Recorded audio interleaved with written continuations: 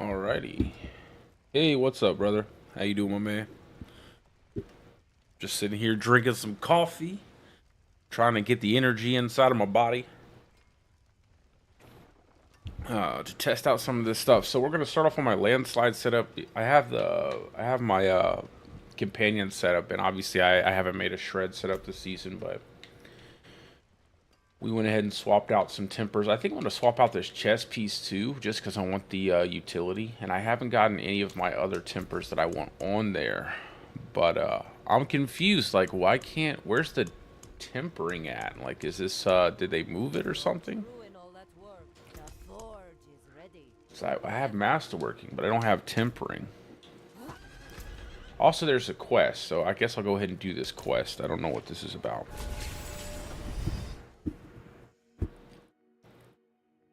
I tried out a little bit of companions just a second ago, and I was actually pretty surprised. Like, I have I would say very poor gear, not well optimized gear whatsoever on my companion setup, and my werewolves were already hitting like basic attacks like 2 mil, 3 mil. It was pretty substantial.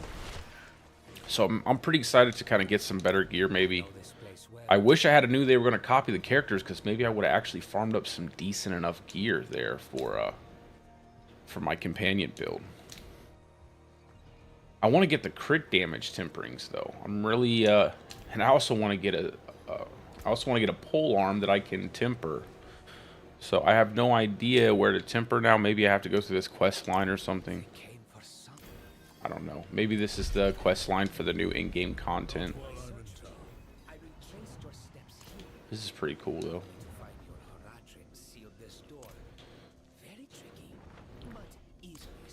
I don't want to give away any of the story, because I actually want to play through the story without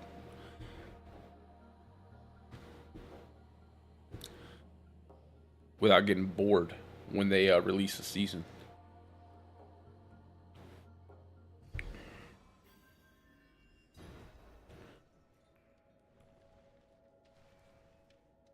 Yeah, maybe I do. Maybe I have to go like to a specific location. But basically, I'm just doing my landslide, Nature's Fury landslide build with tornado.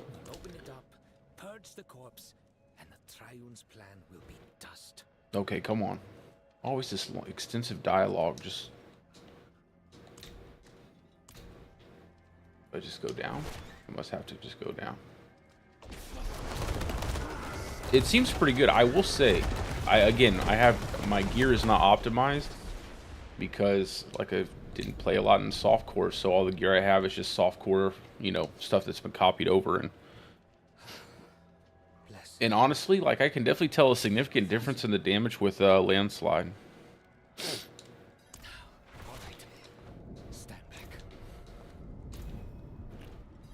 Like, it definitely feels better. I thought it would be bigger than what it is, but even though it isn't, I don't know how they would do it. It's like a bigger line attack though, so that's kind of nice.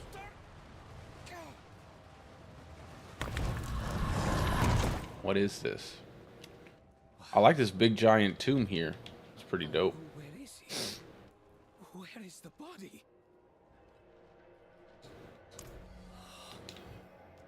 And I did get the brand new tempering for wolves, where they give you a 10% chance to get another wolf. And I was like, okay. So on the data mined data sheets, it was saying like it was going to be a 5% chance and a 5% on lucky hit. And I still don't agree with the lucky hit on bosses. It's such a bad idea. It should just not be a lucky hit. It should just be a flat. You have a 10% chance to summon when you kill an enemy, and when you attack a boss, you have a 10% chance to summon on damage or something like that. But it sounds really good. Like 6 wolves, man. I cannot wait to see what that's all about. I'd love to get 6 wolves on the field. And the time, obviously, 40 to 70 seconds. I like that. That's a pretty decent amount of time. All that is the tempering from the very first season. The very first season, one of the malignant hearts gave you like an additional wolf, like a chance to summon an additional wolf, and then it gave you wolf ranks. Not yet. I was actually in the process of making a lightning storm build, just because I wanted to test out Andariel with Lightning Storm on Season 4 Realm. And yeah, so not yet. I am definitely looking forward to trying it out, though. I'll have to get my character and then boost my character up and then try it out. But I imagine it's going... I was watching Rob, a clip of Rob with his Whirlwind Barb with the attack speed, and I'm like, oh yeah. That looks... Not only does it look more fun, but it looks really powerful. And even though, obviously, Lightning Storm is not quite as fun as Whirlwind, I guarantee you, like, it's probably popping off. Like, you're zapping the shit. You're zapping stuff really fast. Like, it's going to be fast, very fast channeling procs with Lightning Storm. So it should, with that attack speed change and the aesthetic wraps, it probably should bring it in line with, like, Tornado for its overall DPS. But it will be, I would say, probably better to play than Tornado just because of, you know, the tornadoes. I'll say one thing that kind of annoys me. Things like the Cataclysm change, where they're like, yeah, now we're going to make Cataclysm actually hit enemies. I'm like, I think to myself, like, why was that not designed that way anyway? Like, why are you just now making it where it hits enemies? I don't know how that got passed. Like, why would you design a skill not to hit enemies? I think that's hilarious to me. So it just reminds me of stuff like that. Like tornadoes needing an aspect to hit enemies, to me, is just silly. I think they could probably do that. I'll probably put that in my PTR forum suggestion, is like, get rid of Storm Chaser's aspect and actually let tornadoes hit enemies without requiring an aspect to do it. Because with the changes they've made to Lightning Storm and obviously a lot of the other core skills, it's really going to make... I think it's just going to make Tornado not feel as good. I don't even think Lightning Storm should need a unique item to do what it does. Like, it's pretty ridiculous. Place the pieces. Is it over here?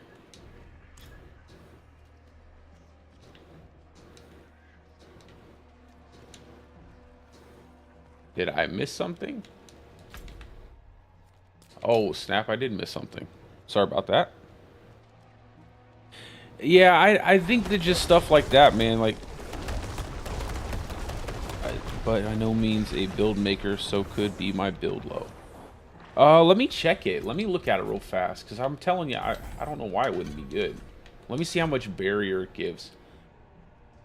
So, 26k barrier right now, and that's a pretty solid barrier. Obviously, you need to have, like, Mending Stone. I'll show you what you...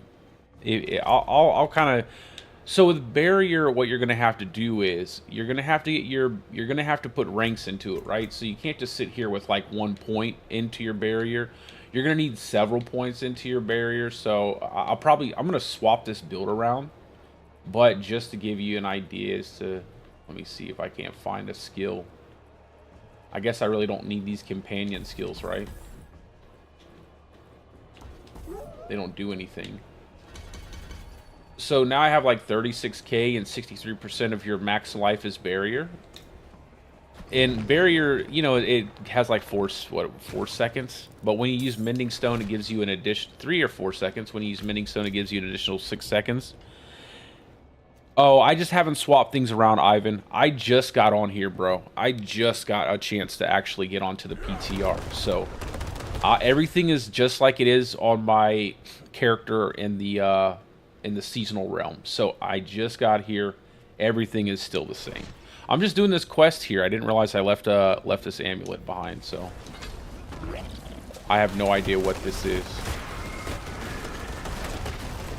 And I was looking at the temperings and I couldn't temper. So I have a spear, a pole arm, and I don't know why I can't temper it. I don't know what. Keeping these away from this Joker here. Yeah, I seen that at advance. I have to get other items now because my stuff is all geared towards the seasonal realm. Let me go ahead and put on Claw, or actually let me swap out Claw for, yeah, we'll just put on Claw here. And then move this here. That'll be better. That way I can build some resources. But yeah, for Bulwark, you're going to have to get barrier generation. Like, you have to get ranks to Bulwark. You have to either get ranks to defensive skills on your chest piece, or you're going to have to get ranks to Bulwark. And then instead of a lot of the other utility temperings, you just get barrier generation. Hey, what's up, Chuck? How you doing, brother? Yeah, I'm going to swap everything out, guys. I just haven't had an opportunity to. Trust me, I'm not... I'm not keeping the companions by any measure. I have builds down in the link of the builds that I'm going to be running. So there are 3 builds. One's a landslide. It's a bear landslide build. One's a pure companion build.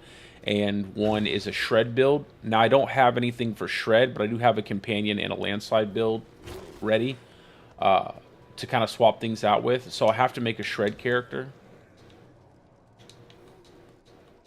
What a oh my god, dude, really?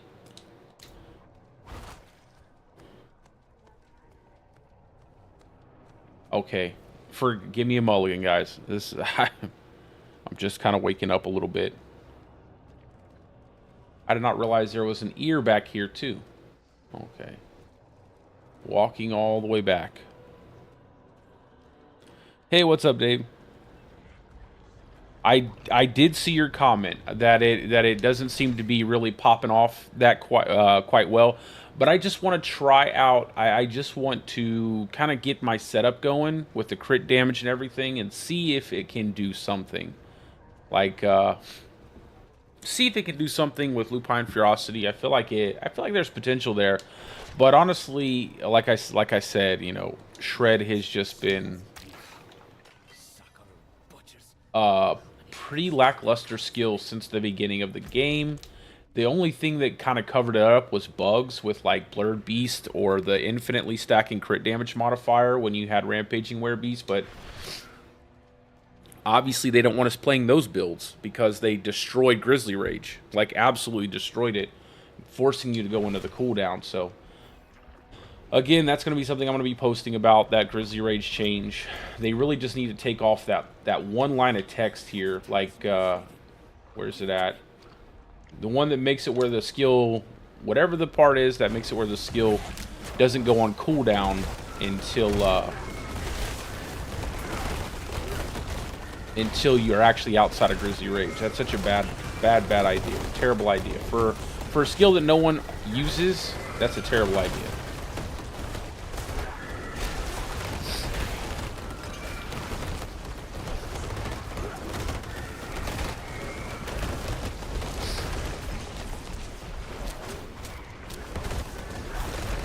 But it looks like Nature's Fury still works really well with Landslide, so we'll see what happens there.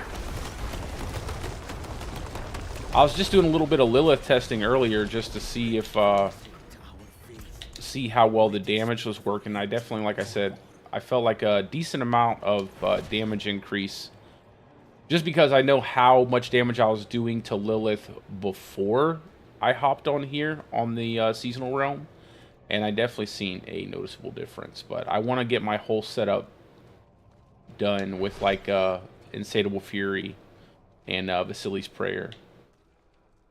I didn't forget anything this time. At last, Songekor himself, and mostly intact. Though there seems to be one last jar over there. Yeah, that's the wall, but man, that's the thing about Gibbous, bro. It's like, Gibbous is such a cool-looking cosmetic, and the fact that they don't have something in there, like an exception for bosses, like written into the item, I feel like that's so many items and so many stats. Like, there's so many damage buckets that you're just like, I'm not going to invest into that because I won't be able to do anything to bosses with that. They just need to do stuff. They need to make sure that they're always adding something like on effect for bossing. If not, no one's going to use the item, because like the entire end game is bossing. You're not worried about the pit in terms of mobs. You're worried about the pit when you get to the boss. That's the enemy that takes the most time. It's perfect. The blood of the willing to purge the So until they do that, it's always going to be pretty lackluster in terms of overall like damage. Something else I was kind of disappointed by when I was looking through. That's good. That's really good. Yeah, of course, Helltides, you know, you're going to blow the Helltides up, man. That's nothing but monsters. But something else I was looking at with the patch, with the data mined on Wowhead, a lot of the items, like a lot of the unique items, are just so lame. It's just like adding multiplicative damage over and over again. I was hoping for something a little bit more creative, and like this isn't the official patch notes, but I was definitely hoping for something a little bit more creative. And like the Cataclysm gloves sound so ridiculously powerful. Like Infinite Spirit, when you cast Cataclysm and you have Cataclysm up, plus like up to 100,000 multiplicative damage. Not 100,000, what the hell am I saying? Up to 100 multiplicative damage. That's a bit crazy. So it's like you're always trying. Damn. The lightning does seem to be. Does it not look like the lightning storm is going a bit wild? I don't even have the, yeah, look at the lightning storm. It's kind of lasting forever.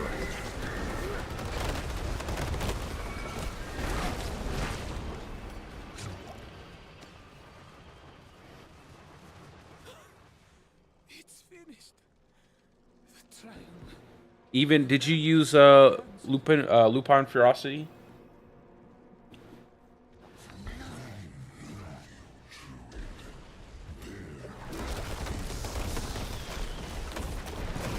Yeah, I just can't stand anything that's super... I just can't stand anything that's just like, here's some damage. There you go. Like, oh, thank you for that. Like, I don't want that. Like, Cataclysm just needs to be good, and then a unique needs to make it do something really cool. Not like, oh, here's a unique, gives you 100x damage. It's just so simple, man. It's just so simple. And then what, like, every build is going to run it because it's a 100x multiplier? Like, who's going to turn that down? It's going to be on every single build, outside of maybe Lightning Storm because you have to have Ascetic Wraps. But you might just dump the Ascetic Wraps because you get a 100x multiplier from Cataclysm. You know what I'm saying? Like, and it's all Lightning Storm bolts, so it's like that's the one part that they changed. Your tornadoes are still not going to do jack shit with your Lightning Storm. They're just going to kind of float all over the place. Is this... Do I still need to be in here? I'm assuming I don't need to be in here.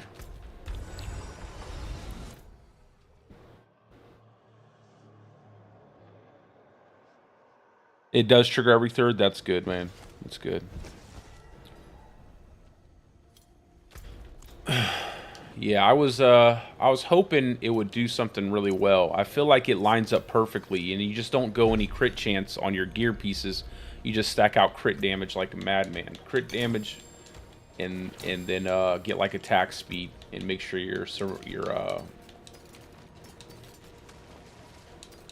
and just make sure that you have enough resource generation.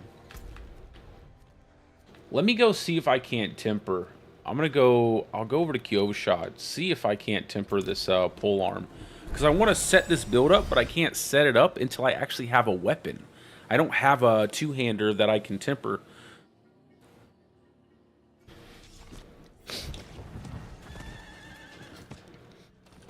It wouldn't let me temper. Oh, okay, now I can temper. That's weird.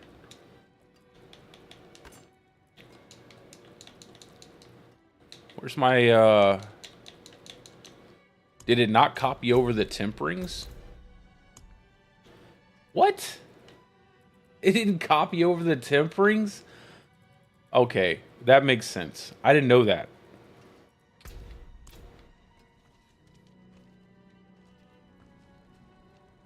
They copy the characters from the seasonal.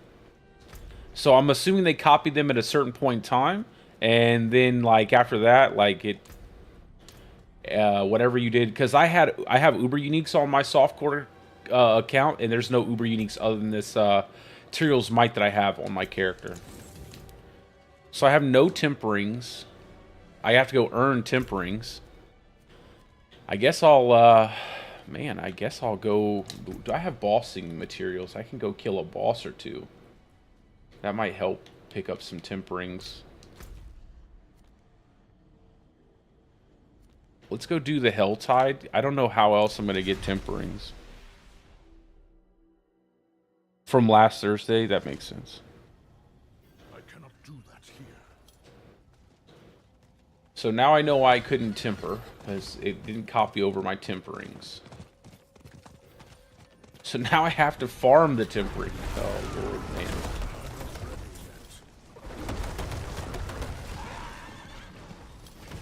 I wish we just had like infinite access to everything on PTRs. That would make so much more sense in my opinion. Like we're trying to test stuff and I can't test anything yet because I have to go farm my temperings. Or like get bossing materials so I can test stuff out on bosses. Or I usually have a pit though, so I can just go to the pit. That's probably the best way to test stuff anyway. I seen that Alright, we're already getting somewhere.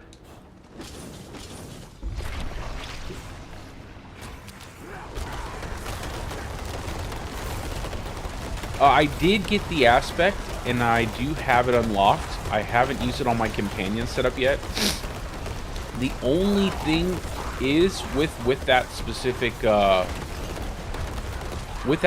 aspect, there's nothing carved out. Like, I feel like the lucky hit chance on bossing is going to make it really bad. It sounds really good, right? You get +3 wolves to, you get +3 ranks to wolves. But there's two problems. One, 10% chance on lucky hit with a boss is pretty terrible odds there. And then two, where are you going to slot it in at? Like, where are you going to put it at? I don't know. I personally have no idea where I would put it on my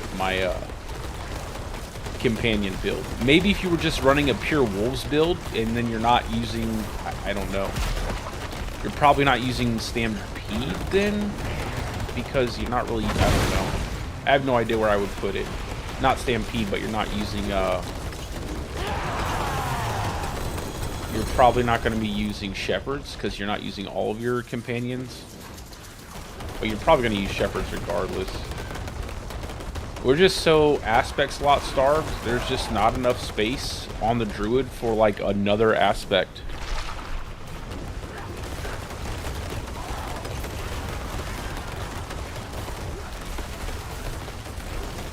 That's what I was saying just a second ago, Chuck. It's like when that's one thing that always pisses me off. Like when I see something like that, like why wasn't Cataclysm already designed to hit enemies? So you're telling me since the launch of the game, we've had an ultimate skill, right? The best, the toughest, top damage, most badass skill we have. We have an ultimate skill that was literally designed to not hit enemies. It was designed to randomly target areas around your character, not specifically enemies that you're actually attacking. So I don't know why they would do that, but it does make perfect sense. I'll just say it does make perfect sense. Yeah, it doesn't make it. Yeah, tornadoes go everywhere. You need an aspect for tornadoes to actually hit enemies. That just blows my mind. But hey, you know, maybe we can say something. Maybe we can make something happen with the tornadoes. I already said, I was like, I'm going to maybe try to get that aspect, Storm Chaser's aspect taken out of there. Oh, and there comes the Barb. Barblo Season 4 already confirmed, guys. Barblo Season 4 confirmed. Barb is already doing the most on the PTR. As expected, we have a Barbarian here, and he just completely melted the boss. While everyone else is standing around doing as much damage as we can with our builds, the Barbarian comes in, does a couple pulses of Whirlwind, hits a couple Death Double procs, and bam, the boss is melted immediately. That is always great to see.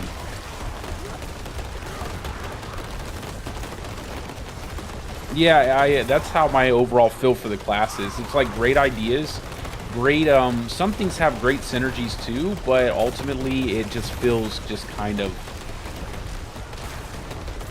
not well designed. But I hear that from a lot of other classes too, like Necromancer seems to be filling it right now, and obviously the Sword class seems to be filling it right now too. Yeah, I don't know why. It feels like with the devs, they're like all in on Barbarian. Like you cannot give Barbarian enough things, but when it comes to the other classes, they're very conservative. They're very conservative, very slow to fix things. Very, you know, and usually if any, look at that. I mean, he just comes in and Barb just comes in and destroys. Like just comes in and blows up the boss. I gotta see what this guy. Let me see. Oh yeah, well, hey, look at all, he's got all the gear pieces for it. He just comes in and blows up the boss like it's nothing.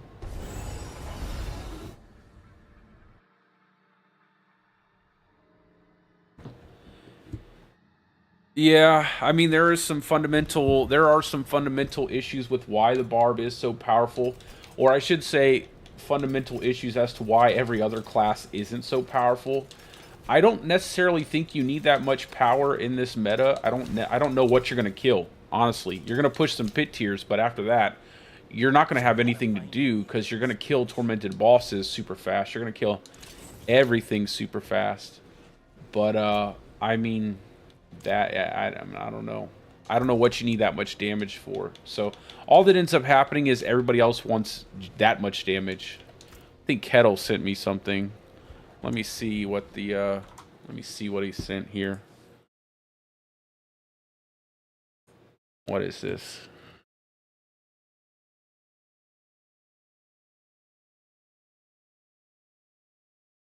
I don't know. Maybe it's from the data mine? I don't.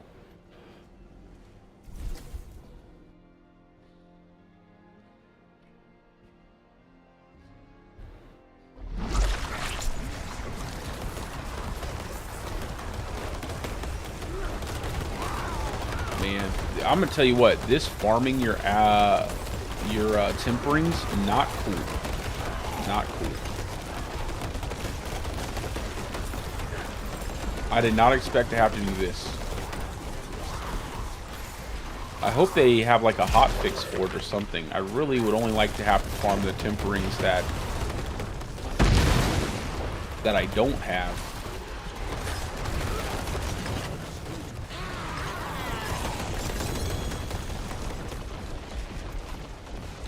Let me go do something else. This isn't giving me anything. Let me try to kill a couple. The world boss is going to spawn in 3 minutes. Let me try to kill a couple bosses real quick.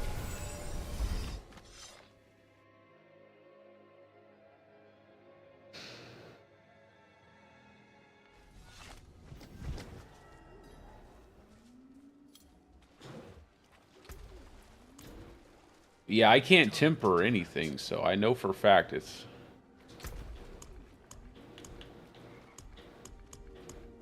Do I have any, just the bossing mats in my inventory? That's... All I have is the bossing mats in my inventory, damn. I wish I had known that. I would have kept all my boss mats on my character. Yeah, I know, definitely, when you have...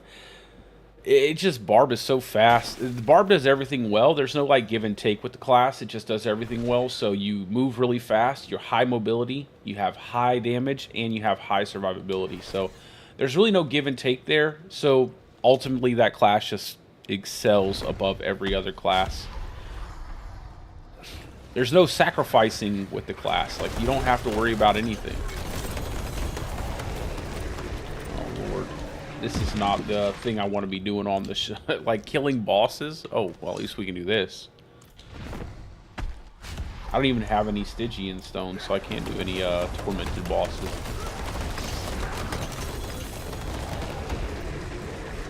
At least this is here. This is actually pretty nice.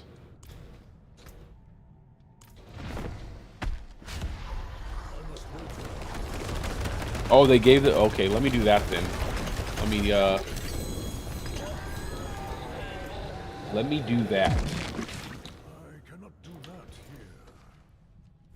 Let me make a couple characters and just to get the temperings and maybe some more gold.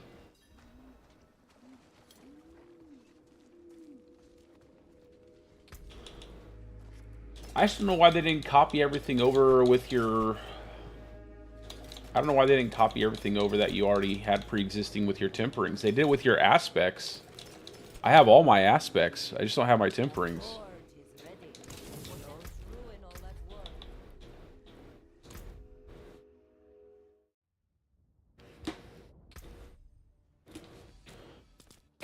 I can use a level boost with these. I think I can use the level boost with these characters. They're not level 100.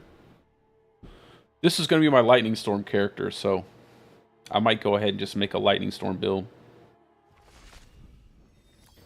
I mean, I feel like, man, I hate to say it, but yeah, I feel like the Druid just needs. I don't think it's going to happen anytime soon, to be honest. Like they're not going to do a massive rework on the class. We're in season 5. We have a short season 5 into a season 6. Season 6, we're getting a brand new class. Like we're probably several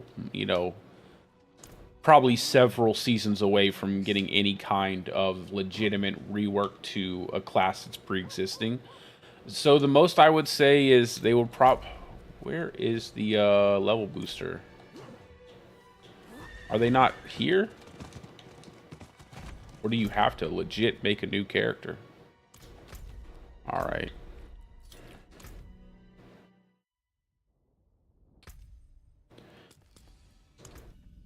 Yeah, it looks like you have to make an actual brand new character, not one that's pre-existing. Oh, they moved them?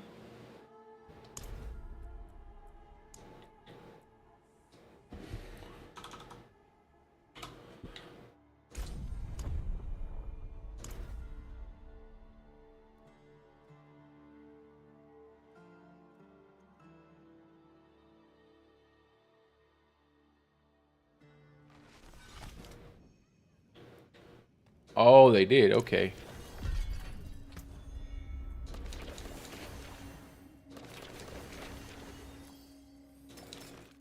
Oh, nice. I got the gloves. Man, that is crazy. While Cataclysm is active, you gain unlimited spirit and deal 64% multiplicative increased damage. How they I don't know, man. I just don't know if they understand. Like that is not the way you want to make. This is not the way you want to design an item where it basically becomes a must-have item. I'll go ahead and set this stuff in my inventory. It's like, how are you going to pass up on basically a 100x multiplier? It doesn't make any sense. I'll just leave the game there.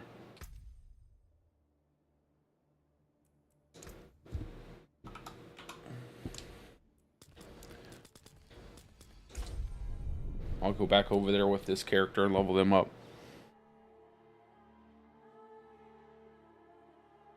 Yeah, I mean, that's the thing. You would think Cataclysm would synergize the best with the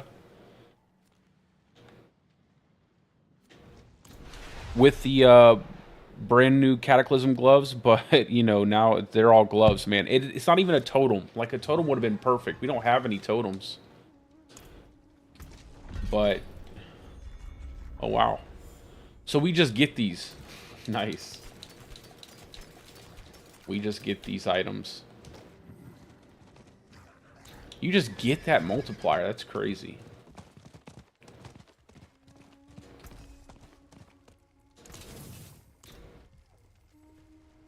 Alright, let me log out and go back into my Landslide character. And then I'll set up my build.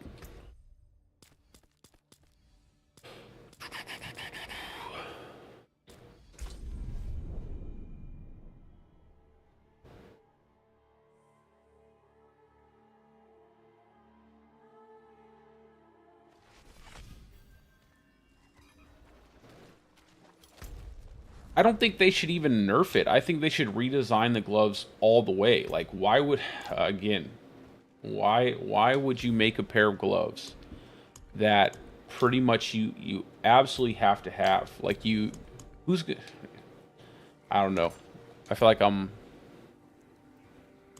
crazy at this point with some of the choices that they make.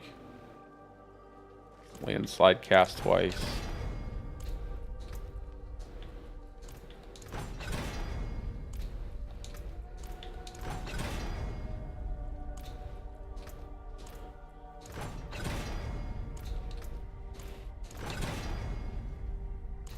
There we go. And then I'll roll this onto my two-hand weapon. Actually, no. I want to roll this onto my two-hand weapon. And then put retaliation.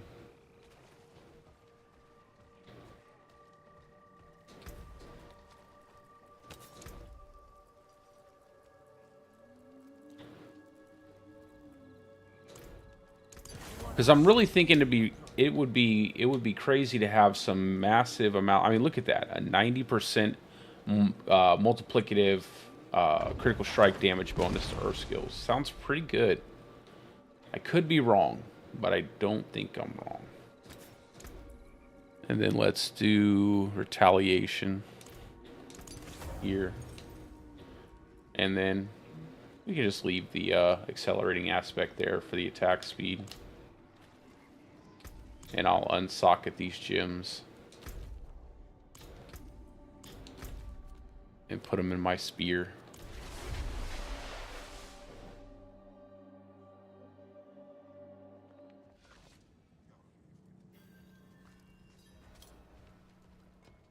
I have many fine pieces, rare and beautiful.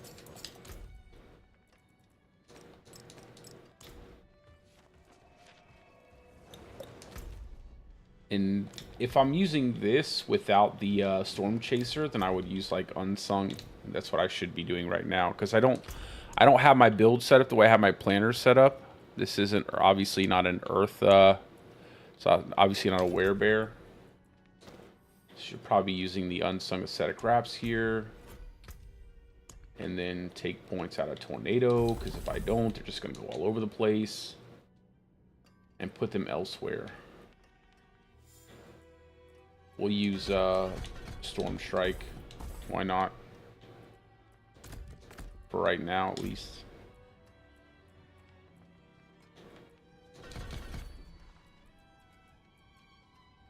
I think that's fine. Well, actually, you know what? We'll take these 3 points. Just go ahead and put them there, because Landslide now does more damage, so...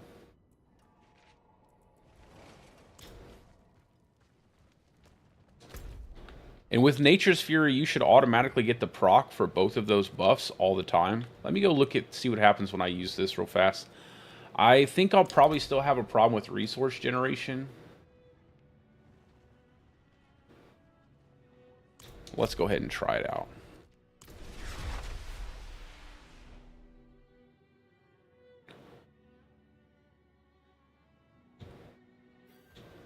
I need more time.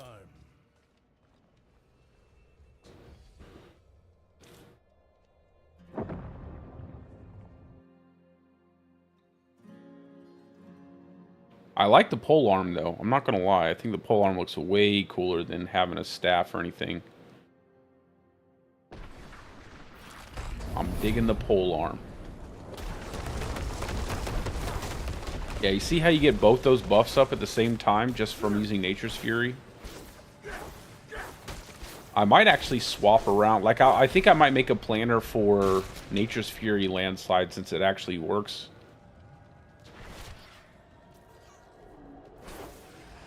So you get both the buffs. You get the 12% crit chance. Let's see what happens here. Obviously, I don't have any temperings in the weapon, but it is what it is. I need more resource gen.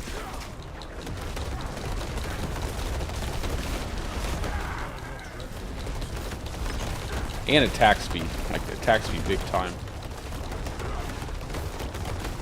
It's not too bad.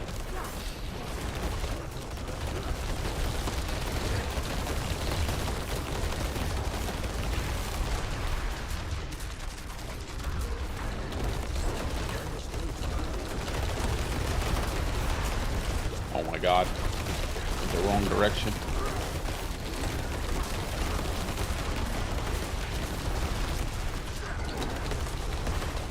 Yeah, I might have to just stick it out with my axe and totem for right now, just because I don't have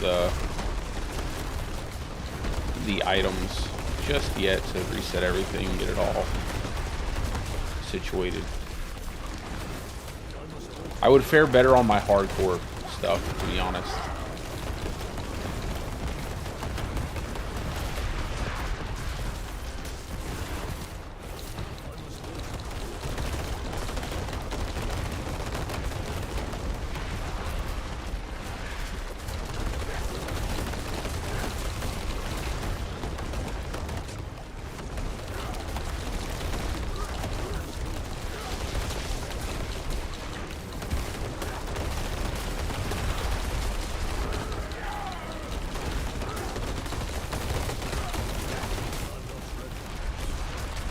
Oh my god.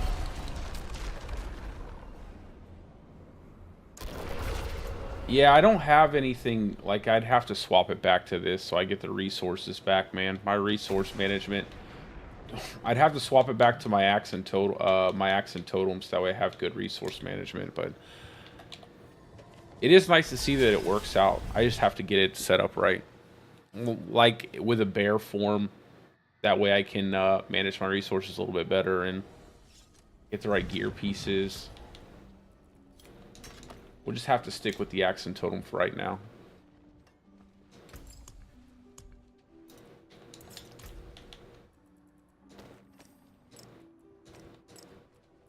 It's probably the best bet for where we're at. Take these back.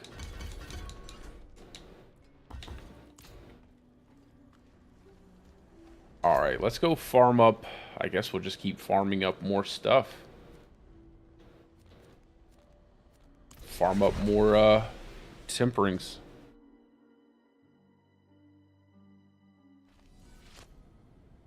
I would love to, man, I just wish I could have access to everything. Like unlimited tempering, unlimited everything, unlimited bossing stuff, like having to farm stuff. It's like, feels like I should just be playing, feels like I should just be playing the seasonal realm. Like in the first PTR it made sense because they were trying to test drop rates and stuff, but now it just feels kind of bad that I have to farm everything. I need more time.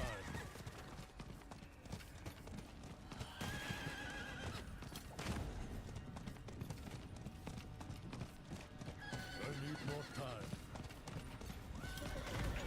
It definitely does seem like your lightning storm's attack speed is also affected by your attack speed here. Like the attack speed I have, even though I'm getting lightning storm procs from my landslide, it does look like they're being affected by the attack speed I currently have, because they're definitely pulsing a lot faster, so I'm getting a lot more strikes when I do get lightning storm procs. It does seem like it.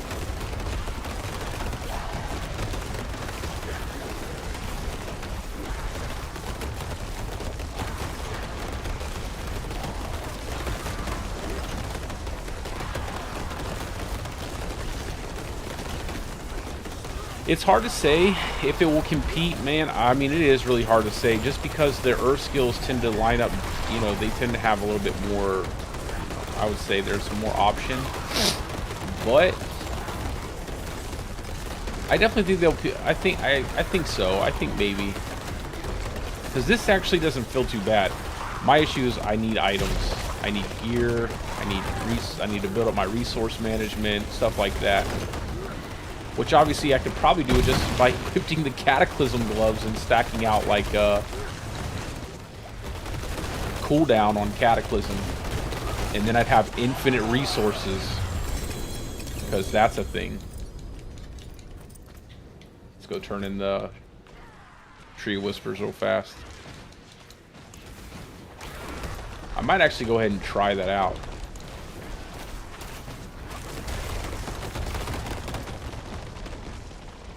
Let's try this again. There we go.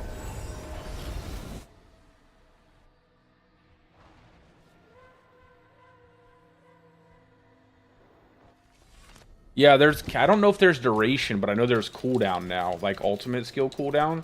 I think it's damage and then ultimate skill cooldown. So let's go ahead and do that. Swap that. Bang. Now we have a whopping 64% multiplier while we have Cataclysm active. And we're getting +2 to Endless Tempest, which is, in my opinion, much better. Much better for Cataclysm, because obviously you'll get more out of the percentage base than you would with Hurricane. So let's go ahead and do that. Where can I steal some points from? We'll steal 1 point here. We'll just go ahead and stick with Claw. It's a little bit faster. We'll just kind of level that up all the way. And we'll just steal a few points from Bulwark. I'm not too concerned about dying. It's whatever. So now you're getting, just with these 5 points, a 25% increase on the duration of Cataclysm. That's pretty good. And then 4 seconds here, so 15 seconds, and then go to our Paragon. Not our Paragon, our Spirit Boons. What am I saying? I really need to keep Pack Leader, but it would be nice. Let's see what happens if...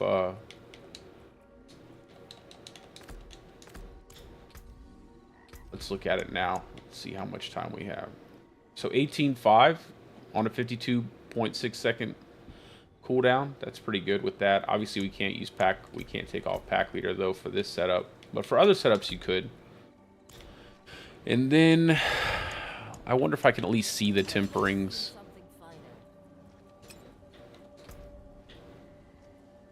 No, I can't even see the temperings. Just the same stuff. And then with more cooldown, it'll obviously be much lower. Core, and it gives you core skills. Like, that's pretty decent. +2 to core skills. Crit strike chance, non-physical damage. That's a pretty hefty roll of non-physical damage too. 75%. You get a greater affix on that. That is a pretty powerful little gauntlet there. I mean, that's... And then lightning strikes now prioritize. That's the funniest part. Lightning strikes now prioritize enemies. Like, what were they prioritizing before? Pots? Rats? Like, what were they doing before they were prioritizing enemies? We'll never know. We'll never know what they were doing. Yeah, that's one thing. It's like, it kind of sucks for the stream too, because now you guys have to watch me do some boring shit like farm temperings. It's like, why would you want to watch me do that? I don't... It just sucks. I want to be able to test everything, but here I am having to do the stuff I've already done for the whole season. I wish, like I said, I wish they would just unlock everything. When you're doing a PTR, you should have instant access to every single thing that you can have in the game. I think that's like a no-brainer. Also, for the Storm setup, now you probably do want to get some ranks to Landslide because it's just as powerful. I mean, look at that, 63k per Landslide. That's well above. That's double the damage of these other skills. So your Nature's Fury can have all 3 at 5. Like, that's probably what you should probably set your stuff up to do. So you're just dumping as many points as you can here in the Landslide. Look at that. 67k, 68k. For one Landslide? That's crazy. Let's sell. Well, we don't have to really matter, right? We have all the gold we need. We can just make a new character. What should I do? Like, run Nightmare Dungeons? Is that probably the best way? No, I don't know. I'll just keep doing, like, Tree of Whispers stuff and farming Helltide and seeing what we can get into.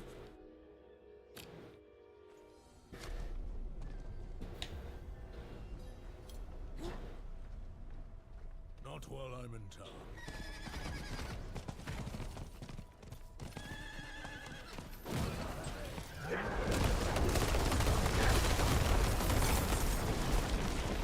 So let's see what happens here. I'm just gonna... Where is the... Yeah, over here. That's where she's at. Let's go over to the Blood Maiden event. Even though I only have 3 of my Baneful Hearts can summon her one time. I just want to see how fast, because typically we can cool down our ultimate really fast with this setup because of all the lucky hits you get.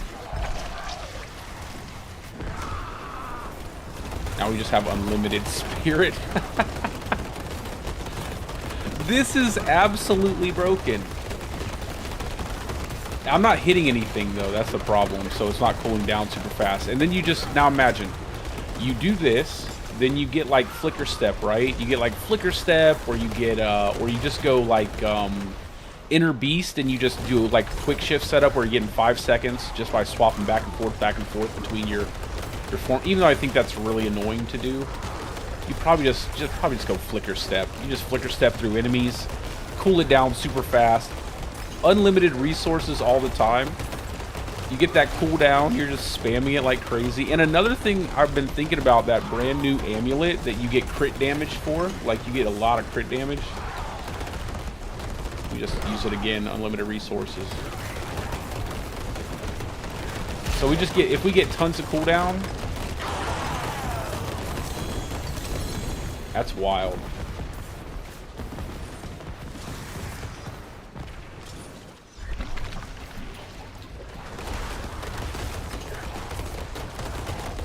Like, I know it doesn't look like it yet, but if you built around this, you could have infinite uptime on your Cataclysm, because cooldown is super valuable for Cataclysm. You know, you get the most out of it, right? Because it's such a high cooldown. You can cut it in half pretty easily. Then you're already having like, what, 15, 16 second uptime already. All you have to do is maybe, you know, you can either run a build like this, or you can get like flicker step. You might not even need that. You know, once you get your build set up perfectly, you probably won't even need the flicker step or any additional means to cool down your ultimate outside of just casting your landslide, just because you get so many lucky hits off of it, and you'll get so many procs off of your boom.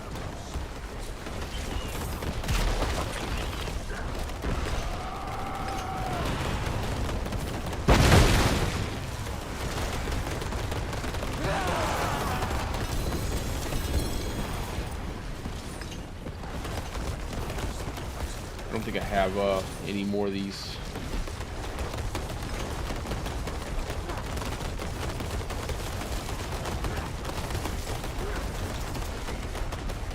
Yeah, but I honestly think I like the idea of having like every single... One second.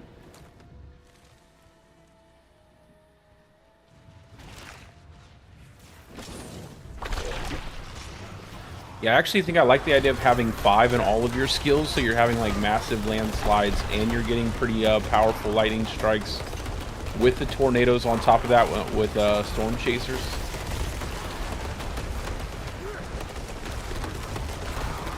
But ultimately, I don't know. I don't know if I'll even worry. It'd probably just do landslide, and instead of the tornadoes, just go landslide and lightning procs, and just not worry about it. Not worry about the tornadoes.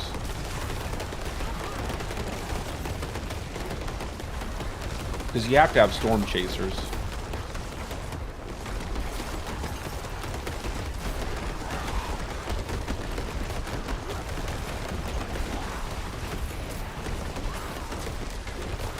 And do warp form. You know, I could try that. I think I've tried that before. It might help with spirit generation, that's for sure.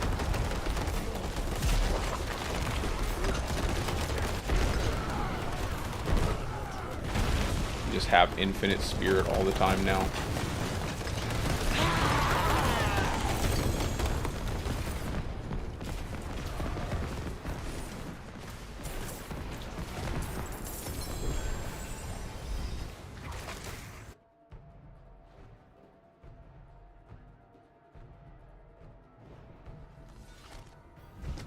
Yeah, definitely.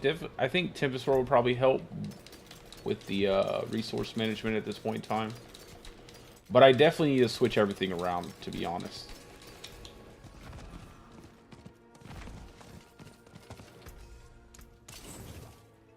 Let's see, what's this? Lucky hit. Let's see. Let's pick ourselves up a Tempest Roar.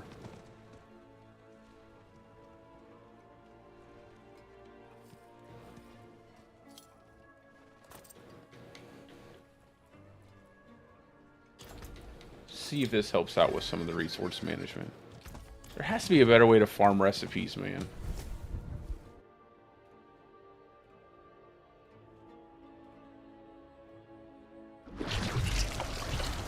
Mythic chest.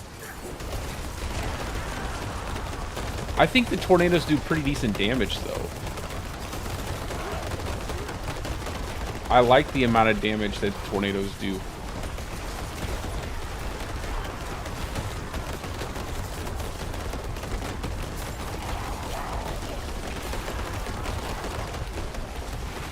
I did create a new character, and I got the recipes that it gave me, but it didn't give me any more recipes.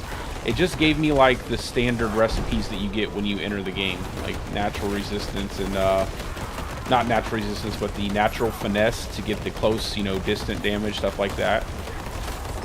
It didn't give me, like, all the new temperings. It didn't have any of my old temperings that I already farmed. So now I have to basically farm up all these temperings.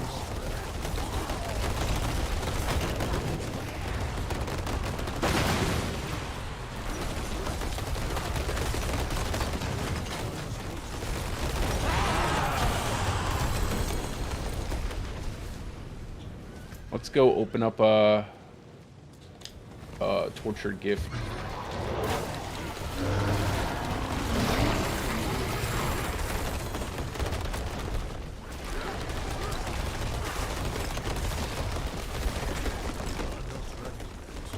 Yeah, see, another reason why I really enjoy this kind of setup where I have multiple like tornadoes, lightning storm, is just because sometimes you don't get lightning storms, man. Sometimes your lightning storm doesn't proc with your landslide. You'll end up without, you know, any real damage. That is until you get like high-end gear and your resource management is under control. I just, again, haven't spent a lot of time on Softcore. I can do one thing for you guys, though. I have a Stormclaw build in hardcore right now. I have the gear set up so I can just swap out the gloves. I can definitely show you guys that if you want to take a peek at that. I did create a new character. It did only gave me the standard natural finesse, like the standard temperings that you usually get. My hardcore characters are better off. I have a wind shear build and I have a Stormclaw build.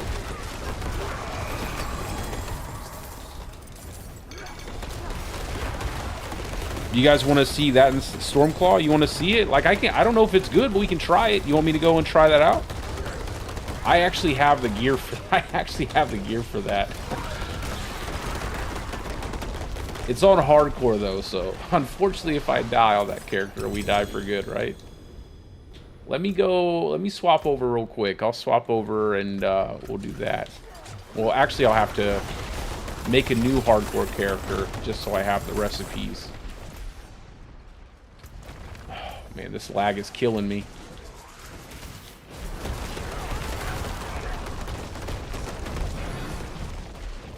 Let's kill this guy real fast with our amazing Cataclysm gloves. Look, it actually hits him. Look at that, guys. It actually hits him. Our Cataclysm actually hits the target. Wasn't that amazing? We killed him and we didn't even have to use a skill. Just Cataclysm.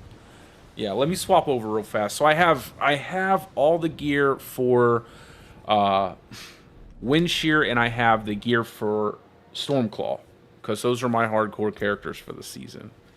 Let me just create another one just so I get the temperings, and then I'll, if just in case, I don't know if they'll move over.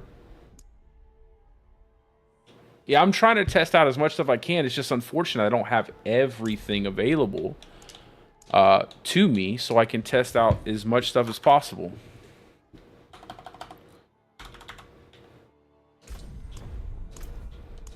Without having to do like a ton of farming. And unfortunately, I'm really strapped for time this week, like pretty much during the whole PTR week. I might get like two or 3 days of streaming in. I'll try to do as much stuff off stream as I can. It's just pretty strapped for time, unfortunately. Yeah, see, this is exactly the temperings it gave me on Softcore. These exact, it's just like your standard temperings, like not the, but I wanted these gloves, so I'm pretty happy with that.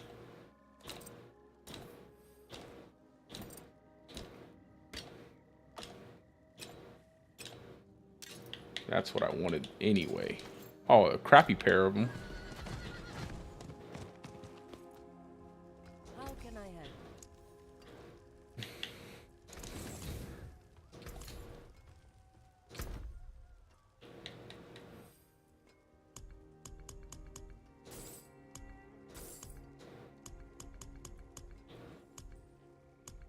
Why is this all here?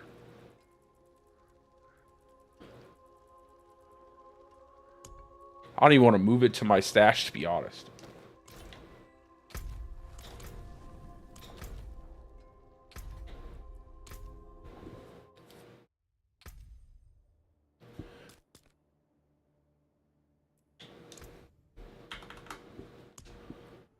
All right, let's...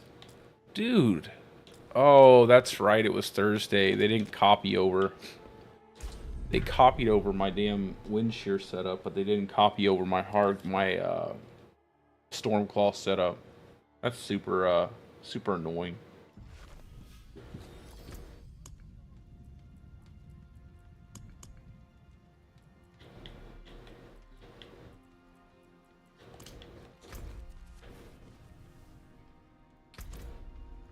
Well, I can damn. That sucks. That really sucks.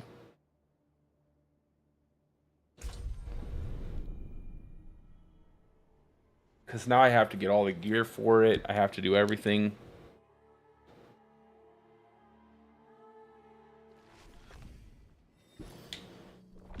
So this is actually completed on my seasonal realm character, but obviously not on this character.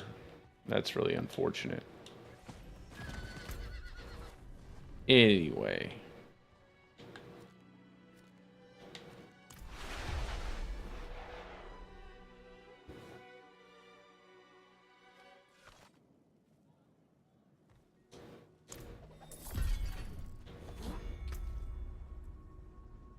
I got the same pair of gloves, 55X. Basically the same pair. I'll have to work on that. I'll have to work on the Stormclaw build while probably off stream, because that's going to take a second just to build that back up. That's really unfortunate. We can try out wind shear. We'll do wind shear and then see where the poison damage is at. See how well we can stack up our poison damage. I at least can do this, so. I wonder if they pulled off some of my, No, okay. Let's see what,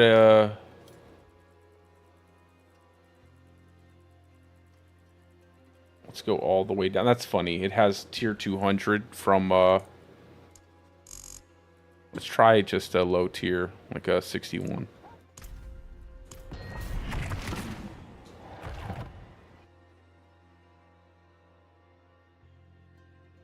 I still think wind shear is going to be fine.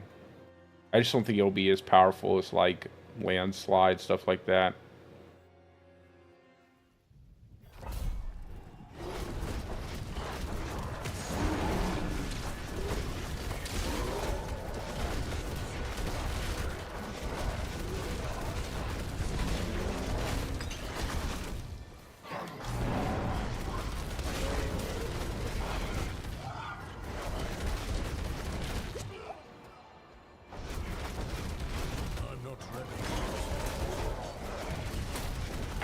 Yeah, it still stacks the poison up pretty high, but you definitely see a pretty huge drop in the damage, like, by quite a bit. Like, now everybody's damage is going to be the same, so all your temperings and stuff won't matter as much, like,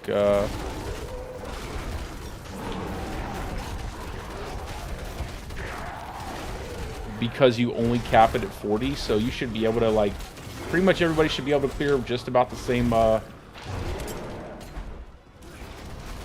same level with their wind shear, I'd imagine.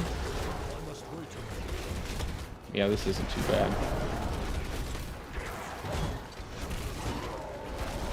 Man, that's really disappointing. I wish I had got that Stormclaw done sooner. I probably just missed that day by just like 1 day of the copy. I'm fairly certain I had my Stormclaw setup done, but maybe I missed it by just 1 day.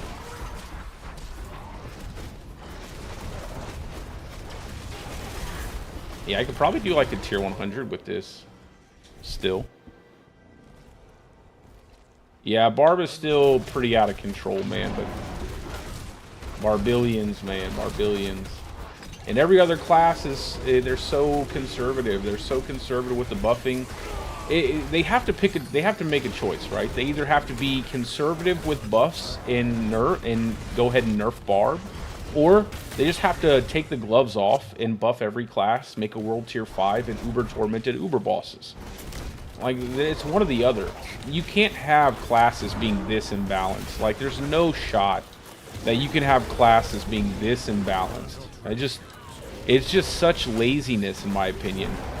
You need to make sure that every class has some way of being competitive in the meta and not relying on a damn bug every single time a season releases. Because that's what it's been like for the past 3 seasons now. Every class is hoping for a bug where their class is actually competitive, and Barb has like 7 or 8 builds that can just clear the highest tier content, right? It's like whatever you put on the class, it works really well, but anything you put on your class is going to suck unless you use that one build that is absolutely broken by every, you know, metric that you could measure it off of. Like, it's definitely not the way that the meta should be kind of evolving through every season, right? We shouldn't be sitting around looking for Barbs to one-shot bosses. You know, we shouldn't be sitting. It's just not a thing that should be happening. And you have a distinct advantage with the way the market plays out in the game. I mean, look at the price of things now. Like, the price of just your average item is absolutely going through the roof, and a lot of that has to do with the ease of how much gear people farm, how fast they farm it.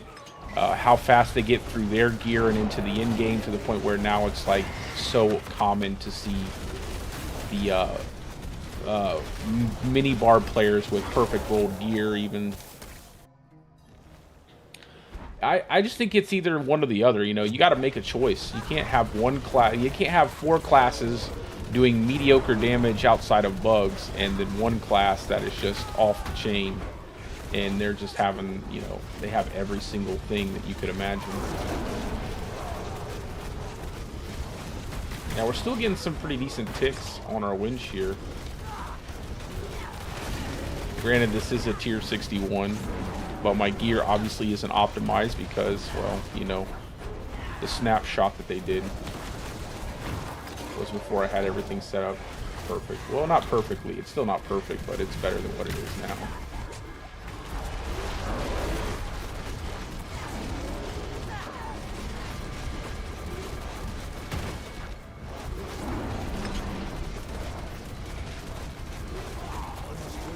And we're still hitting like 20, 19 mil ticks, stuff like that. It's not too bad, to be honest. I'm not ready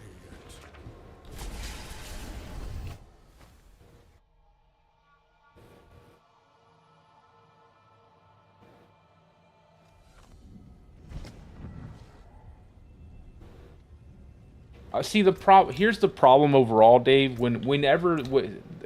The problem is that when you have classes that are so out of balance to the current content in the game, when you start a season, right, you're going to blast through that season and absolutely destroy everything.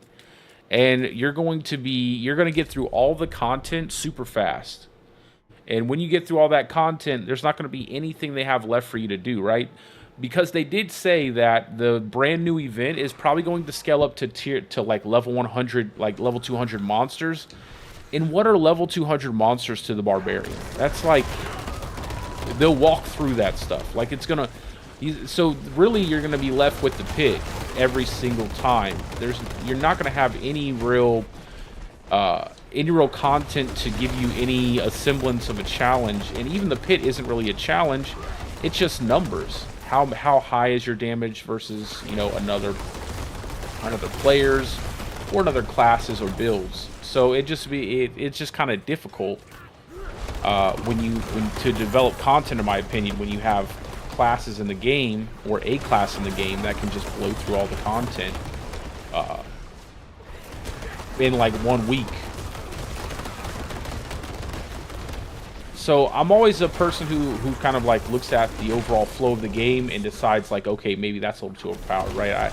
I definitely prefer I'm more nerf minded than buff. Like obviously I want things that are very underwhelming to be buffed, but you know,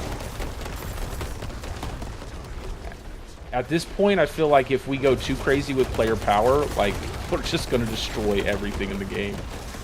Like Season 5, I think it'd be fine, right? But Season 6, with a new expansion and a new class and everything, I feel like that'd be the best time to kind of reset the overall meta, maybe.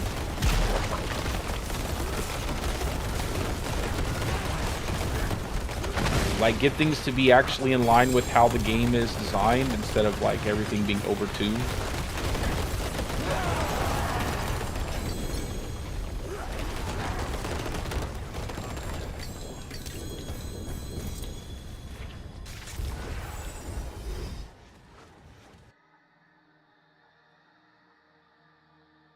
Yeah, the nerf to Grizzly Rage was the dumbest thing I've ever seen in my life. I don't know who thought that. Yeah, I know. It's one of those things, like, they clearly don't want to nerf the Barb because the last time they tried to fix the bash, people lost their minds. And they basically just said, oh, no, that was a mistake. We're not really going to do that. We're going to actually not do that. We're going to leave it the way it was. So it is a bit, it is something that I think is a lot more difficult just because you're not trying to, you know, piss anybody off. But at some point in time, I mean, good Lord. I need more time.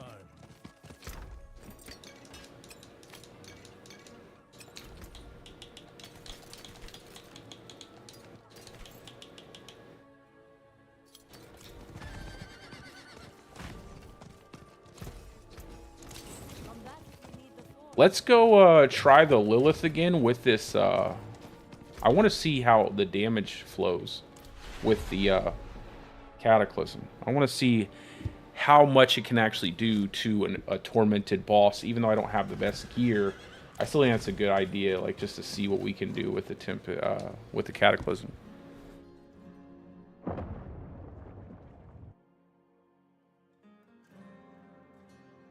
See, here's the problem, Dustin. You could get an infinite Grizzly Rage before they did that, and the biggest issue with the way they have it designed is that it forces you into cooldown, unlike what you can currently do, where you can have infinite Grizzly Rage. When you're actually fighting bosses, you don't have enemies to kill, so you have no way of actually staying in Grizzly Rage. So what's going to happen is, when you're fighting bosses, you're going to run out of Grizzly Rage, you're going to come out of your Grizzly Rage, then you're going to have to wait for the entire cooldown duration to actually bring Grizzly Rage back up. Unlike now, where you can actually have infinite Grizzly Rage already. Like, you can already have infinite Grizzly Rage.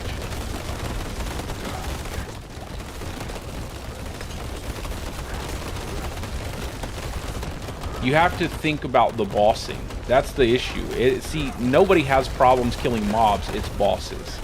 And with the way they have it designed right now, bosses are going to be much more difficult for a Grizzly Rage setup. I just completely failed that, didn't I?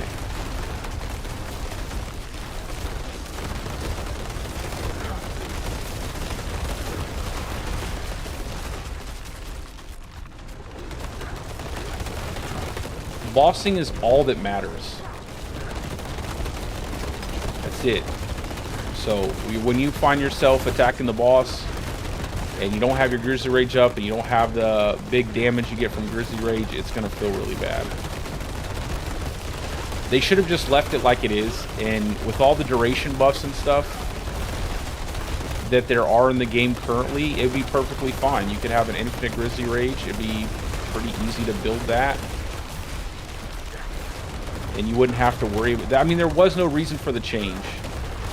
Although I will say I do like the idea of having a, you know, the ability to not shift out of Grizzly Rage. I like that idea. I think it's a good idea where you can, you know, build up this stack of damage while you're killing mobs. It makes clearing mobs way better. But Grizzly Rage was already pretty bad. No one's using it, and honestly, no one's going to use it unless they change that. Especially when you have stuff like this with Cataclysm, where you have infinite resources and a 100x multiplicative damage bonus when you just use Cataclysm. So you don't get that from Grizzly Rage. You get 75, and you only have it when you're in Grizzly Rage at cap. So big difference versus just wearing some gloves. Why is she not dying? Is she bugged out? Yeah, she's bugged out. She's bugging.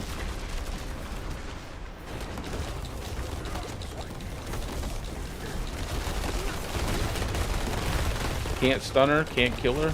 Nice, but at least we got 3 stacks.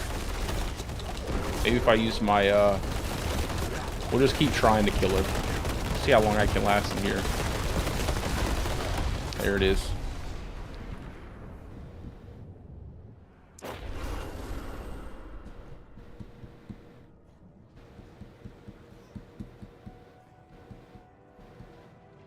Pulverize has gotten a lot better for bossing with the buffs, but Pulverize definitely, you know, it's just, you know, when you have to get overpowers, to deal damage, it's going to feel worse than any build where you can just get your damage out, right? So anytime where you're waiting and waiting and waiting for that perfect Pulverize to pop out, that crit on an overpower that does 500 mil damage, that's great. But before you get to there, it's like 10 million, 20 million, 10 million. It's like, it's just not quite, it's not really popping off the same way. So I think that's the biggest issue with things like Pulverize versus builds where you get your damage out instantly. Like, you're not waiting for anything. You just deal damage and you're not looking for a specific setup. Plus, it also makes it where the build is very one-dimensional. So you can't really build a Pulverize setup outside of doing like an overpower setup now, because that's going to get you the most damage. It makes it very one-dimensional where you can only build Pulverize with overpower.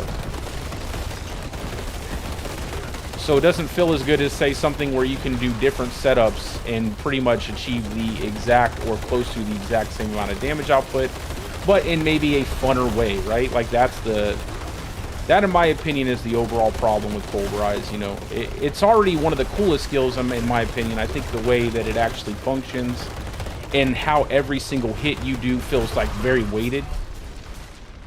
But,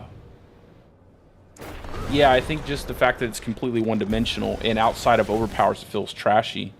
It's probably the biggest issue. But yeah, I think for Grizzly Rage, if they just take away that idea that you have to, you know, enter the cooldown phase of Grizzly Rage, it'll be better. Like, I'll use it then. Like, arguably, it'll be one of our better ultimate skills base, right? It's probably the best if they just take that aspect out of it. Because then you'll have that duration increase where you're always being able to stay in Grizzly Rage. You'll get to that damage cap, but when you get to bosses, you'll be able to sustain your Grizzly Rage 100% of the time, if you invest in cooldown and Grizzly Rage duration. So it's a heavy investment, right? You have to invest a lot because, I mean, that's a weapon affix on a two-hander, right, to get the duration. Then you have all the cooldown you have to get.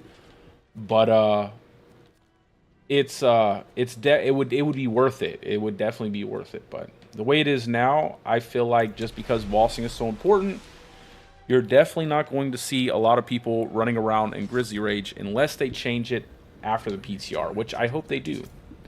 I hope they do. Let's start at 61 and see what happens. We'll just kind of go up through the pits and see what happens with the current gear that we have. And then just kind of roll this and then roll into maybe my companion setup, because I have that set up and that one's perfectly fine the way it is. Still a little trashy, but it is. With our infinite resources here off of one unique item, crazy, man. That's so crazy. Yeah, this is way easier. And see, even though they snapshot my wind shear build when they did, this is still vastly, you know, this is still significantly better than that one is. Because that gear is way better than the gear I have on this character. The gear I have on this character was pretty terrible. We can probably go right to 100, honestly. This feels super easy. My survivability, maybe, but that's okay. Softcore, right? You can die in softcore. Can't die in hardcore, but you can die in softcore.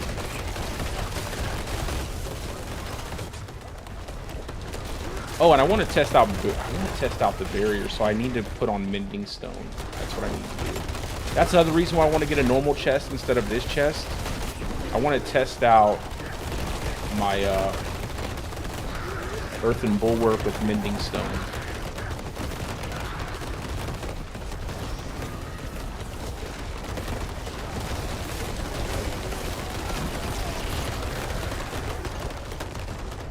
I mean, as long as you kill stuff, you're going to regenerate your barrier. And then you can get your barrier up to your HP pretty easily now.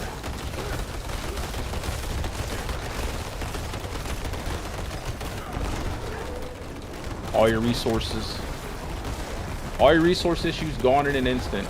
Yeah, I feel like you're going to use this on Shred. You're going to use this on Landslide. You're going to use this on Tornado builds. You're going to use it on every single setup that requires you to use resources. And maybe even those that don't, because like a basic attack build where you can just constantly reset Cataclysm and cast it over and over again. Something like a Stormclaw setup. I'm like, oh, man, I wish I had had that set up sooner so that way I could be testing that right now.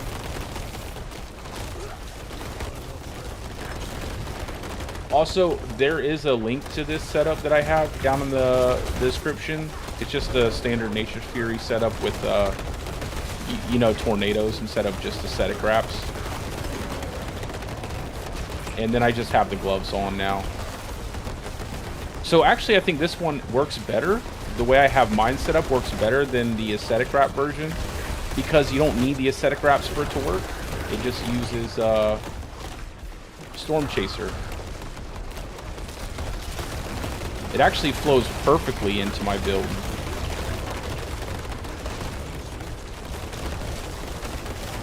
The one the one Landslide build I have that's on the PTR builds, that is a pure bear build. That's for nothing but Landslide, all werebear setup. But this is the Fury Slide build that I have down there, if you guys are interested.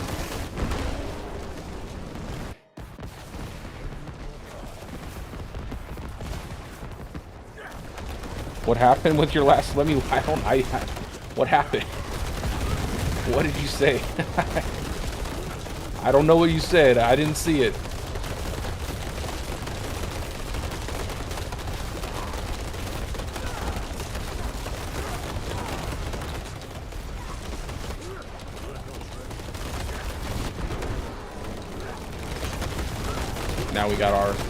Now we get an infinite amount of damage. Yeah, we just have to increase our Landslide procs, I think.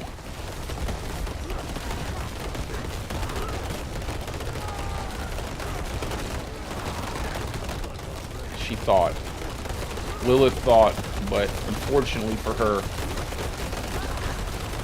there is a tree here that blocks me from getting pulled.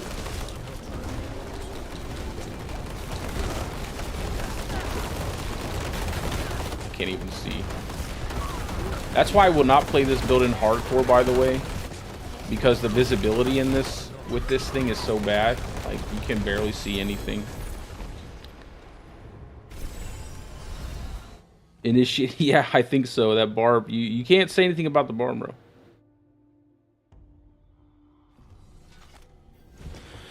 I don't see why not. I don't see why Dolmen Stone wouldn't be. I mean, I could see where it would work.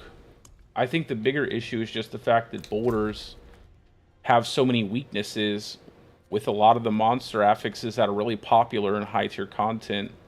Like, let me go ahead and finish this quest. like suppressor domes, like wallers, like wind walls. I think those pretty much destroy boulder builds, and I feel like that's just so unfortunate because they're such a fun build to play. And when you just get all of your boulders destroyed by, you know, just one little tiny, you know, suppressor dome or a waller enemy, or your wind walls that just stick your boulders in place, I was ready. and you're getting no damage out, it just feels really bad. Plus, boulder has been very clunky for a while now. And the fact that they didn't add it in the patch notes, they didn't add any damage boost to boulder. I was pretty shocked. You know, the damage on this Cataclysm is still pretty low. I will say that. If you look at the overall, like, damage from the lightning strikes, it's not really hitting that hard. But obviously getting a big giant damage multiplier is going to make up for that.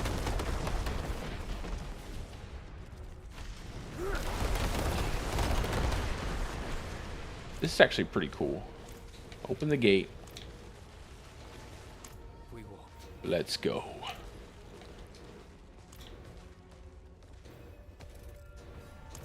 Here's the heart. You couldn't walk over there and pick up the heart yourself, bro? And will slip through the gate. It will remain shut to all but us. I think, honestly, what I would do is just change how some of the monster modifiers work, like wallers. I think walls should be breakable no matter where you hit the wall. I think that would immediately make boulder feel better, where your boulders just break the walls instead of breaking on the walls. And then for suppressor domes, I feel like if they had a 2-second up, 2-second down time, like where they just kind of rotated, where they had a cooldown, it would make the suppressor enemies feel a lot better. I still think that enemy type is far too overpowered for builds that don't have like a synergy with like getting up close and personal. Like any build that does most of their damage from a distance and they rely on that distance, that's, to me, not... It just makes that modifier feel so bad. It's not like the armor like the damage reduction modifier that you get, where the enemy does a lot, right? It makes everything unkillable almost, but the enemy dies super fast. The suppressors, like, it makes it impossible to deal your damage, no matter how much damage you actually do, right? You could do 10 billion damage a hit, but if it hits that suppressor dome, it's not going anywhere. And not only that, but typically when you get into high tier content, suppressor domes are, you know, coupled with like multiple exploding enemies, multiple enemies with like walls or wind walls, and it just becomes a hot mess. So there's really no way to play around the mechanic. You just have to kind of brute force it, run headlong into the suppressor dome and kill the enemy, or like in Druid's case, blow your entire ultimate skill just to bring down the suppressor dome, right? It feels kind of bad. So I feel like suppressor dome should be like on a rotating cooldown. And then for wind walls, I don't really care too much about wind walls. I just don't feel like they should be as effective as they are. Like, they slow down your projectiles way too much. Although it is funny to watch enemies run through your projectiles and take all that damage at once, sometimes it is annoying. It shouldn't be so excessive in the amount that it slows your projectiles. And then they could do things like make more, I guess, more difficult mobs that don't, you know, that don't have mechanics like that. There shouldn't ever be, in my opinion. It almost reminds me of Diablo 2 Resurrected, where you have enemy types that literally don't take damage from a certain element. I feel like that's such lazy design. Like, not taking damage from an entire element was such a bad idea, in my opinion.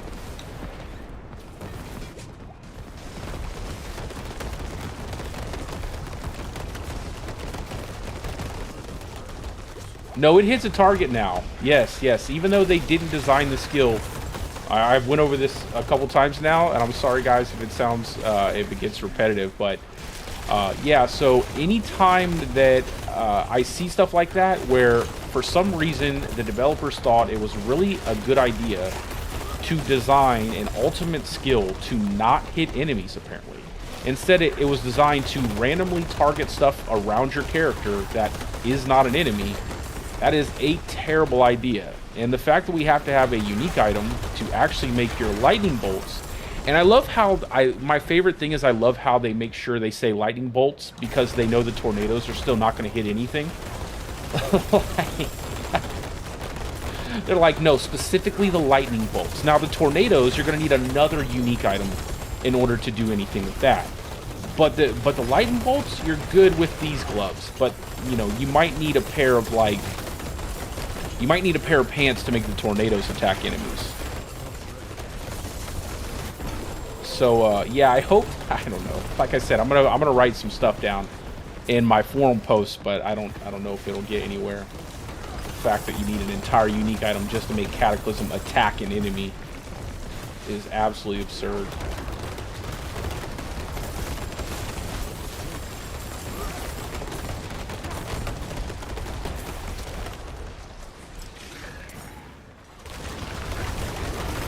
The build feels pretty good, NYC. I'm not gonna lie, like, it feels pretty good, even though, you know, they nerfed down the Thunderstruck node. I don't know, I have to swap out to my PTR setup. I just don't have the temperings. I'm trying to farm the temperings. So, unfortunately, my temperings did not carry over from the seasonal realm. So, I have to farm up all the temperings all over again, so that way I can actually temper out the items that I want to use. And then I'm going to end up having to farm gear just to temper in the recipes, because I want to try like a pure crit damage setup to see how well it functions. I'm pretty interested to see how high we can get our crit damage on the Druid this season. So that is going to be my primary focus. I have all of my build planners linked down below. Obviously, I'm going to try other things. And they did not have the Cataclysm gloves on Mobalytics when I made the planners, so just substitute the gloves down there with the Cataclysm gloves for pretty much all of the builds, I would say. Maybe even Companions, you would probably still substitute the Cataclysm gloves for the extra 100x multiplier, if it applies to your Companions, which we'll never know because it doesn't specifically say it's supposed to.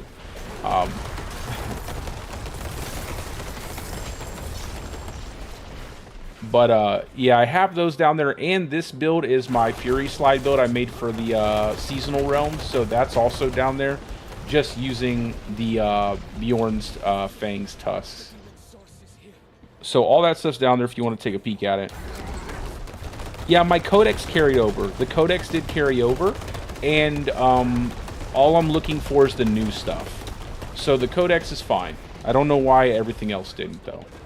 And it looks like they changed some of the icon. They changed the icons around too, guys. So don't be surprised when you go in there. They did change the icons. I don't know why. I thought they were fine before, but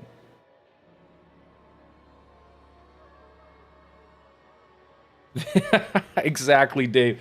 Exactly, brother. Makes it function like it should have before. Isn't that the story of the Druid class, though? Like, a skill completely sucks, but then they give you a unique item to make it work like it should. They did the same. They did the same thing with Boulder. They did the same thing with the Lightning Storm. The only one that they haven't done yet is Tornado, because you need an aspect for that. Or Pulverize, you need 2 aspects for that. It's like everything doesn't. There is not a single base skill we have, like base core skill, that actually functions in a decent way. Oh, this is the new stuff, right? Shred is still the poor redheaded stepchild, not getting any kind of love, man. Shred needs the love. I want to try out that Shred build, though. I'm definitely going to spend... Before I do anything Stormclaw, I want to try out my idea with the Shred and Lupine Ferocity. Just because I think I can make a really powerful Shred setup, but... We'll see what happens. I don't know exactly keep enemies away okay. It's like this guy's on top of me. Maffer the Cruel. Bye.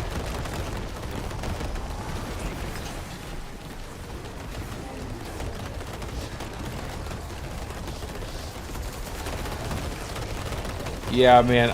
Again, it's always something like that. It's like just make the skills good. It feels like it's like reverse. It's like a reversing. The way they do it is they kind of like design it in reverse, right?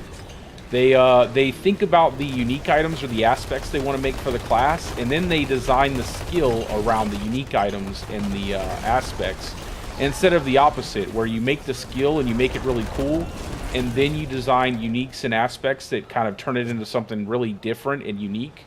Instead, it just feels like the opposite, you know. It feels like, and most of our uniques end up really not doing too much for the class. Like, it doesn't do anything too transformative.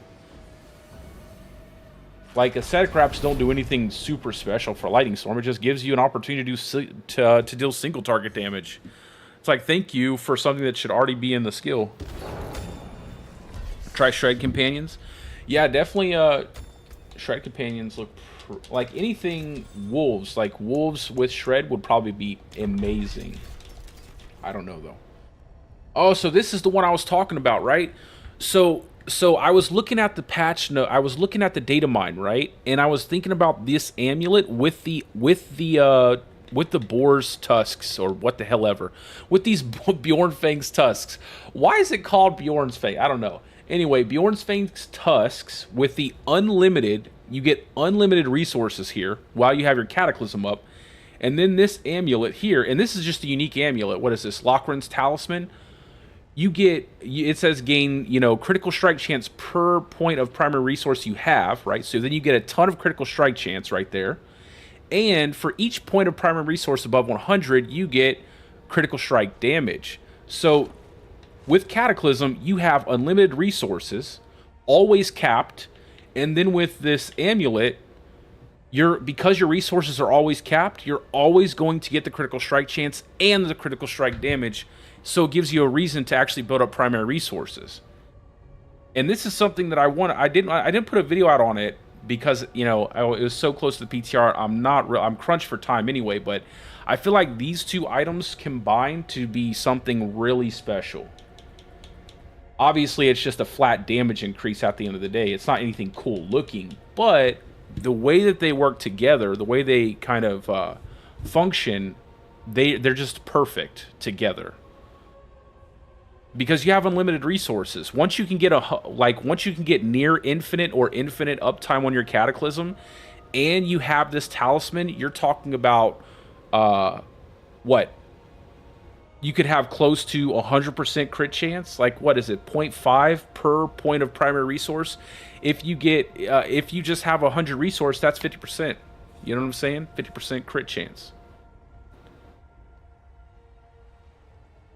And obviously you can get more than that. This gives you max resource.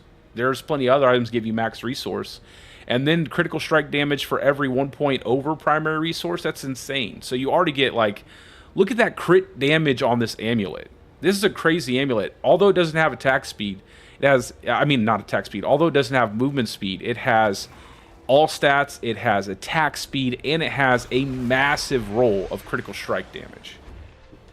So it's like these two items just work perfectly together. And you could do this on every druid build. And unfortunately, I think this is going to be the problem. Yeah, so now we can stack Spirit and get a ton of critical strike damage. Although I would say that you might not really do it anyway. You probably wouldn't go out of your way to get one more point of additive crit strike damage if it meant like you're losing actual damage from other sources on your Paragon board.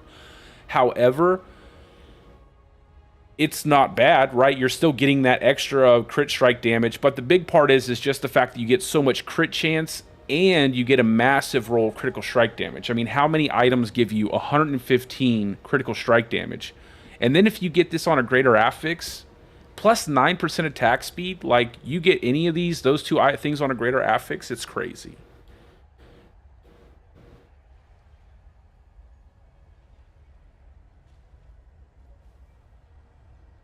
Yeah, so right here, it says up to 50%. So it gets no higher than 50%, so never mind.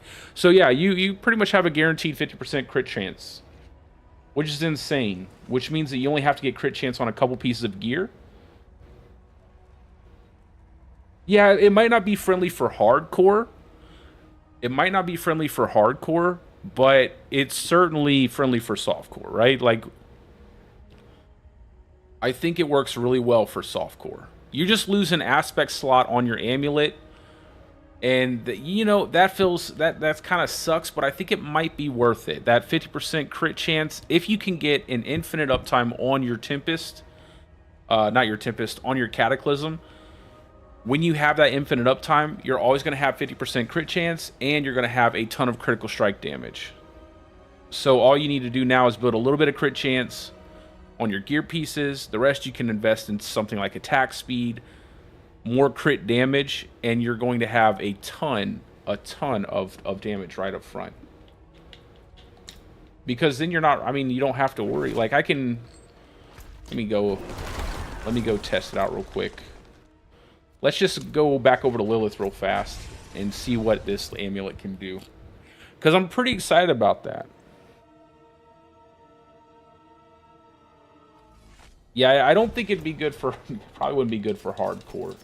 And I think the biggest thing, too, is the fact that we can cap our Thunderstruck node at 40 now. So we're not really trying to go crazy with all of these rolls on damage to close or damage to distant enemies, right? We only need, like, maybe one on our weapon. At, you know, one roll on our weapon and maybe one on another item. And then you probably have cap with Territorial. Like, if you use Territorial Glyph plus a weapon or something like that, you're hitting cap. And the only big problem is, you know, with Earth and Devastation, we no longer get the, and I think this is probably the biggest problem that I've seen. The fact that they changed the staff to damage over time. Like, why is the staff? Like, that was our one item, that staff, having that damage to crowd control enemies, where we could pretty much cap out Earth and Devastation without needing to invest in a affix roll. Because we could just pick up damage to crowd control enemies in our Paragon board, plus the staff, you get like 38. I know I could get mine to like 38%.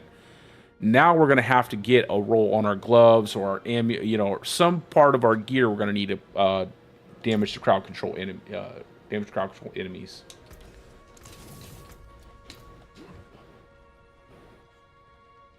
Oh, I just finished the quest line. I just finished the, well, I don't know if I finished it, but I just did the seasonal quest line to open up the little event there. That's all I did. Yeah, I guess I got lucky. I got it out of doing that. But I think this is probably the biggest combo I'm most interested in, just because I feel like Druid has so many crit damage multipliers, especially on like Earth builds. Like, you have so many crit damage multipliers, it's ridiculous. I'd have to take off. I don't want to run this without... Let me go back real quick and swap out one of my affixes to make up for the landslide. I can't run this without Aftershock.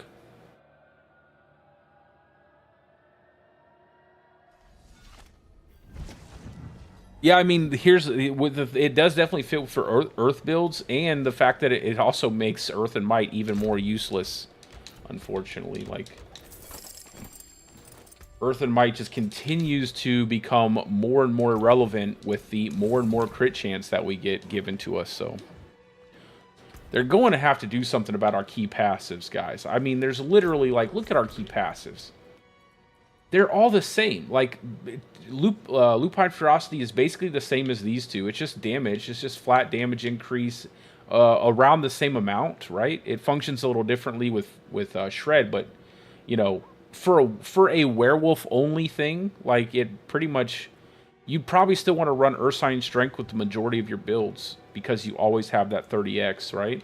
Or Bestial Rampage, just because you can keep that 50x up. You know, it's annoying, but you can. Like, the more we get with crit chance, Earth and Might's going to be irrelevant. This is still absolutely trash. They keep buffing the multiplier, but, I mean, just reading Ursine Strength, you get way more out of this than you do out of that, so... And the conditional's easier to meet, right? You just have to be healthy here. Here, you have to vulnerable, immobilize, or slow an enemy, so it's a little bit annoying. And the Nature's Fury is probably, in my opinion, our best designed key passive. It definitely functions, in my opinion, in the best way.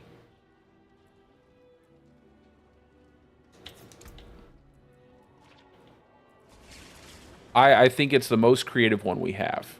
And the most fun, in my opinion. I just... I don't know what they plan on doing with the rest to make them that fun. To make them that unique.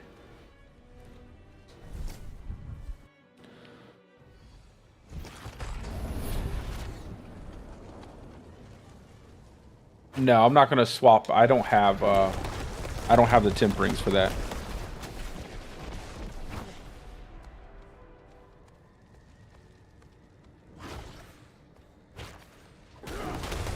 Yeah, I hope so too. I hope they do a lot with the old uniques. But look how slow, man. This is why I hate not having movement speed on your amulets. Man, you move so slow, it's ridiculous.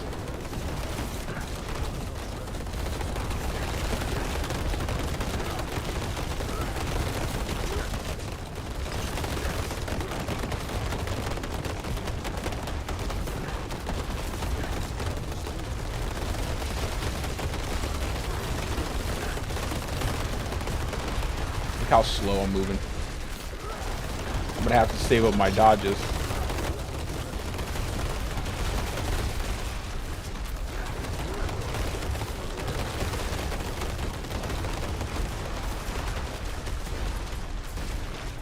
Cool down, dodges. Cool down.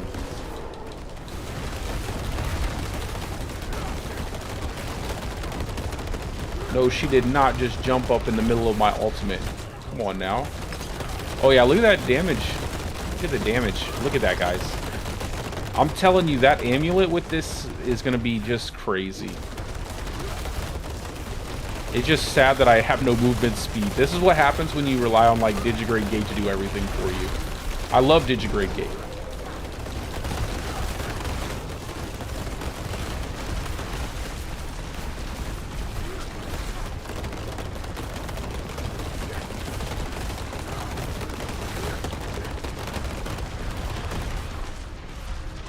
Slowest druid.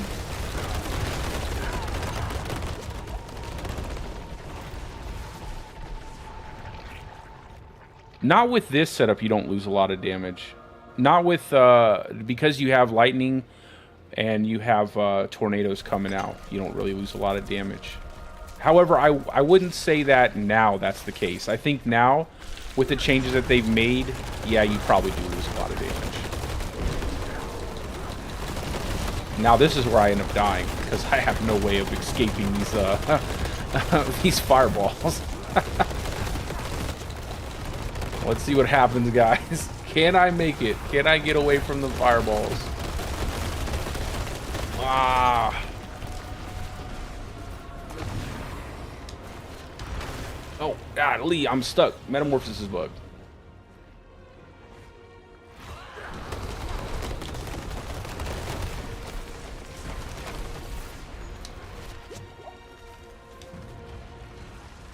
Oh my God. Oh my God.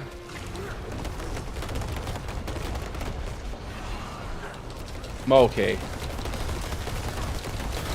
think we got her.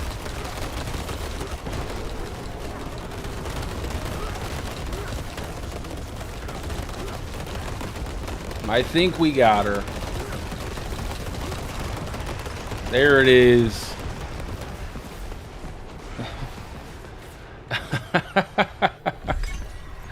Oh, with our slow druid. So, yeah, definitely a noticeable damage increase with this amulet, but also a noticeable speed loss.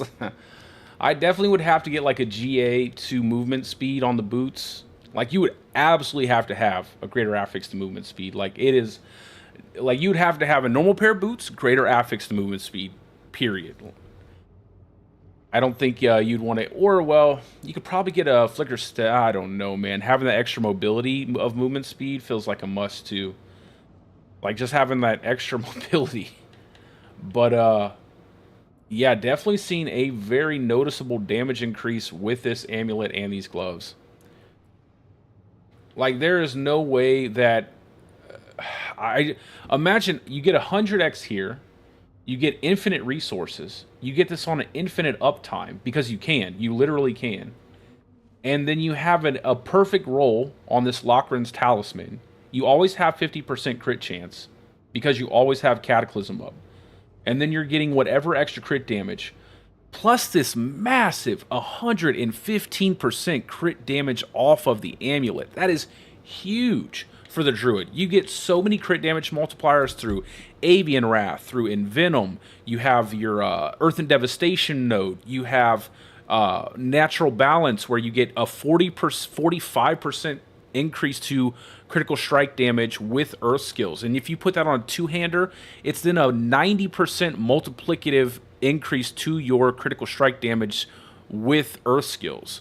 So if I run my Landslide PTR build with this setup, right, with these gloves, with the Cataclysm gloves, with this Lochran's Talisman, I'd have to socket in Aftershock on the axe, and I would have to find places for other things. I might end up not running like Subterranean or something like that, but I really wouldn't have to run Subterranean, right? I could just constantly spam my landslides and probably get more out of that than if I took the time to actually spam out a Subterranean proc. But I could probably find a way to run it, to be honest. I think I could. I think I could find a way. But, yeah. Pretty crazy damage already. And you guys can look at my gear. It's not great. Like, this doesn't do anything for your damage. This is damage. My axe, there's no crits on landslide projectiles here. No crits on landslide projectiles here. No greater affixes here on the ring. Pretty, not the best rings. No crit damage. Now, what I want to do now is I want to find the crit damage tempering, and I want to put crit damage on all of my gear pieces except for those that I need to cap out my Thunderstruck node. And then I will be happy. Like, that's where I think we'll be sitting with a very nice amount of crit damage. But yeah, I think that yeah, your Aftershock works with Landslide. But yeah, I think that the biggest thing here is when you do swap to a bear build, I feel like the damage is going to go crazy. Because when you have that Survival Instincts legendary node and you're getting that big multiplier while the enemy's taking damage, plus you're getting multiple ranks to Landslide from like Insatiable Fury and your Vasili's Prayer, I just think, like, I have this stuff here too, so I'm definitely going to be swapping it over.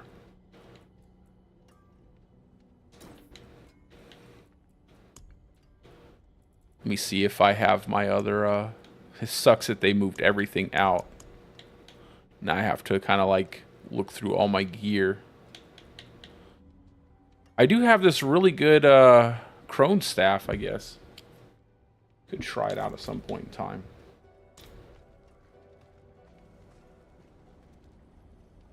Pulverize, let me see if I had the character ready. I think I have the character ready. Let me go look at Pulverize real quick.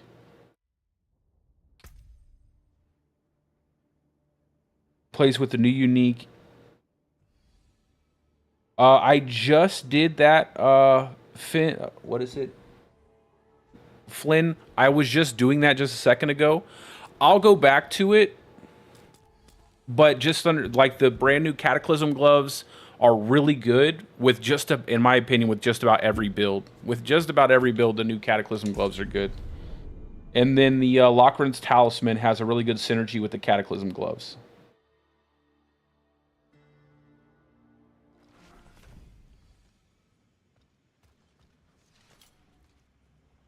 With new unique boots, I can try to find the unique boots, but I don't have them. Let's see. So this is probably, let me get rid of the Shepherd's aspect. Let me get rid of the companions. So I run my Pulverize build a little bit differently. I like to use Shapeshift Glyph, and I like the way to kind of give me that extra crit chance. What do I need to do? Let me go over here.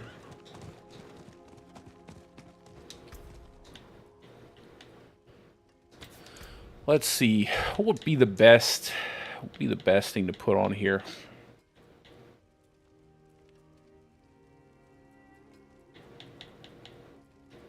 I'm still gonna lean towards like Nature's Savagery, or not Nature's Savagery, but Natural Balance. I'm sorry, guys. I mean, it just gives so much here. You use a Storm skill, you get that 45x multiplier. I don't know what else would be better with Earth skills. Obviously, Changeling Stat, but I have that on. You can probably put that on your Amulet now. Yeah, that should probably be on your Amulet.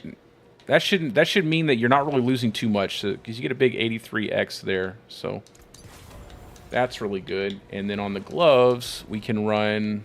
What do I have? retaliation. I don't really think Pulverize is going to be hurting too bad at all. Like, and then all we need to do is use Poison Creeper now. So we're now using... I can... I don't know. I don't even know if I have one of those maces to test out the Bulwark with the boots. Like defensive skills with the Bulwark. That'd be nice if I could get both of those. I think I've deleted them all this season. And then obviously I'd want to build crit damage here. What was I doing? Okay, so we have Ret.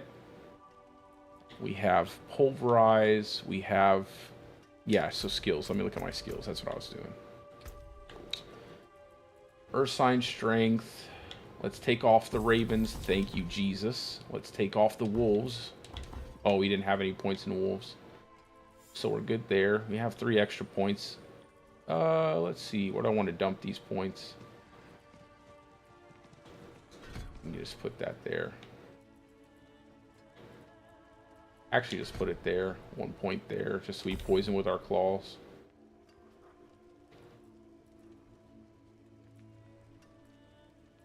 What skills? I could run another Earthen Bulwark. Another defensive skill. Probably just run something like Cyclone Armor here. Just give me more damage reduction and...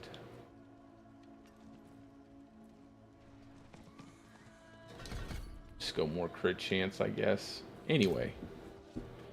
Yeah, I don't think this one's going to be that affected at all. Now, the version I actually like to run with this is Storm Strike to create vulnerability. I just don't have the items for it. So I made a new kind of setup for my Pulverize setup, so that way I would have vulnerability on it, because I like to weave in attack between all of my Pulverizes. But my gear is obviously not the best gear. So, still working on the gear. It's not much better than this, but I do have a really good Shaco. And I did get a Ring of Starless Skies, so pretty happy about that. But outside of that, most of the big rolls of like damage to close or crit chance, all that stuff, are not where I want them to be. And our crit chance is still pretty high though. So all we really have to do is swing one time. Let's do, I think we can easily, let's try a tier 100. I think this one is going to be just, well, let's try like an 80. Let's do an 80. I think 80 is fine.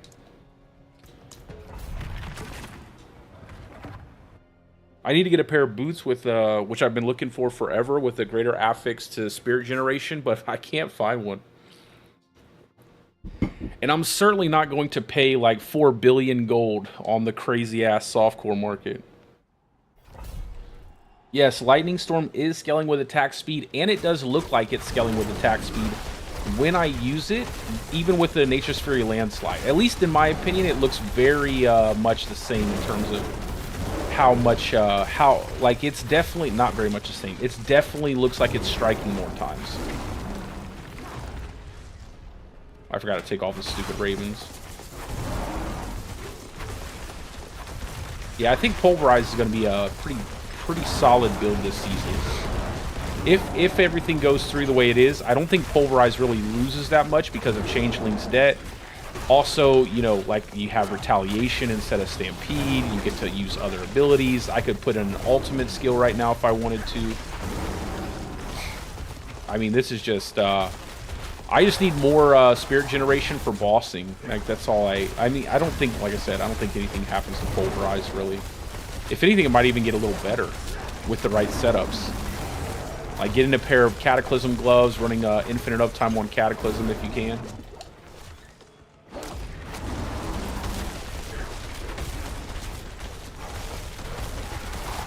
That's, you know what, that's what I'm gonna do. I'm gonna swap over to right after I finish this, I'm gonna swap to the character that I leveled to 100, put those gloves into the chest and try them out on Pulverize with the Cataclysm. And then I won't even really need to run Poison Creeper. You'll always have 100% crit chance. Like, you'll never have to run Earth skill damage on your Werebear anymore. You'll just not Earth skill damage, but Earth skill crit chance. If you can get 100% uptime on Kata, you'll always have 50% crit. So the rolls you get off your gear pieces will get you to 100% super easy. And like a pair of Flicker Step would work really well with Pulverize just because you're naturally up close to enemies. Yeah, that 100x multiplier is going to look crazy.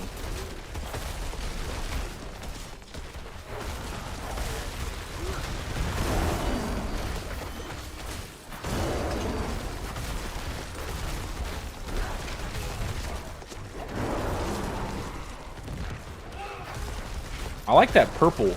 I do like the purple now.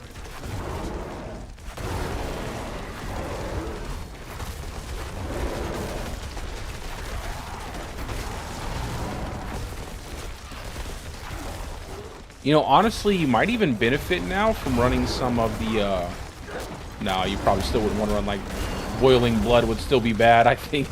You probably still just want another multiplier. Yeah. I was gonna say, like, maybe you could have Boiling Blood, but that 20 seconds is such a long time. It's probably the coolest aspect, like, with the unique little, blood orbs it spawns that explode when you run over the top of them. I really like that. It feels really cool. But, man... It does, that 20 seconds on overpower feels really bad. What I wish they would do was, instead of having all of this duration that gives you a chance to overpower, like, gives you a guarantee overpower after a specific duration, I wish they would just give you an increased percentage chance to cause overpower. I feel like that would be much more valuable and much more consistent on the class overall. Like if Obsidian Slam just gave you a percentage increase to overpower instead of every 10th kill, which doesn't work on bosses, which makes it even worse than it already is. Same thing with Boiling Blood, gave you a percentage increase to overpower, would feel pretty good. And then kind of balance it from there. Oh yeah, Shepherd's is gone right now. Shepherd's is non-existent on the PTR, so...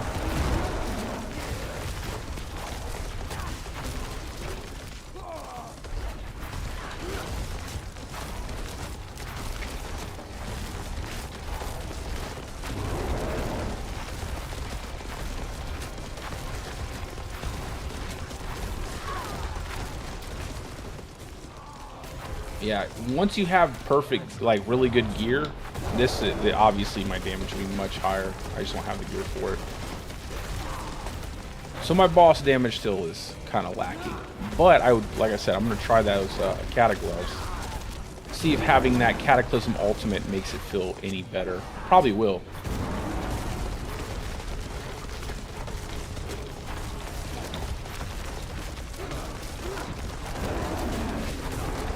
Nice.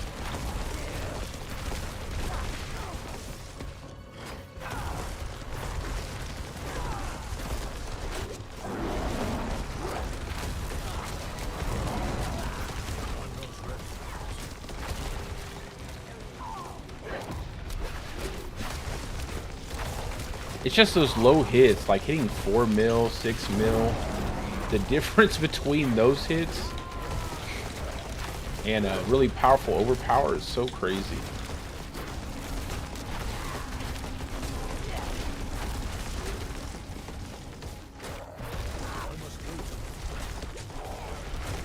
Yeah, I'm definitely feeling the damage loss here, though.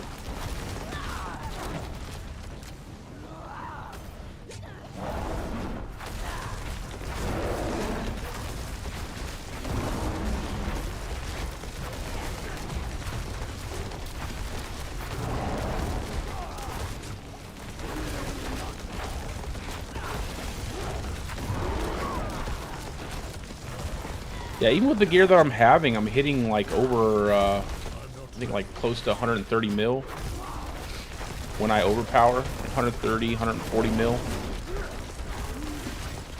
Even with the loss from Shepherd's, which I don't think is that big of a loss. Yeah, I'd be really interested to do the crit damage instead of the damage to close enemies.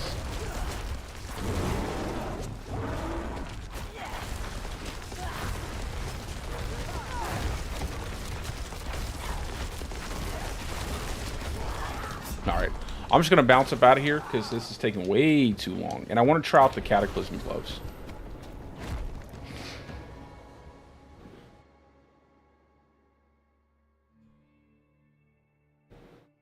Yeah, Poison Creeper definitely. I don't think you'll need the Ravens. The Ravens are like, yeah, they're okay, but you can definitely get away without the Ravens.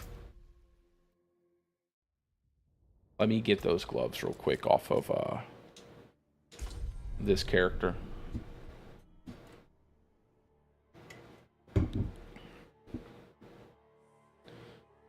And the wolves are going to be even better meat shields now. They don't even die. Oh, the boss's HP is bugged? I didn't know that. So it goes... What it was it like? It's way higher than it should be?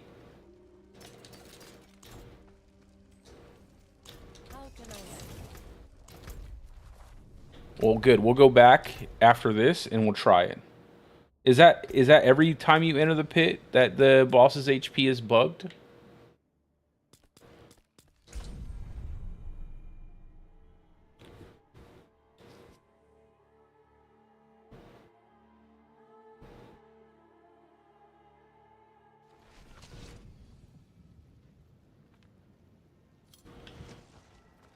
Let's try out. So we'll drop... Yeah, we'll drop the gloves here for Cataclysm. And that will give us 100% crit chance, basically. When we cast with that amulet. Well, I don't have the amulet, but... If we had this with the amulet, it would give us 100% crit chance. But then we would have to find a place to put our other stuff. So maybe take off Ring of Starless Skies because you wouldn't need it anymore. So you wouldn't need this. You'd have this slot open for Changeling's Debt. So you could move Changeling's Debt to your ring. Take off Ring of Starless Skies because you won't need it anymore. And then you'll just put in Lochran's Talisman on the neck piece. And then you'll always have 100% crit chance. And when you overpower, you're always guaranteed a crit chance. And then this entire setup I have will change because then I won't even use Shapeshift Glyph. I'll always just not run Shapeshift Glyph because I'll have that infinite uptime. And then on all of your gear pieces, you'll temper in like damage to critical strike damage or overpower damage instead of damage to close enemies. Let me go ahead and let me do that real quick. Sorry guys, I just thought to do it real fast while I'm on this character. I'm gonna go ahead and equip the talisman.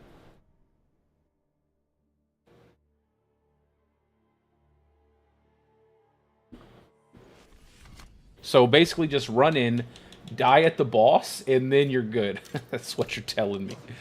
Run in, die at the boss, and then go back in and kill the boss, because then the boss will have crazy amounts of HP.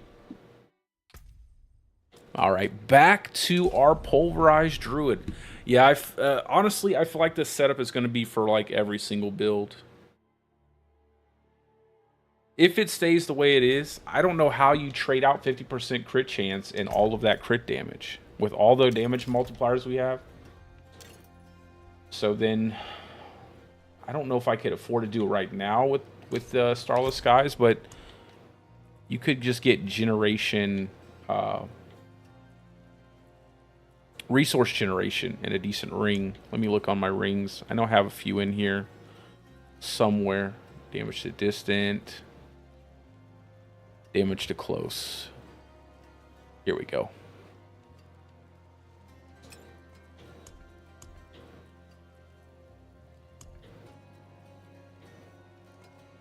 I'm just looking to make sure I don't have another ring that I can use out that might be better for this build.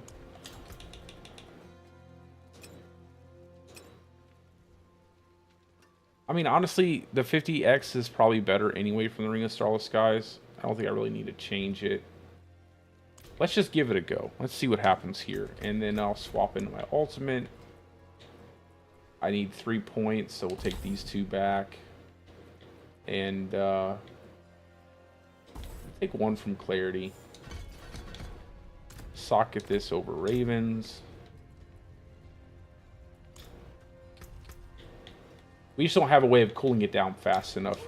Do I have the temperings? I don't have any good temperings yet. Well, all these items should be pretty much... Yeah, I figured.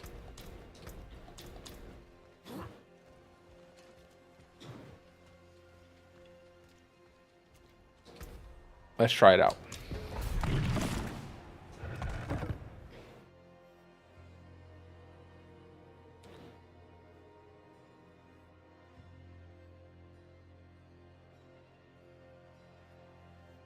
Yeah, what Dave said. They took out every last bit of damage reduction. So I probably know what you're thinking, and you thought about making a low-life Borg build. Yeah, unfortunately, not possible. They took it away. No low-life Borg build for us.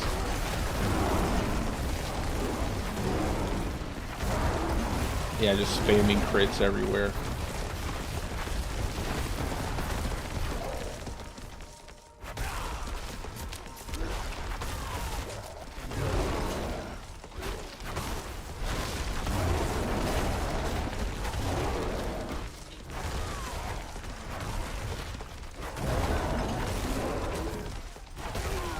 Yeah, get a good pair of Flicker Step. I think I have a pair of Flicker Step in my chest. If I got a pair of Flicker Step, even though I don't have everything set up perfectly, this thing immediately comes online, like instantaneously comes online with Flicker Step. You cool down your ultimate so fast, it's ridiculous. Even without the cooldown reduction, we'll get that thing cooled down really fast. Yeah, just look at the ability you have here just to spam your Pulverize, do whatever you want to do.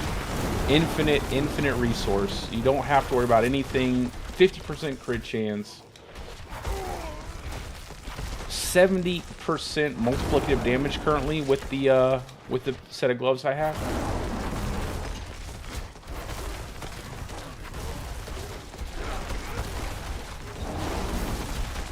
I might make a video on it just to kind of get it out there. I'm sure someone will obviously notice this combination. Like you can't not notice it.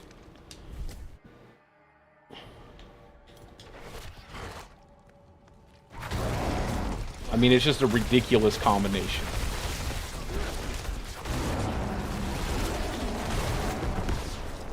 Now I have... It's just stupid. Plus, we actually have an ultimate. It actually looks... Hey, does this not look better than running around with companions, though? I mean, I'll take this any day over the top of some stinky-ass companions. Unless I'm wanting to run a companion build, I'll take this over companions any day of the week. Now we just got to get movement speed. That's all we need. Movement speed, movement speed, movement speed.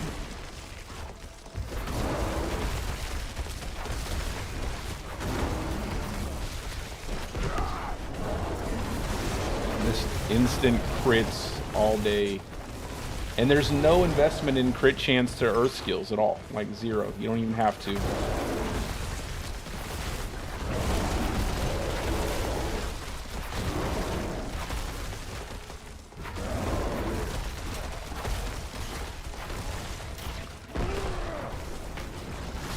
I don't think this will get past the PTR, to be honest. If I can be honest, like, I don't think this is going to get past the PTR. I know I'm just doing a tier 80 right now, but if you have the gear, like if I had stellar gear on this build, right? Where I'm having all the uptime in the world on Cataclysm, infinite resources, like 100% crit chance without much investment, right?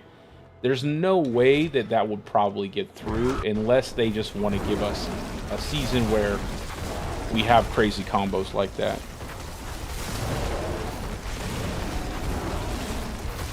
I haven't seen if Cataclysm snapshots overpower, but I have not seen that. I've just been talking about this combination with Lochran's Talisman and the Bjorn's Tusk Cataclysm gloves. Like, it's ridiculously powerful, and basically you'd want it like on every single build that can utilize it. Like, it's stupid strong.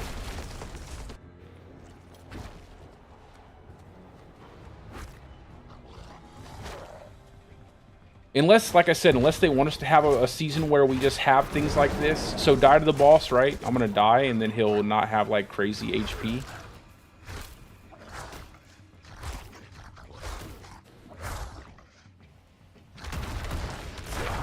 Isn't it funny how long it takes the boss to kill you when you stand still, but when you're actively trying to dodge everything?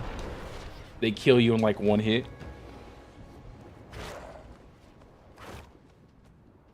I don't, yeah, but I would imagine if it would snapshot it because Cataclysm is just one skill. You know what I'm saying? Oh, yeah, yeah, definitely.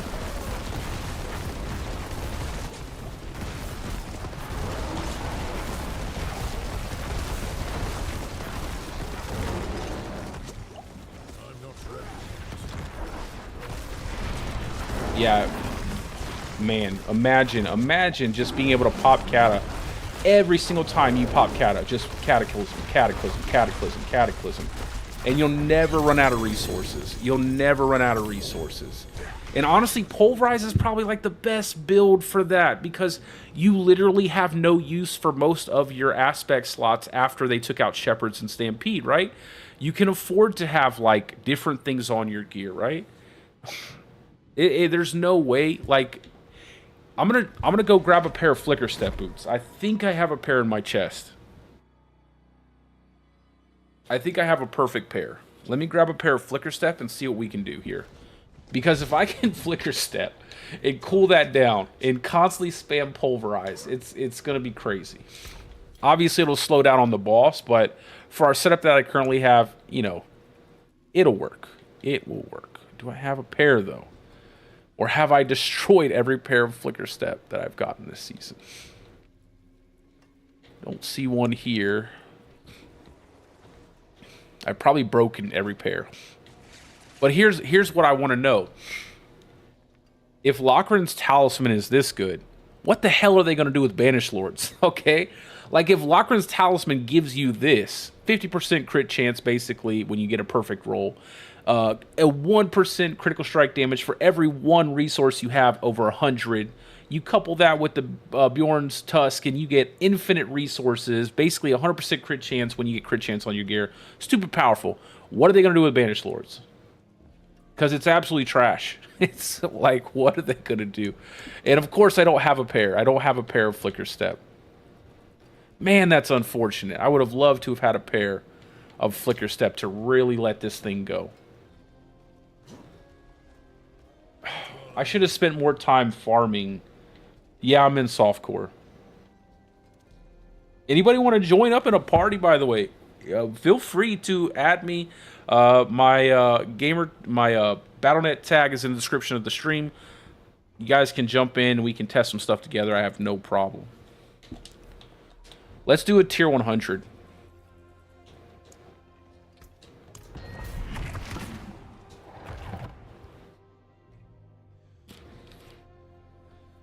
Because that actually went down super easy.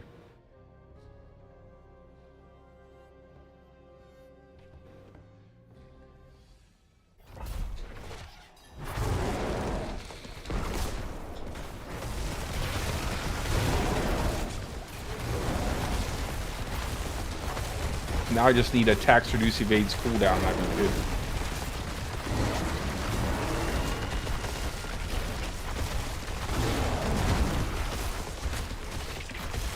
Unfortunately, I only have a pair of boots with charges on it right now.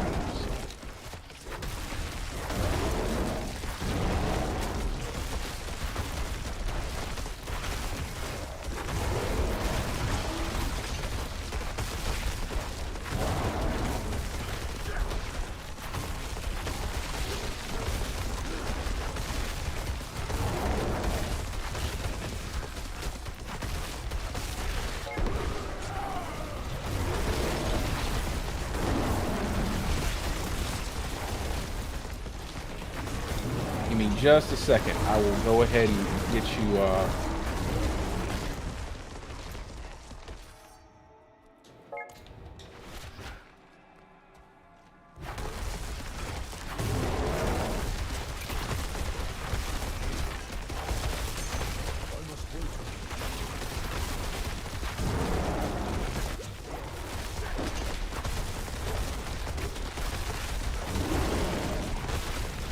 die.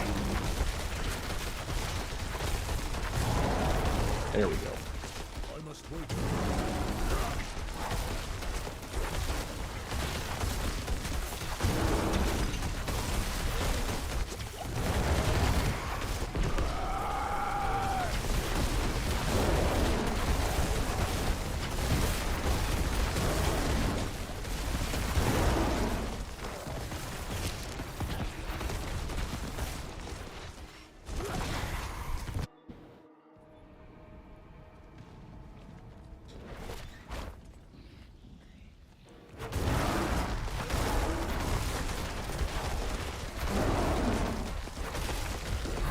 Now you can just spam.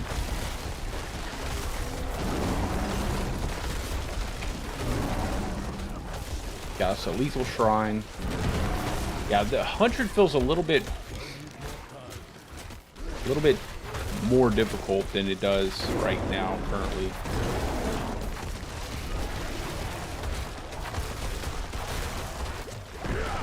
There we go.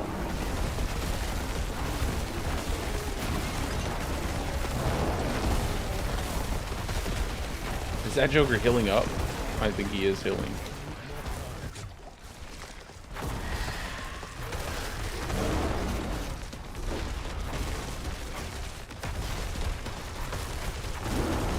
Yeah, 100 might be a little too high for what I currently have on this character.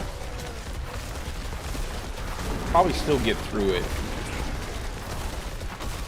We'll see what happens.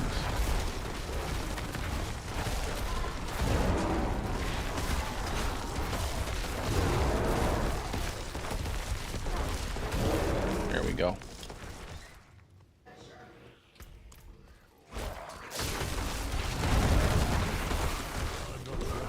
Man, having a paramedic.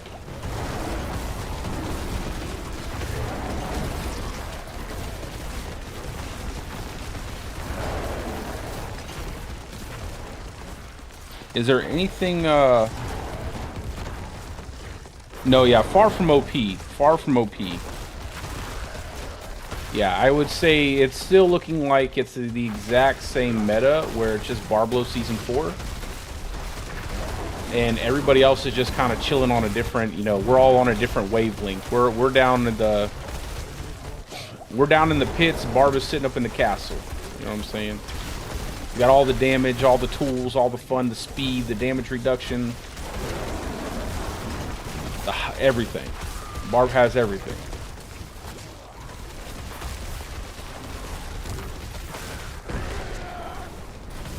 But I think there are some like really cool combos that we can pull off with some of the unique items. Again, I would just have to have the right gear pieces to make it really shine.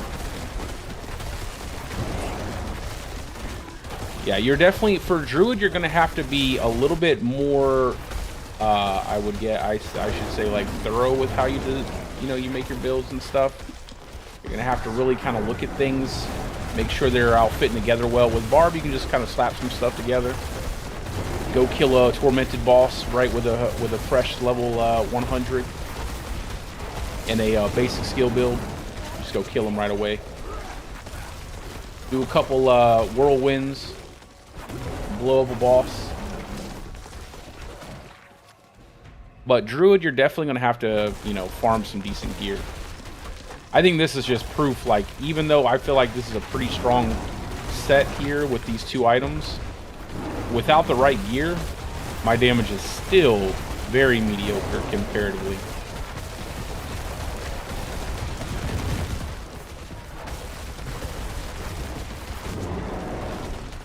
But we are only a couple hours in here. I haven't really been able to test anything out like in depth or get the right setups for everything.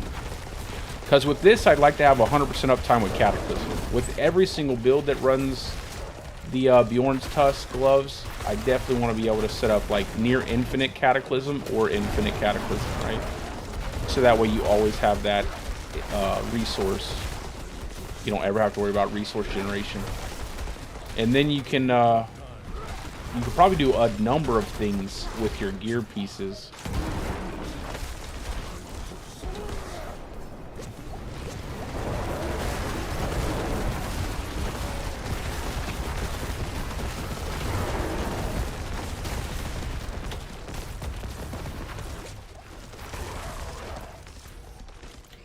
Is there no enemies?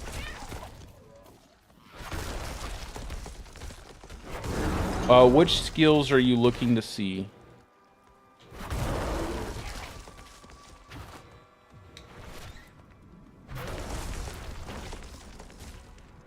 I know. Yeah, I mean, I think that's every. I think it's kind of hard not to. Did you see the Barb earlier? Just like wipe out the. It was funny. There was like 4 of us sitting inside of the Blood Maid event. and we're all doing our best to do damage to the boss, and out comes the bar with the whirlwind and just melts the damn thing, like zeroes it in less than a few seconds.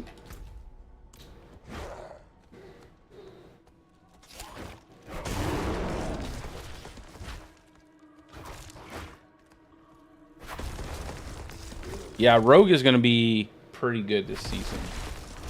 What are people doing right now? I've seen some kind of weird farm. Are they doing the, I'll have to go do the new event. That's what I need to do. I need to do that new event. See if we can't get some items.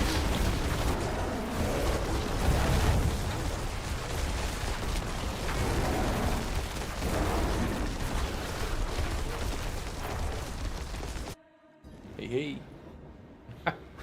It's so wide-eyed when he can't see.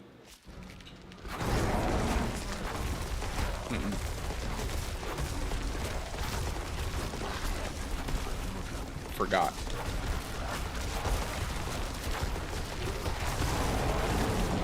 Oh yeah, let me die at the boss. That's right.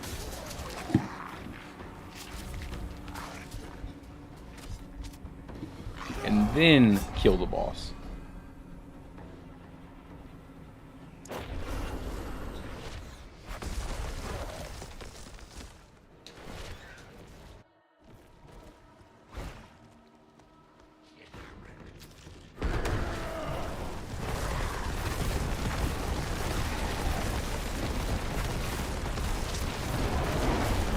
Okay.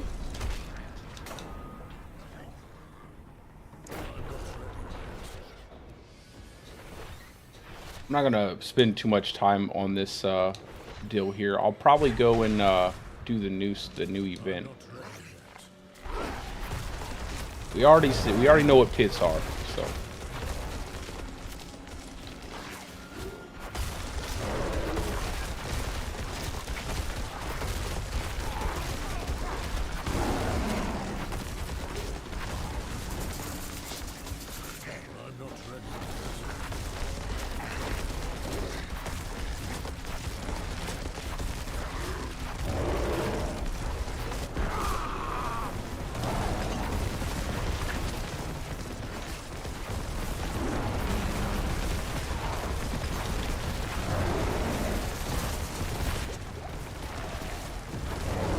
Yeah, that damage is crazy.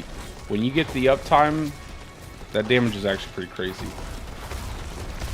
I really do think this has potential to be like a wild combination here. Like the difference between my damage when I have Cataclysm up versus when I don't, I can't imagine if I could just spam it.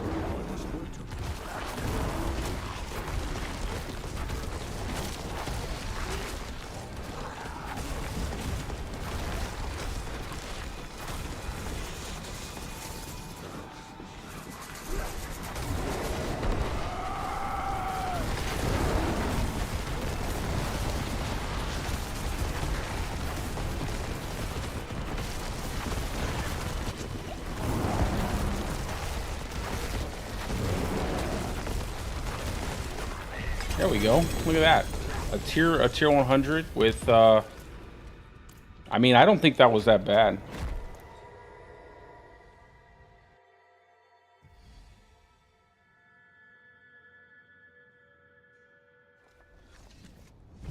The clarity passive change. I don't think anything. Let me see, clarity.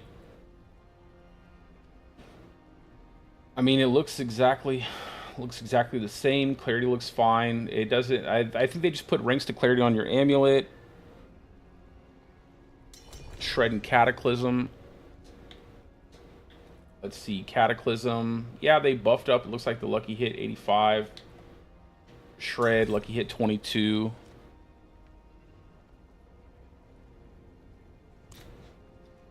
Yeah, I don't think that anything too serious, like too significant, has changed.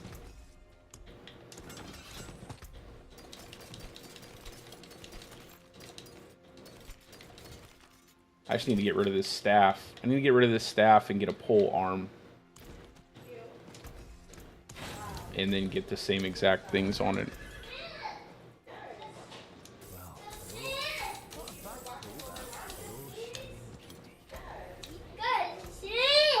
Hello, my son.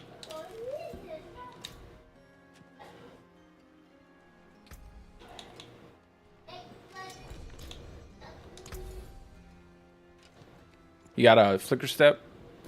Nice. Even the 2-second will help. We're still slow, but now we have a way to cool it down. That's really good. Well, let me, oh, this is perfect. Now all we need to do is get, like, damage to close here. We'll socket this bad boy.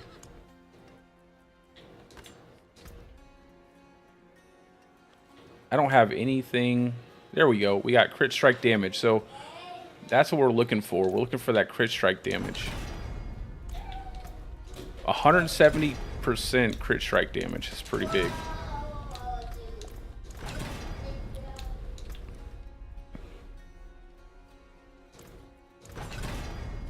We'll take the 125.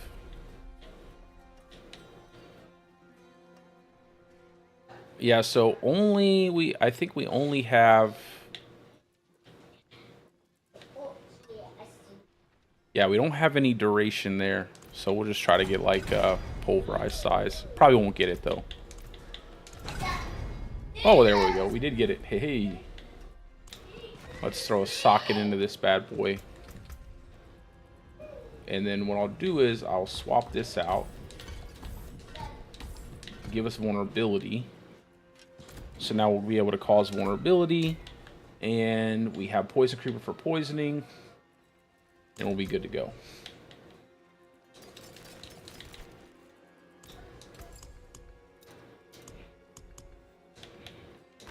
Hey, do you want to go do the new content?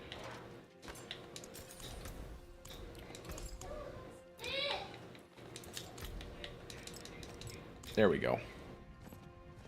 Let's go. Where's that new stuff at? Where do we go?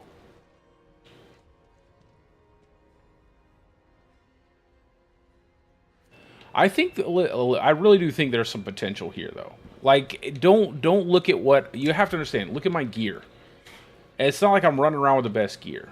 So do be mindful that I don't have the best gear on, and there, you know, obviously if I did have better gear, you would see much higher numbers and everything would look much better. So just keep it in context that I don't have the gear that would make this look really great, right?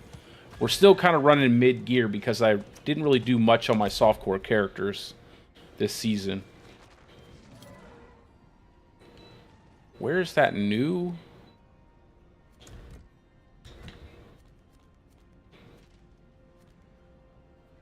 I bypassed the explanation. Do you guys know where the new content is at, or is it in some kind of like can I get to it?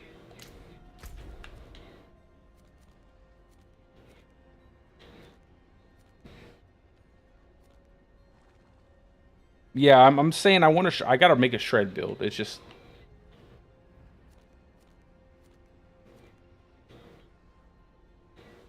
did they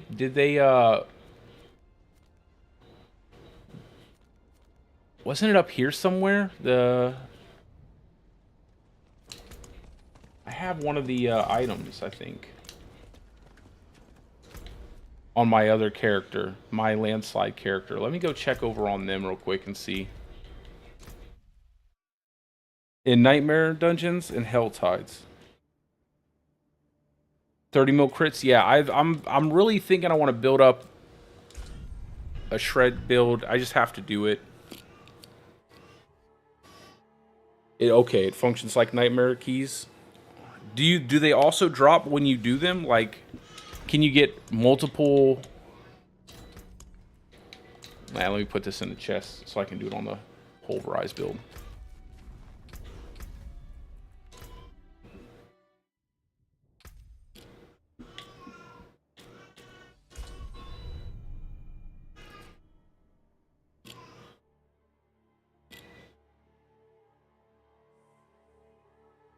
For the first one? Ugh. Nobody wants to do that. World Tier 3 it is. Let's go.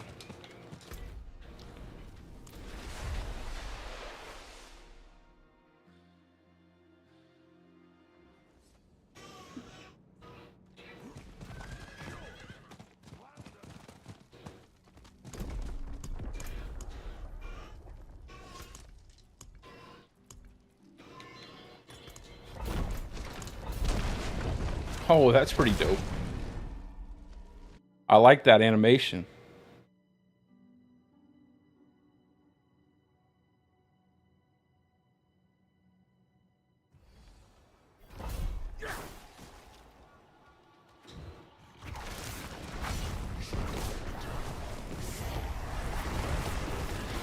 What the hell?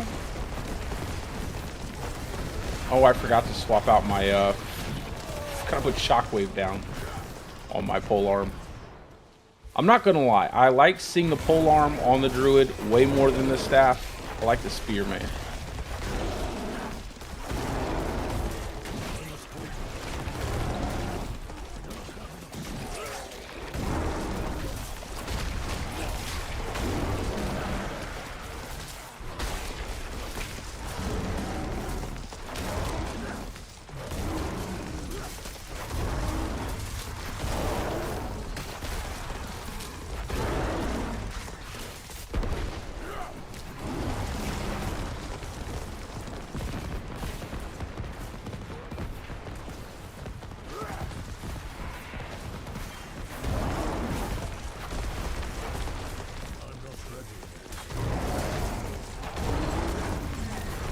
I have not tried the new Earth Staff. I haven't got it yet.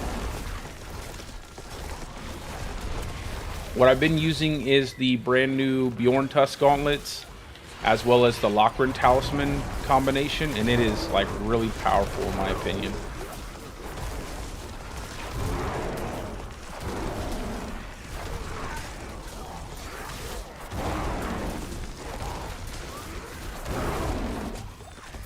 This. Let me go ahead and read these. Okay, boons and the current boons. Movement speed, pulls foes. Oh, that's definitely the one to go with, right? Slow you for 8 seconds. I like that. Come to me.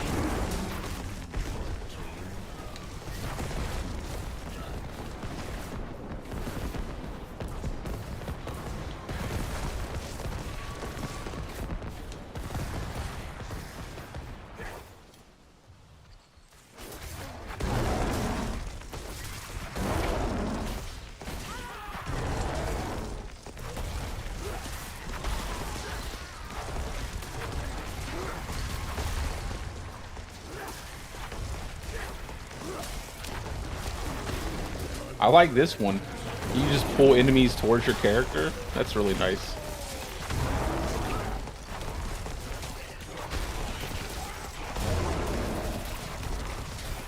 Yeah, that's how my shred setup is in my planner, by the way. I have the Lupine Ferocity with the shred, and it just sets it up for that crit on the third and final hit from your shred skill. That's exactly how I have my planner set up.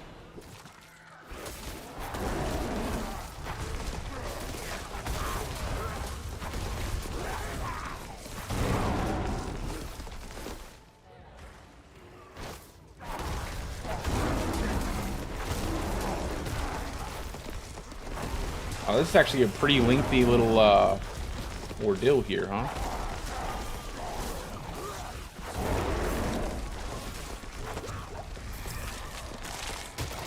+1 Aether.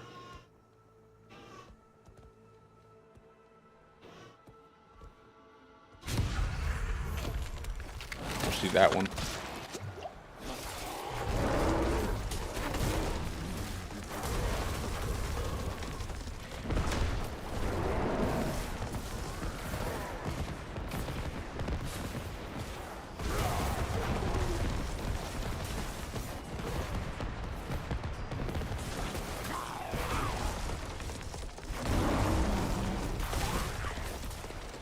I have not tested Erida's yet myself. I know it's supposed to be fixed, but I do have an Erida's ring, so we can definitely test it out.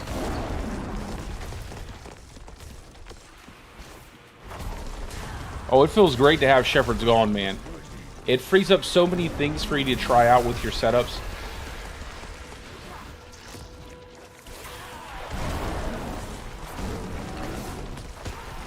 I'm definitely getting much more use out of things like just simply having Cyclone on my character, you know. Just simply having that, giving that damage reduction from non-physical sources. Obviously, that's better than having companions that do nothing for you.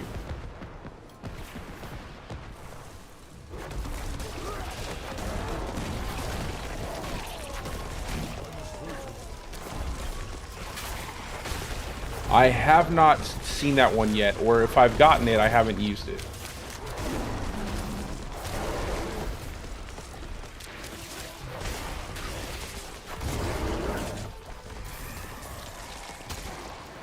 Let's see, Hellborn enemies and...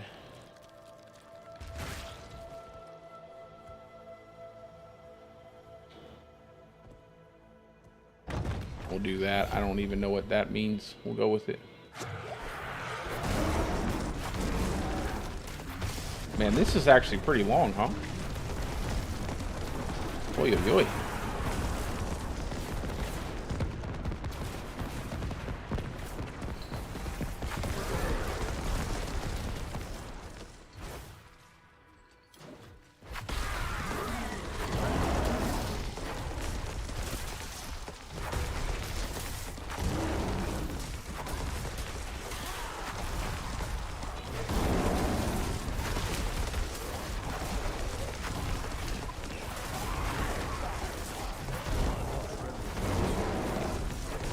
Yeah, it definitely is, Kettle. Not having an action bar with just a bunch of companions is very nice. Very, very nice.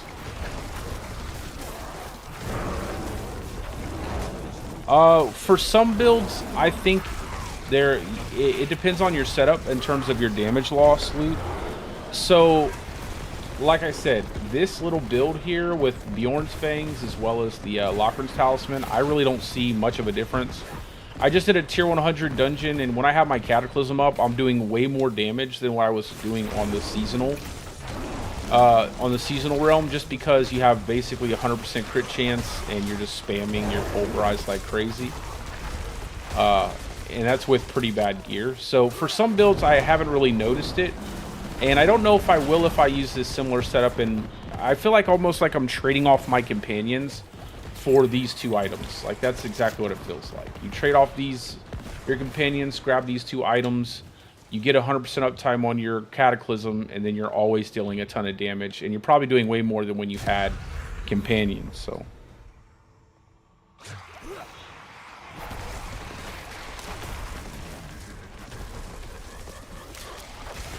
yeah, let me get into that tier 3 already.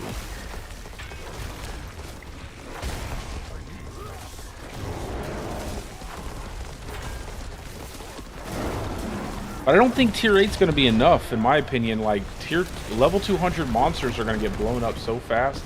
I mean, you just seen me clear tier 100 dungeon with really, you know, bad gear, basically. It's outside of my Shaco and my Starless Skies. Like, and those aren't even mandatory on the build. I could do the same with a Godslayer crown, like a Godslayer or something like that. So it will be interesting to see what happens. I definitely think they're probably going to have to scale up the difficulty, though. If they don't plan on making significant nerfs, they're going to have to scale the difficulty up, because it's going to be pretty easy for just about every single class to get through tier 8.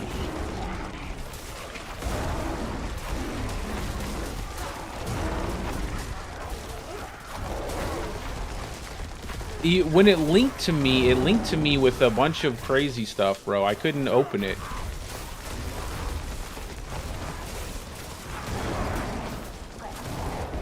It linked to me with like a weird, really odd. It didn't link the item itself. It linked like a bunch of stuff. You have to relink it.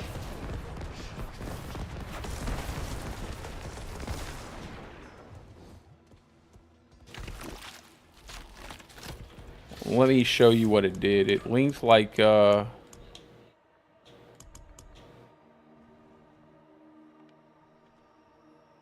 don't know if I can.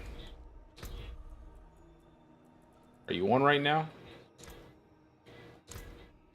No, it's not showing up. I'd have to go to my messages outside of the. I'm not ready yet. Approach the council. Nice. Now are you doing? Is there like crazy drops or something happening inside of this event? Because I've seen a lot of people getting a ton of Uber uniques.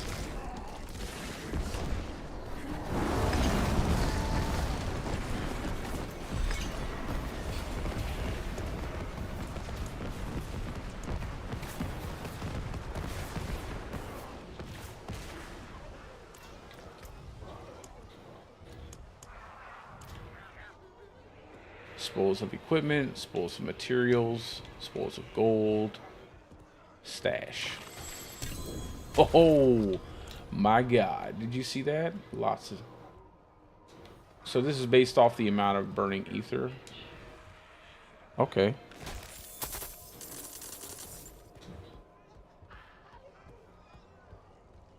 It's a forever show. Okay, cool.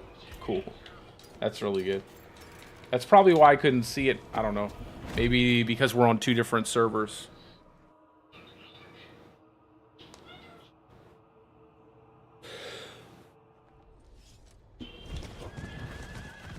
Okay, now back to tier 4. And you said they drop from Hell Tides and they drop from Nightmare Dungeons. So Nightmare Dungeons would probably be the best way I need more time. to get them. Yeah, see how it's. Do you see this? I can't look at it. It looks crazy, bro. I think it's because we're on 2 different servers.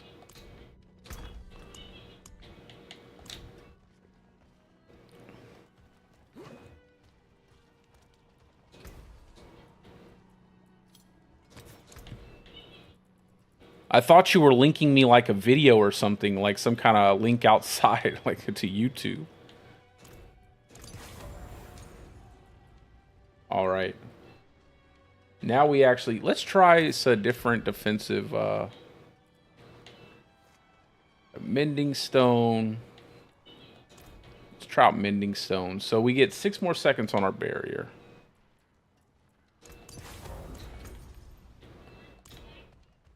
Oh, I don't even have barrier. Never mind. What am I doing? Not on this setup right now.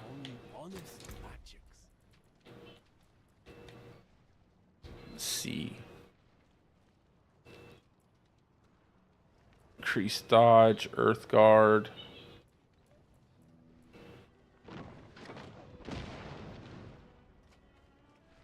Your companions cannot die. That's crazy.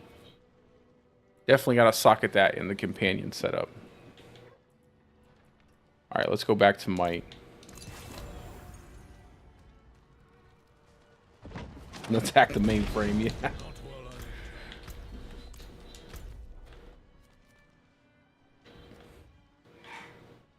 So they drop probably the easiest maybe from Nightmare Dungeons, you'd say?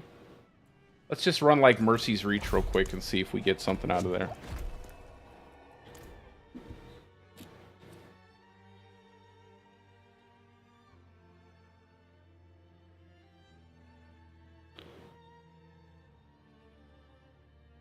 Yeah, man, I tell you, that's, again, I feel like their PTRs, they have to start just letting us have stuff so we can actually, like, test everything out.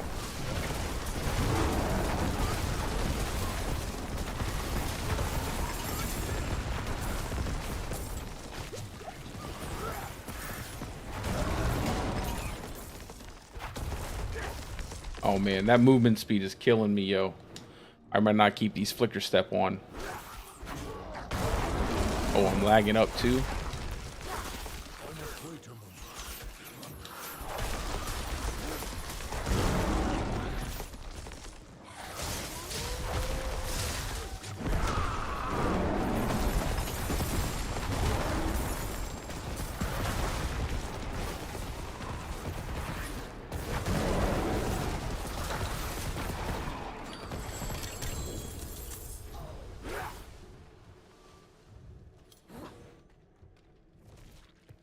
Nerf bash, buff bash. What is that?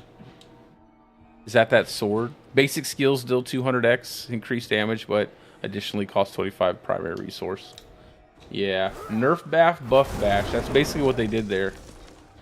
That's kind of funny. I'm not ready yet.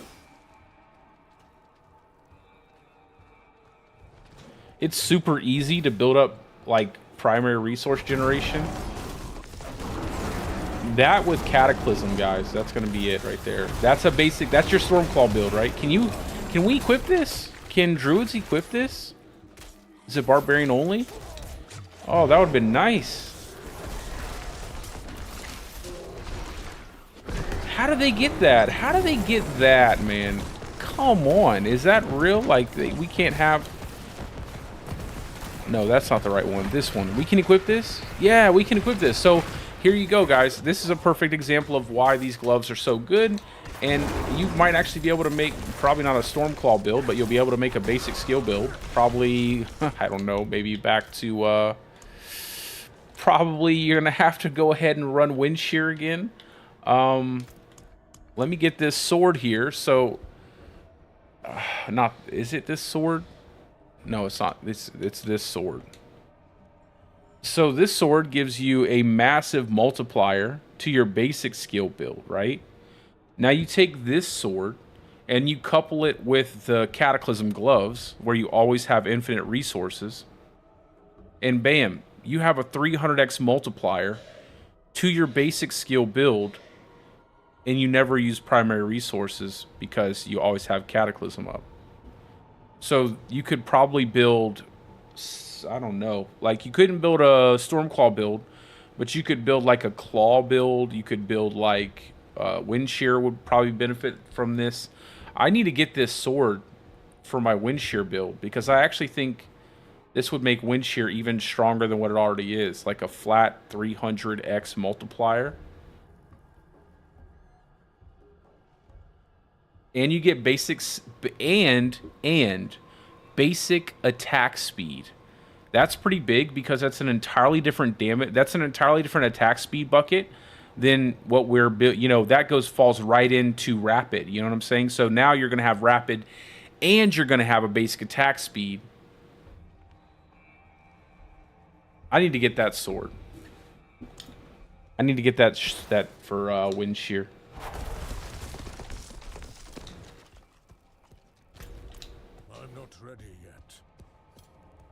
That actually looks pretty interesting for a Wind Shear, and obviously no one wants to really play Wind Shear. That's the unfortunate part. Like it is kind of sad that Wind Shear is able to do so much damage, and none of the other base skills can really match up to that because of how the poison is stacking up. But that specific sword will probably send Wind Shear into the stratosphere,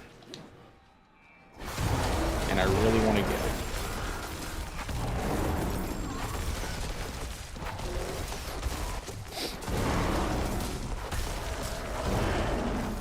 And then you can even have a totem. So now you have totem, you have an extra aspect slot.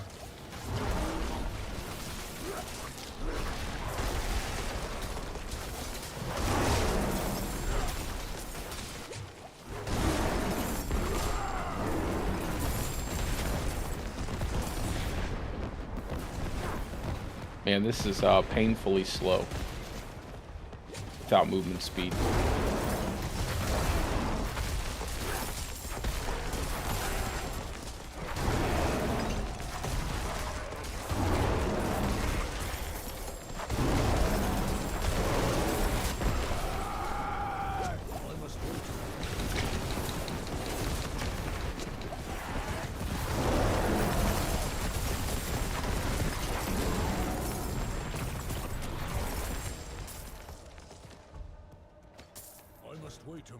I almost feel like I should just create a brand new.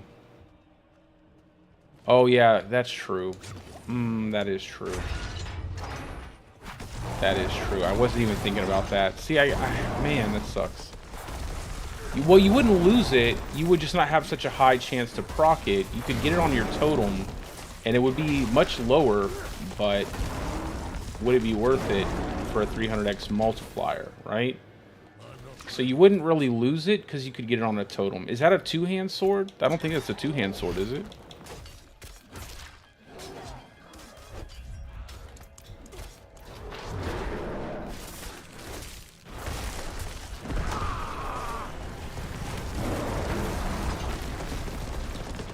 I mean, it wouldn't do anything, like the crit damage doesn't do anything.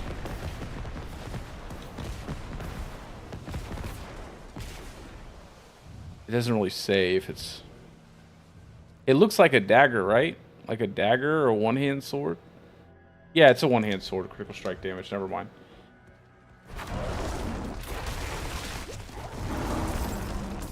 So you get a 300% multiplier with a totem that gives you, what, maybe tops, it'll give you like a 50% chance to cast twice. So I think you're going to end up with a much higher overall damage amount. Plus with the attack speed, with the extra 25% basic skill attack speed, that's going to go right into making you obviously be able to, you know, hit faster. Plus the attack speed from the totem and one-hand weapon making you hit faster. I think that you're going to see a much larger damage increase than just having like a two-hander with the double cast. Because you're getting all that attack speed. It's like a lot more attack speed. It's considerably more.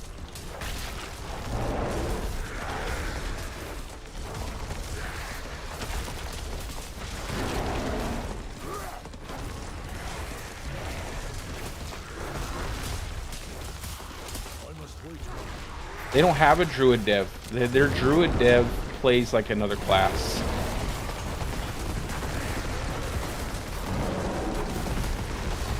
I think what it is they have a druid dev, but their druid dev despises anybody else who plays the druid. So what they're trying to do is make the druid so bad that no one else plays it but them. And then what they're going to do is they're going to secretly buff it. And then no one's playing it. It's a giant conspiracy theory. So then no one's playing it, but they secretly buff it. So then suddenly they'll be like the only player on their server with the druid doing a ton of... Yeah, I'm just saying, it could be a thing. They're, you know, people are crazy nowadays. People are crazy nowadays. I want to go try to get that sword on my wind shear build. Now I want to actually try that out. And I think I actually have a double cast. I think I actually have a double cast totem in my inventory.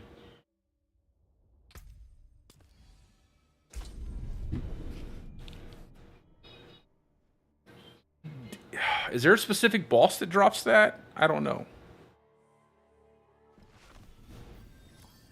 Can someone, does anybody know that? If there's a specific boss that might drop that?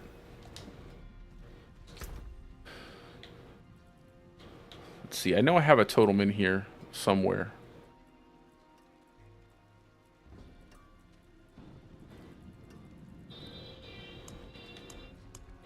Come on, I gotta have a totem.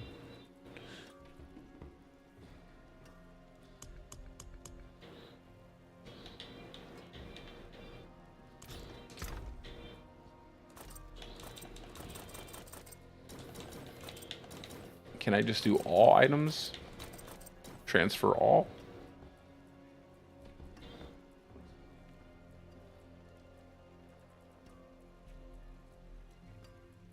I'll just look for the totem. See, I have Flicker Step here, guys. Got plenty of Flicker Step here.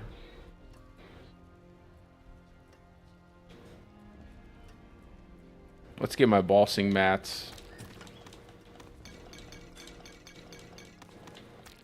Can definitely use that. And I guess I'll farm up a totem. I thought I had a totem. Oh, there we go. Here's some totems. Didn't even notice it. Yeah, there we go. Chance to cast projectiles twice on Landslide. Never mind. Landslide.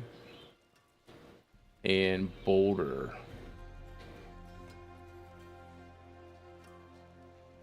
There we go. We'll do this one. Let's see. So we get a 30% base chance. 23. And we'll do this one too. See if we get lucky.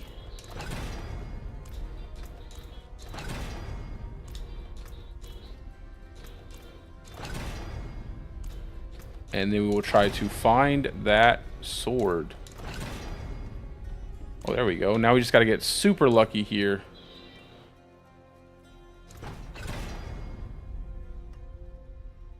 Never mind.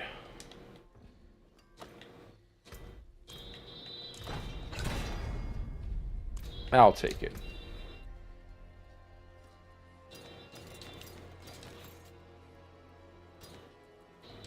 I don't need any of these.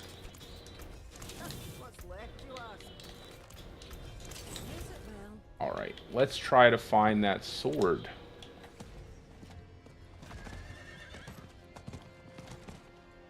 I was just trying to find that sword, man. I want to try that sword with, I'll come back. I'll come back. I'll get off hardcore. I'll play hardcore later. I wanted to find that sword, bro. I want to try out that combo.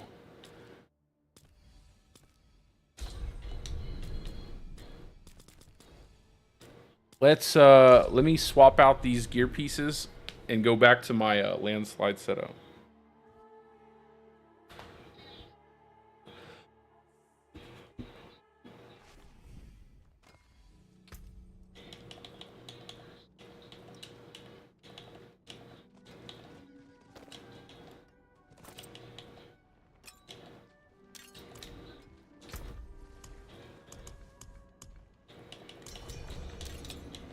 Hold on. 1 second, Kettle. I'm going to swap back to my landslide.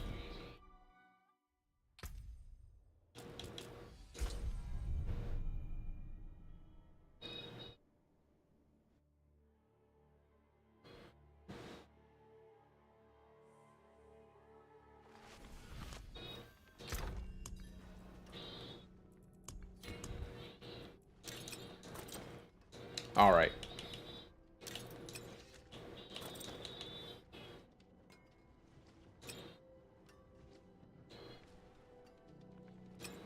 Chance to cast twice, and we'll just move Tornado off here. Dark days are weary on the road. And we'll take the points out of Tornado. We'll leave the vulnerability chance. We'll put the tornado points elsewhere.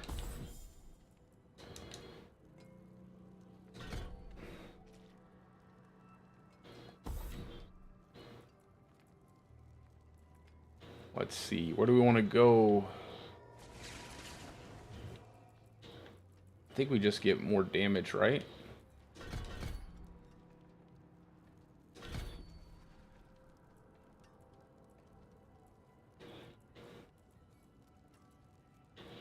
Yeah, I think we do that. There we go. We're good there.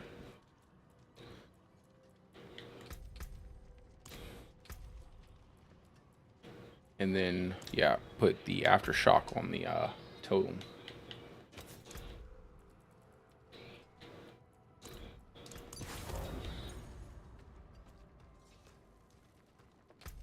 Unless I want to just get rid of Subterranean. That might be interesting. No, probably not. All right. Where are we going?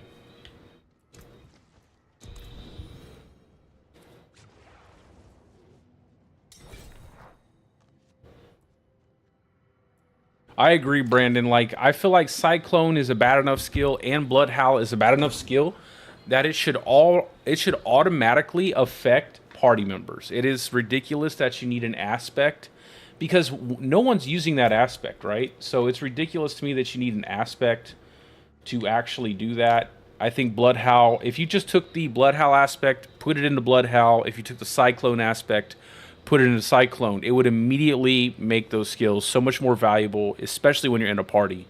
Like, you just don't, there's no reason not to. What is 10% crit chance? I mean, what is that? No one even uses that for anything, right? What bosses are we going to? I haven't built out a shred setup. I'm trying my landslide setup that I have for the season. Okay. And then I tried out some Pulverize, which is looking pretty dang good. I'm more or less interested in these combinations with like Cataclysm, these Cataclysm gloves, as well as this Lochran's Talisman. Those two things seem to work incredibly well together. Let me go ahead and just... No, that's not what I wanted. There. And there. Not while I'm in town. But I will make a shred character. I probably will stream with it. It probably won't be tomorrow. Maybe I'll get a little bit of time in tomorrow. Probably not, but probably won't be tomorrow or the following day. But probably sometime around Thursday, Friday, I'll get on stream again. But while I'm off stream, I'll be working on stuff and kind of testing stuff out.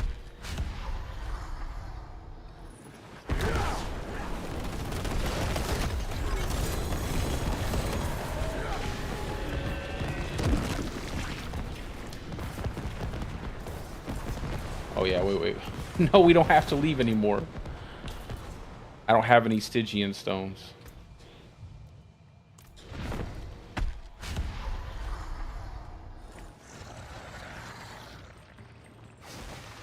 Get in here, Kettle.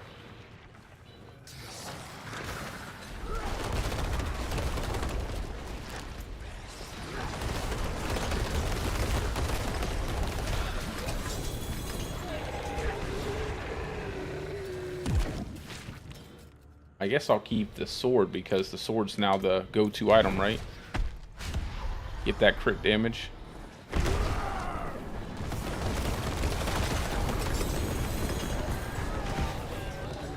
Do we have any Stygian stones?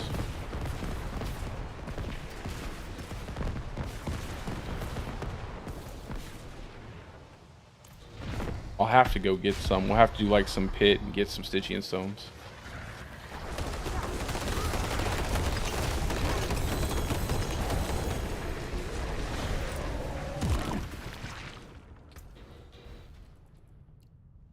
Well, we're definitely getting some temperings here.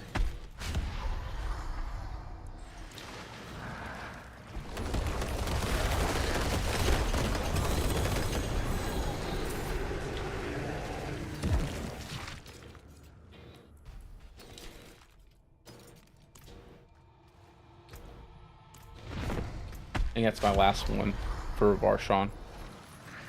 No sword. What am I looking to get?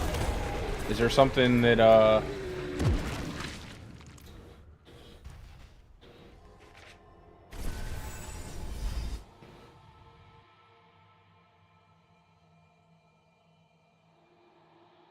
is there something that the Varshan drops?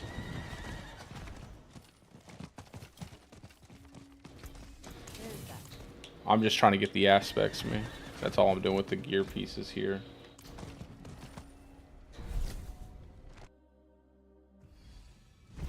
Because we have way too much power. That's why. No, I have just a regular sword.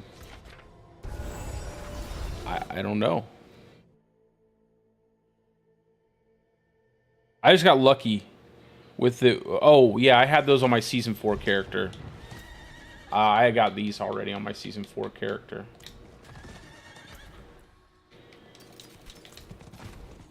Let me try to temper in some Landslide here. And I want to go ahead and get that crit damage roll. Yes. That looks so good. Tons of critical strike damage.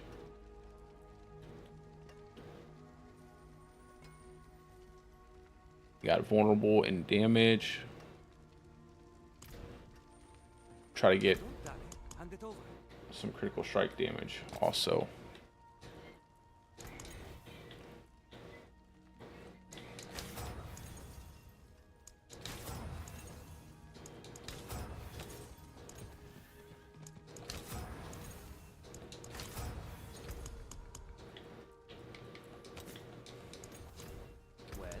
Let's have a look.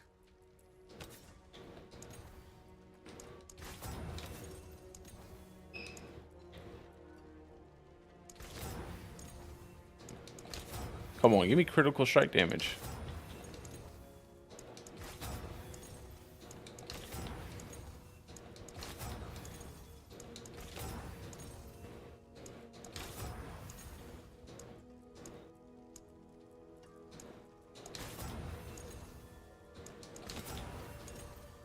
Yo, that's wild. We get the same affixes over and over again. Oh, they can only roll that? Oh, that's why. I didn't know that swords could only roll that. They took the crit damage off. I'm assuming that's what they did. They must have. They must have took the crit damage off of that. Well, that is an unfortunate discovery. Did they do that with all of the items? I don't think so. Let me check this axe real quick.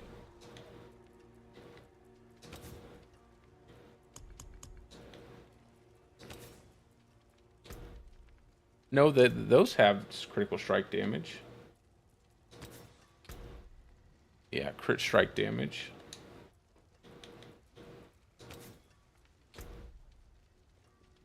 So what, swords just don't have crit strike damage? Is that new?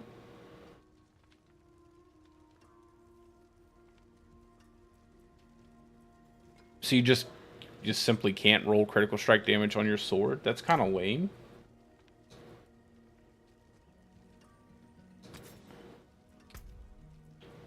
Or maybe it's the damage affix I have. I don't know.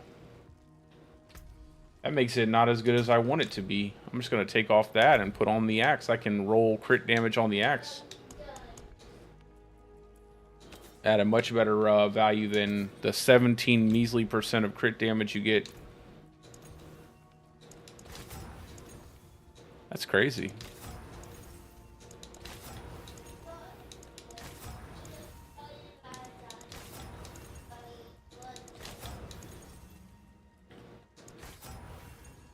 Out of 80. This is the one thing I do love about the PTR. You don't worry about gold. There it is. Okie dokie. Do you wanna go try to farm up some of those items to do the new content? Let's just go ahead and destroy this thing. That's sad.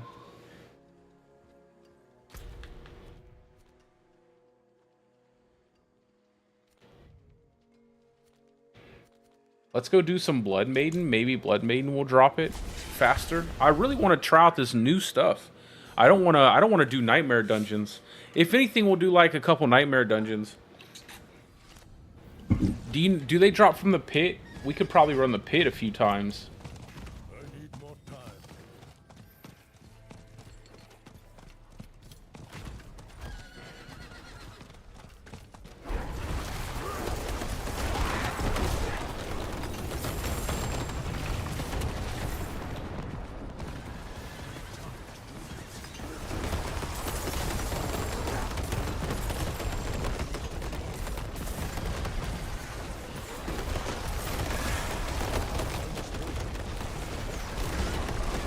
Yeah, I'm definitely going to get that sword and try out a wind shear with a totem.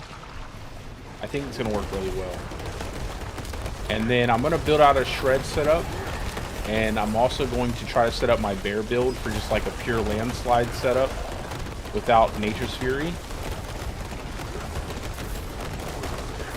And then I'll continue to work on Pulverize too, just to try to get, you know, the better gear pieces, better items.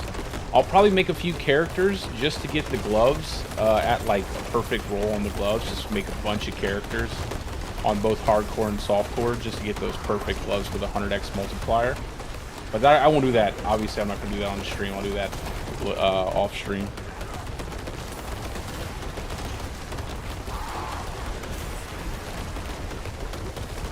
A dire wolf? That I feel like that's inappropriate for a druid to ride a dire wolf.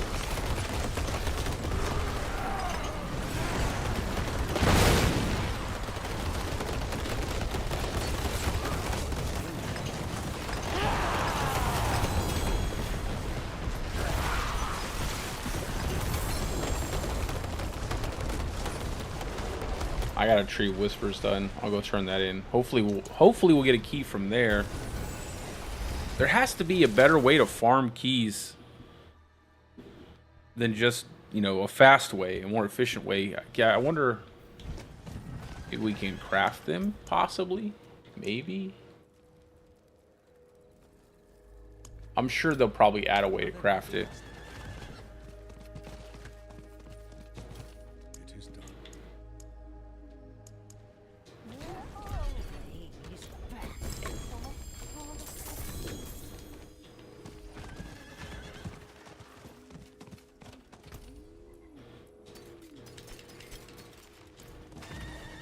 That looks worn. I can fix it.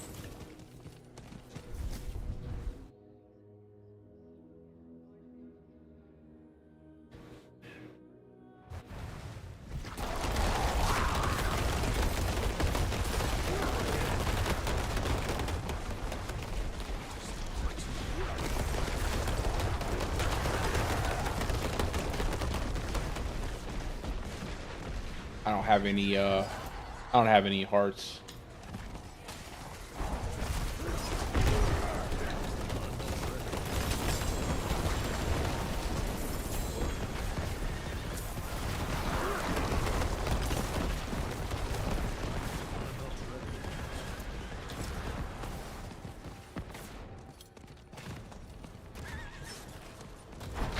Do you have any hearts left over, Kettle?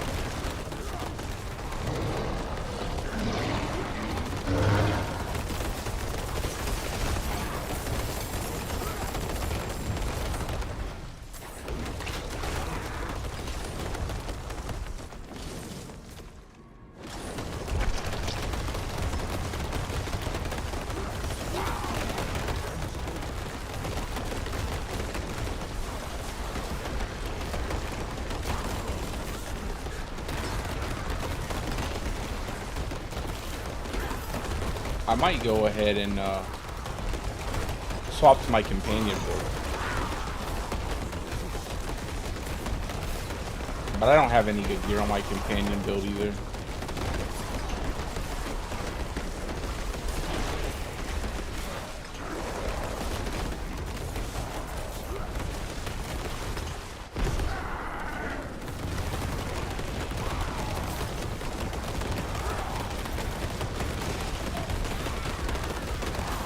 I can get some rings from the vendor, maybe temper in some Cataclysm cooldown.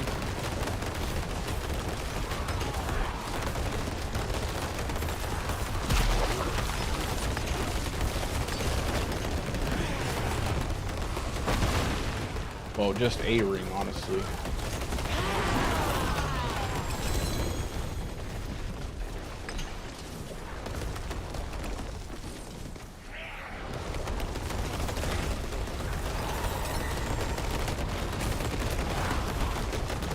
Somebody died.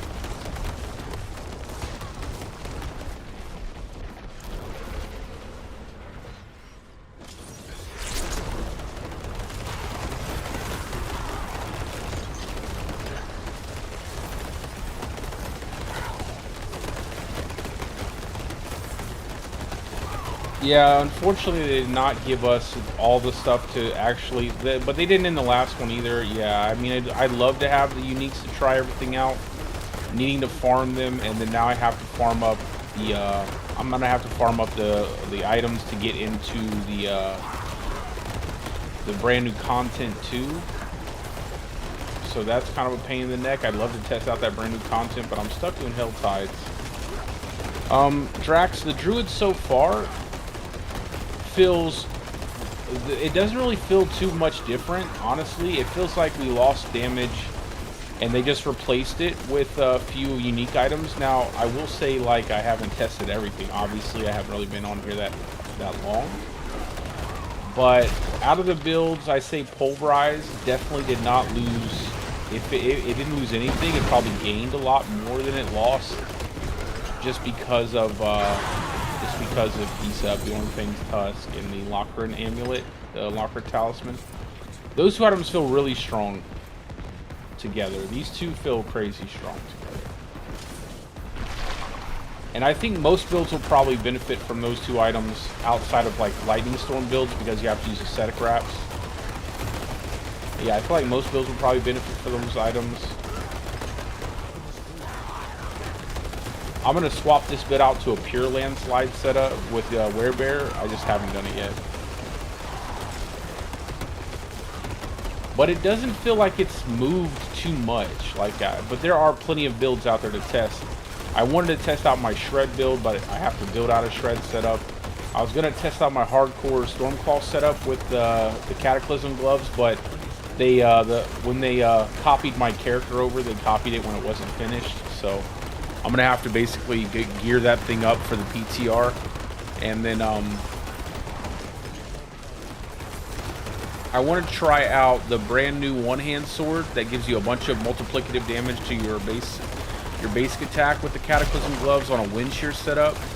But I have to farm the sword to do that on hardcore, and I'm not sure where it drops, but I'll look it up to see if I can't find it. Much easier than like just kind of randomly farming and getting it to drop. See if there's somewhere you can target farm it. But what I've tested so far, I feel like I said, Pulverize feels great. I don't think anything's really... Once you get the proper gear and the proper unique items, I don't think you're really going to be losing any damage. You're probably going to be gaining damage on your builds. But you're going to be... I don't know. You'll probably be tied to certain unique items. Like, I feel like I'm tied to these two items. They just feel so powerful. I mean, 100x multiplier where you have Cataclysm active. And if you can get it cooled down fast enough, which you can... It's going to be, I feel like, really powerful.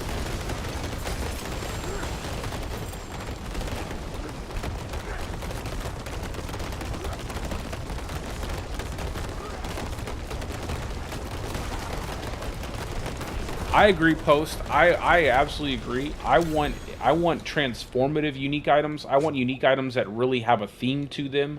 I want them to do something special for your characters, not just give you a damage increase. Like, I don't mind the damage increase. I would just rather that damage increase come from a different direction than just a straight multiplier, right?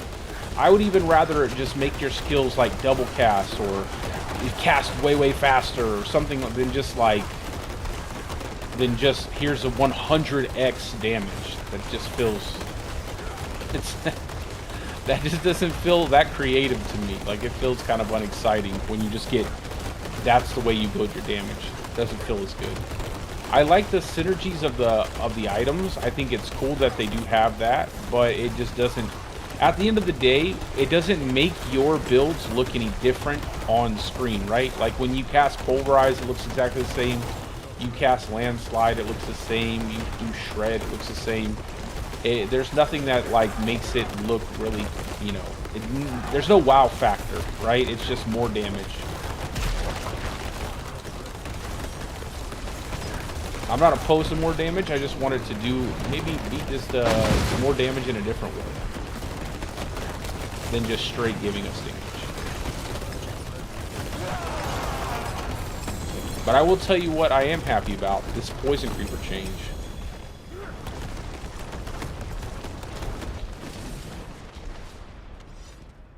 This Poison Creeper change is actually pretty nice. Being able to cast Poison Creeper without standing still, that's actually pretty good.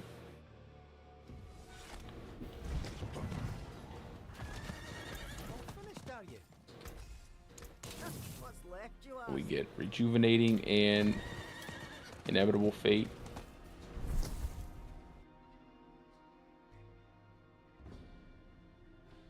I think Shred is going to be, like I said, I have to test it, but I think Shred is going to be in a much better place. And I think Pulverize is definitely going to be in a much better place. Landslide is going to be, like, obviously it's going to do more damage, but it's still going to be Landslide. It's still going to be kind of, you're just casting Landslide. It's going to be powerful. I like it though. I wish more. I wish they would do more for Earth skills like Boulder. I like Boulder more than I like Landslide. I think it would be cool to have like a crazy Boulder build than just like any other Earth skill. Even Earth Spike with the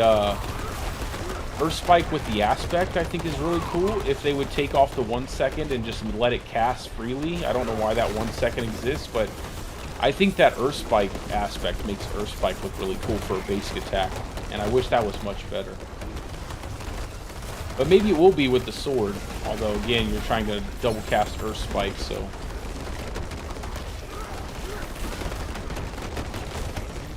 Maybe we'll just make a pure claw build. That might be interesting.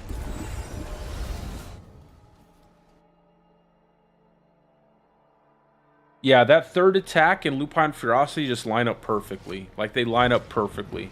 I could imagine you could probably get some pretty heavy crits on, like, bosses, too. You just have to get your resource generation under control. And once you have that all set up, and you can really scale out that crit damage, you just need, like, crit damage affixes.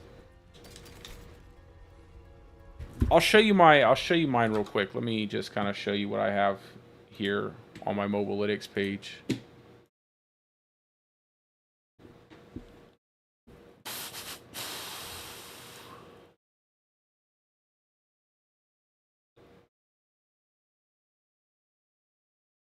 Come on. Load, load, load.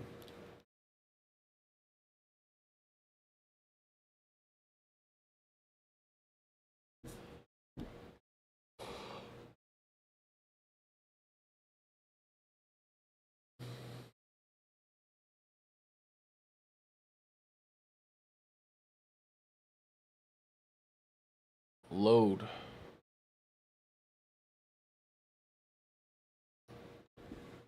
Usually it loads way faster.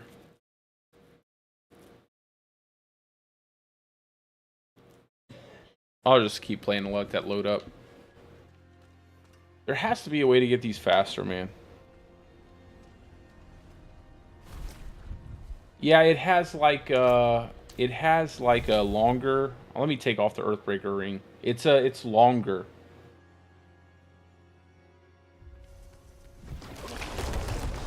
Take this off so you can see it. See? It's like twice as long. It's like 2 landslide pillars stacked on top of each other. And then they're also hitting like at the edges. So there's like one hitting in the front and one hitting at the top there.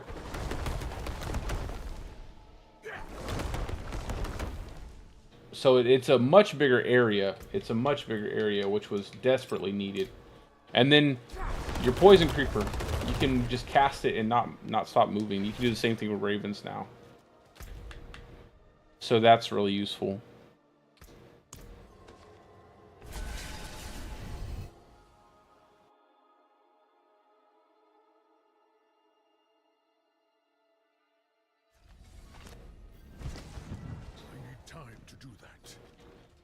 I guess do some Nightmare Dungeons and hope we get the, let's just blast some Nightmare Dungeons. We'll do like tier 70s or so.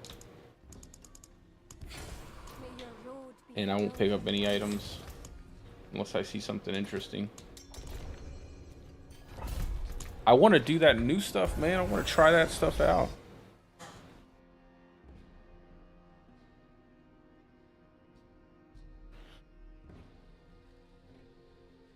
I'd love to get a bunch of tier 3 keys and just go crazy.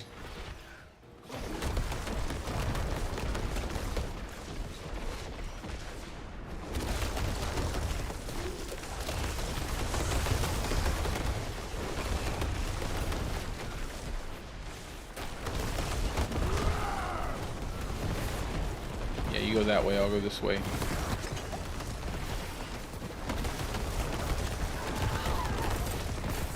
Did I guess right?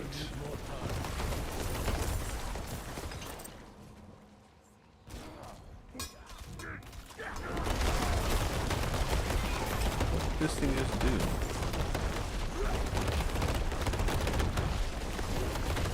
Alright, I got the first bloodstone over here.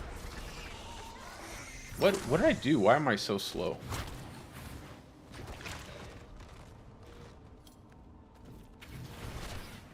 Did you not get your bloodstone? Oh, you didn't pick it up. The Earthbreaker ring basically creates like a little AoE pool of damage around your landslide, and then there's a chance that summoning more landslides inside of that Earthbreaker ring effect will cause even more landslide pillars to spawn and hit the enemies. And it has a really unique little interaction with Nature's Fury that causes your landslide pillars to actually proc your Nature's Fury. So you get like a bunch of lightning storm and extra tornadoes. But now that they're capping Thunderstruck node, the best way to probably build it is just by doing a pure landslide setup with like werebear or human form, something like that. Either or will probably be fine. I don't know why I'm moving so slow. I gotta look at my boots. I don't have different boots in my inventory. Oh, it's the amulet, that's right. Because I'm using this amulet. This is exactly what I mean when I say like everything needs to have needs to have movement speed. Like, not having movement speed feels so bad. It feels so bad. I'm just moving at a snail's pace.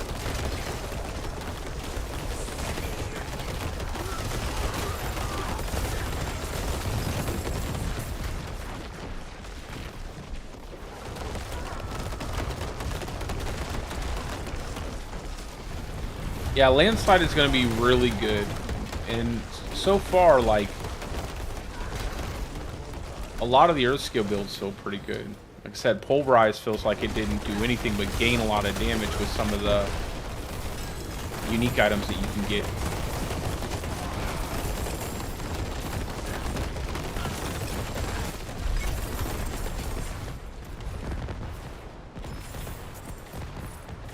I didn't get anything special out of that. We got Sanguine Chapel. That one's fast. Is Conclave fast?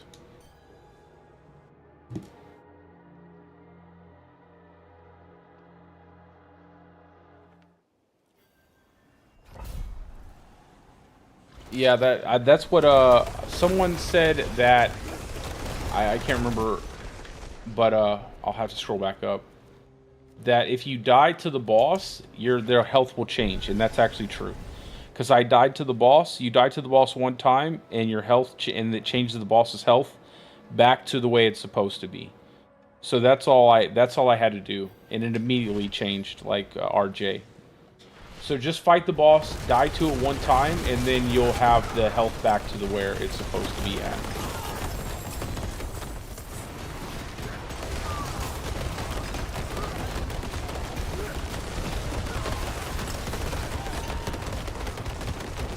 No, they changed the health changes on the bosses in the pit. So they took like 30% of the HP in the recent patch off the bosses in the pit. And what happened is, I guess in the PTR, there's like a weird bug where when you fight the boss the first time, its health is like crazy high like it was before. And then when you fight them the second, like you die to them, their health reverts back to the previous version of their health from the seasonal realm, and you get that lower health boss that you can actually kill it much easier.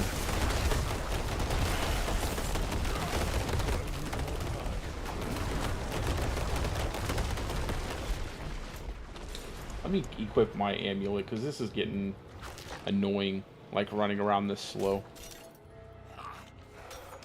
At least I'll have some more movement speed. That's getting to be a pain in the butt.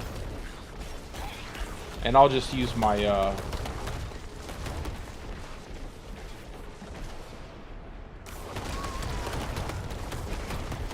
I'll just use the other amulet when we're doing something like the brand new stuff.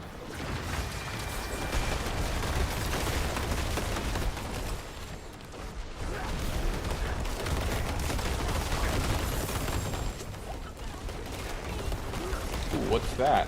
What is it? Oh, it's a staff. Come on.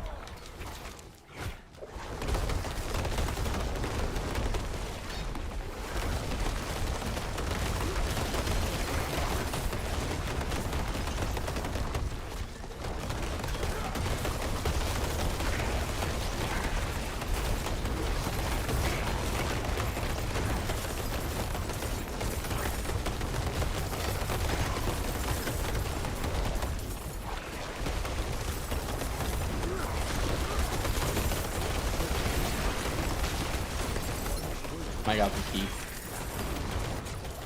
You gotta do faster dungeons than this.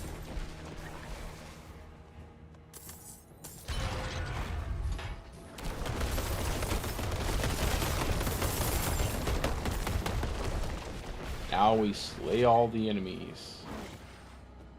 Conclave has to be one of the most annoying dungeons, man. It feels like they never really fine-tuned this one, like they did a lot of the other ones.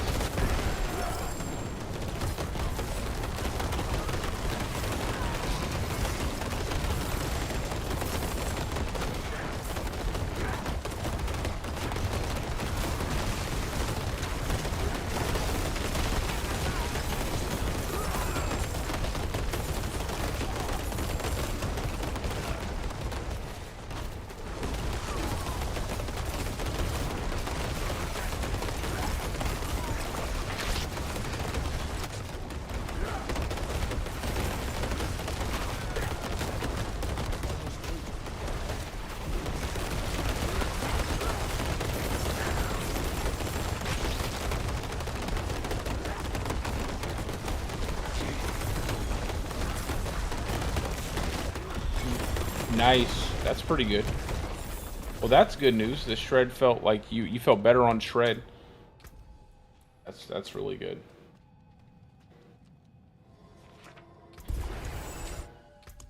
Let's see. I have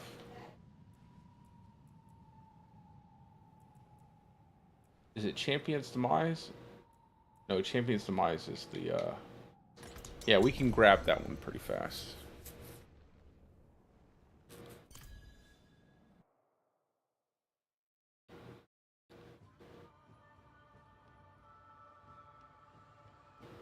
Yeah, like I said, let me see if it loaded. Yeah, so here's my this is my PTR setup. So I have Companion, Shred, Landslide, and this is my Shred setup.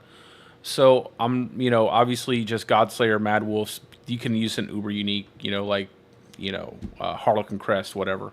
And then Stormclaw on a two-handed pole arm, and this is how I have it set up. And then for the gear stats, obviously none of this damage close. It's going to be crit damage, like all crit damage on your gear stats, and then crit damage here. And then the skill tree, running Lupine Ferocity here, right? And then my Paragon boards. Just picking up as much as we can. And then I just loop back around here for Height and Malice.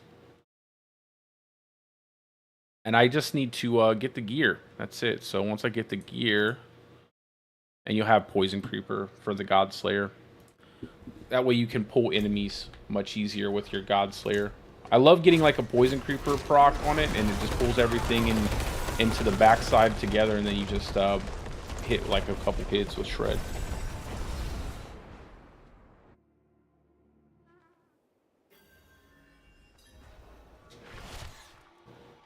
Yeah, I will say that Zenith Ring is going to be much more valuable depending on how much they buff it. I will say, like, they've already gave us a lot of damage reduction with Height and Malice and stuff, and yeah, there's the potential for some crazy stuff to happen with a Zenith Ring. You might even just want a Zenith Ring on your character all the time.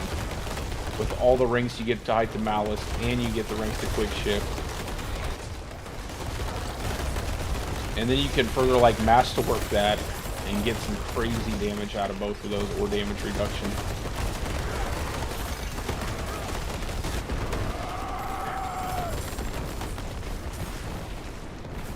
But these new gloves, Harry, makes Cataclysm give you infinite resources. So if you use a build where you can get, like, I don't know if it would be the best on an Earthbreaker, like, Landslide setup, because you can only have, like, one ring.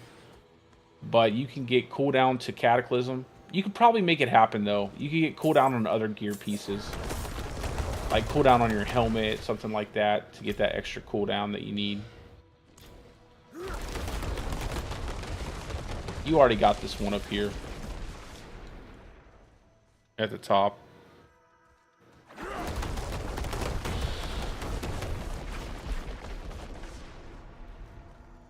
Yeah, no, we haven't. I haven't seen hide nor hair of that of anything with Genesis anything. So I'm pretty happy about that.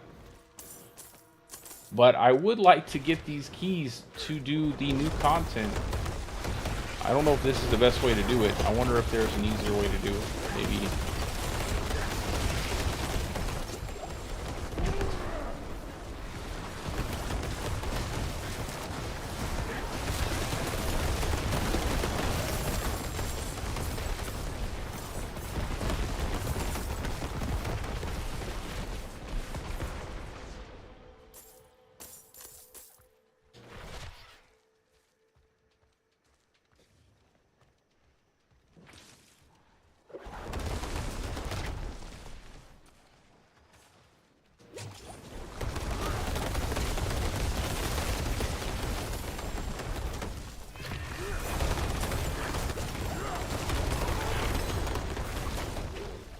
Come on, give us something.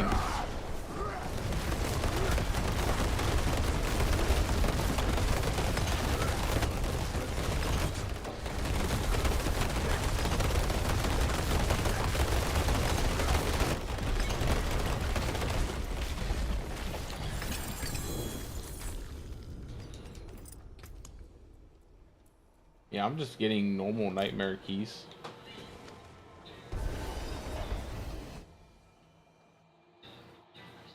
We haven't done too many, but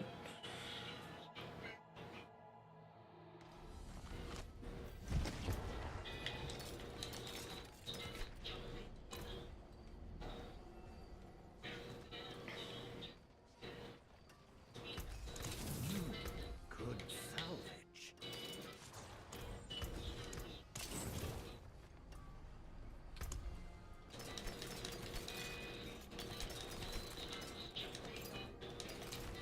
I cannot do that here.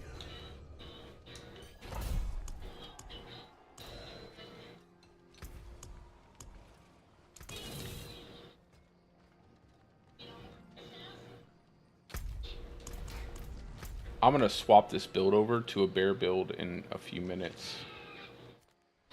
I actually want to use my planners. So I'll swap this over to a bear build, and then I have to swap my Paragon board on my companion setup too, but I won't do that until I swap over to companions. My companion build is in rough shape though, man. I have not fully optimized that one, even a little bit.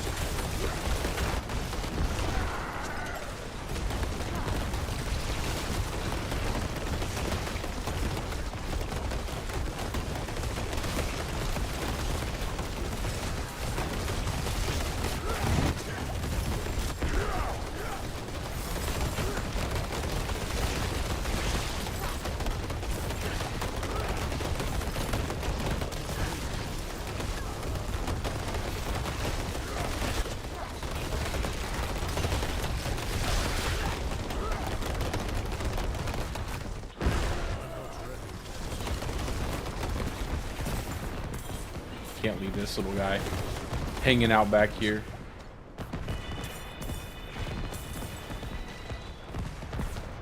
Yeah, I definitely think they should do something mechanically with the bosses.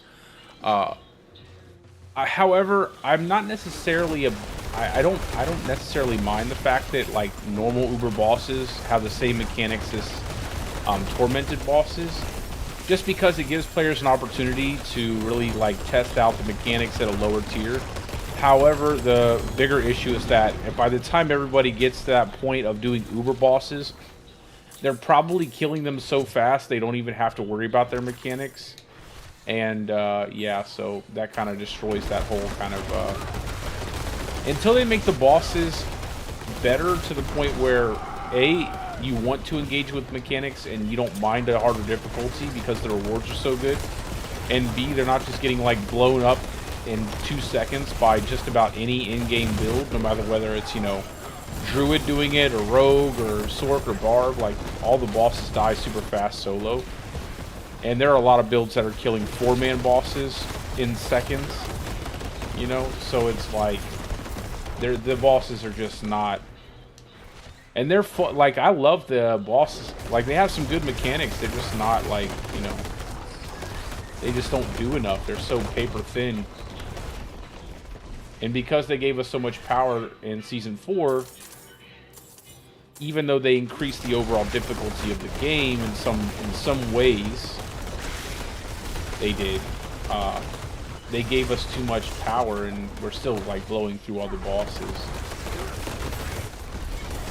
And what happens is, like, everybody will just compare everything to the best setups, like the very best class or the very best, you know, even if they're overtuned, you'll end up with like people wanting their class to be just as good, so they'll want it.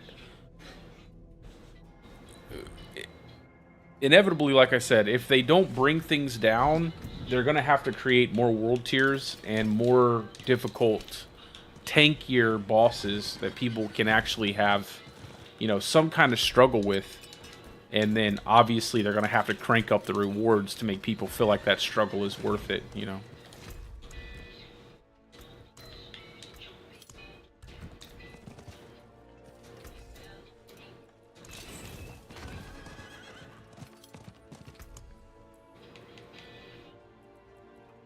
Still nothing. I got a Prison of Caldeo.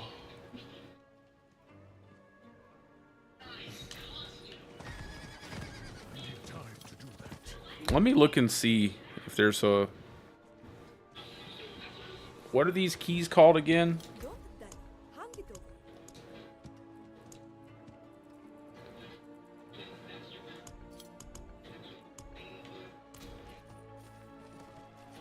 And maybe is there like a specific sigil we can craft to give us the key? I don't know.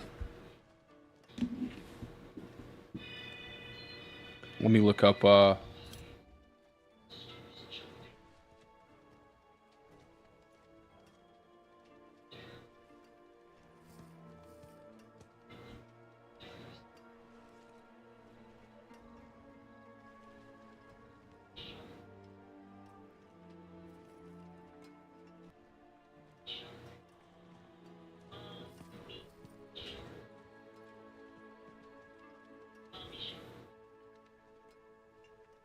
I'm just looking up to see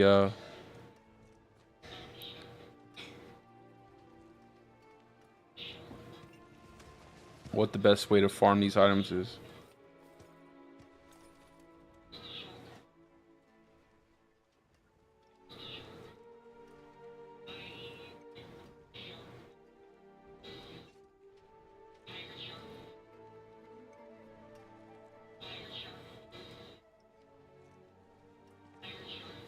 Yeah, it's everywhere, so...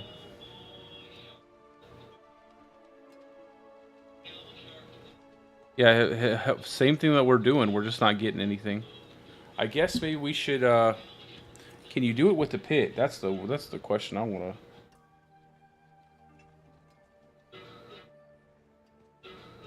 Bosses, Helltides, Nightmare Dungeons, and Whispers. So it doesn't say the pit specifically. Which is kind of unfortunate, because I would rather do the pit right now than sit here and do Nightmare Dungeons. But maybe we can just do bossing. I have some boss materials.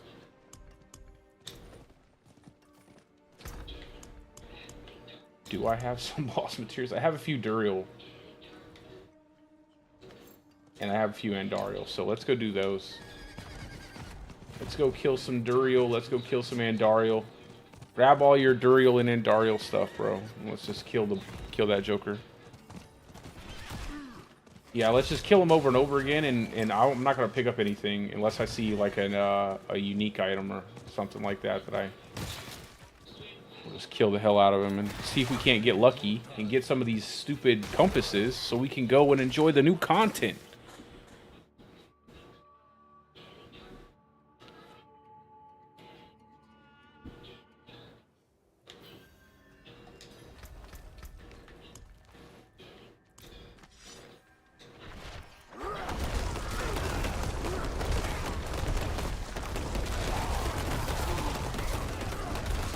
And I'm telling you, if they would just give us like a vendor that we could go to with like unlimited everything and just buy the stuff that we want to use, beautiful. Beautiful. This is not what I want to do.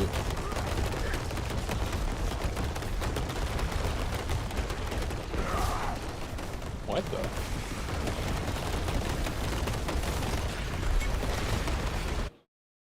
Oh, my game. I think my game just crashed. Never mind. Something just kicked me out, that's all.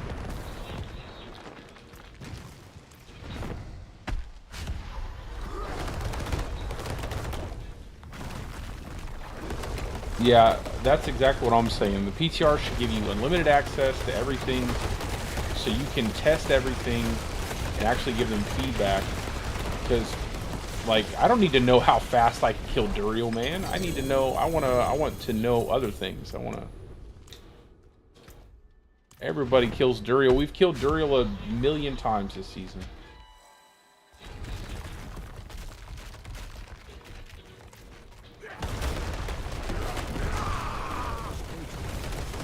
But boy, this bossing is so much better like this.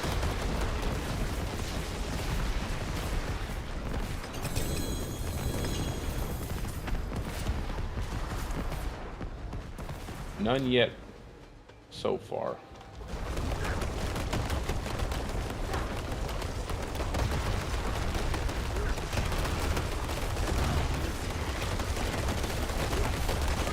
Give us a compass.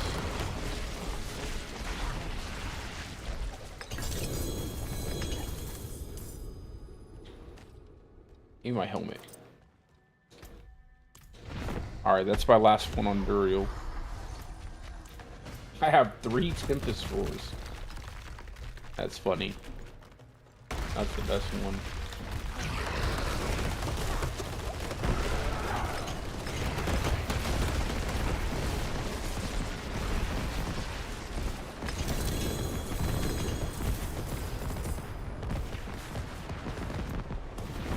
And then I just got a greater affix damage reduction on T-bows. That's pretty good.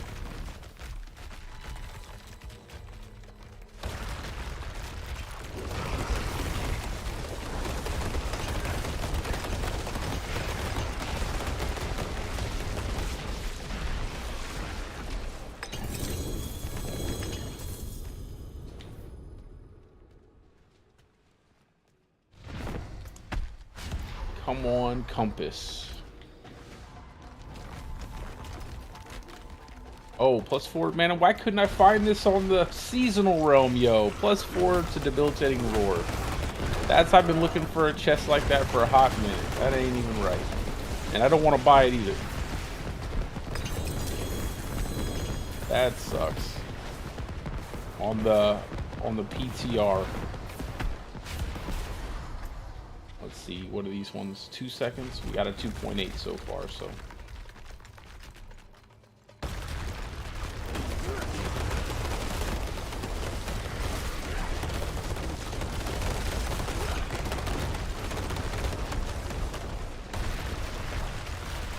What? Did he really live? I thought he died. That's embarrassing.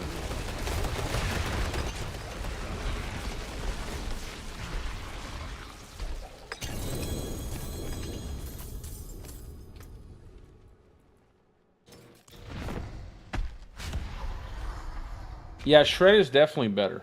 Shred is definitely way better. I don't know. Obviously, I don't know how high you'll be able to get it, like skeleton in the PTR, but it's definitely much better, and I think that it will probably be competitive with like B tier builds at least be competitive like B tier builds. But I could very easily see it being better than that with the right gear. It's just getting that boss damage, right? That's the biggest part about it.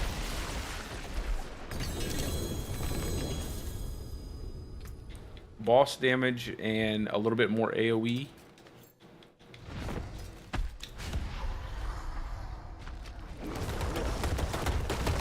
Hopefully they'll, like I said, hopefully they'll do something with the waxing gibbous, man. That waxing gibbous needs some help.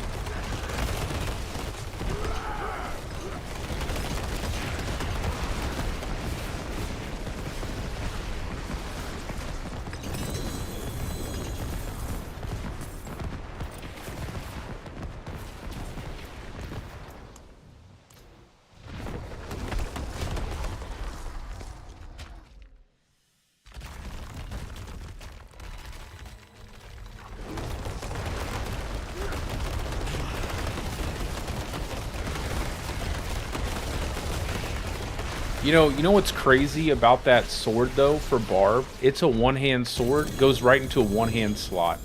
Like that's the crazy part. You get that, you slot it right into a one-hand slot, bang, you already have a monster of a weapon that you only had to give up a one-hand slot for. So you get 300 multiplicative damage for a one-hand sword slot. That's crazy. Not even a two-hand slot, a one-hand slot.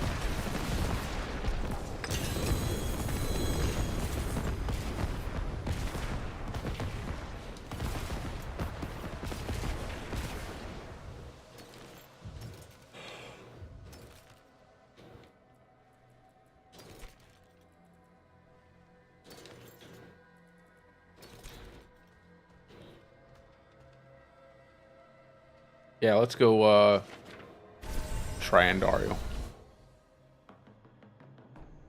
See if we can't get something out of there. I don't have Stygian stones though. I wonder if you get a better drop rate with Stygian stones.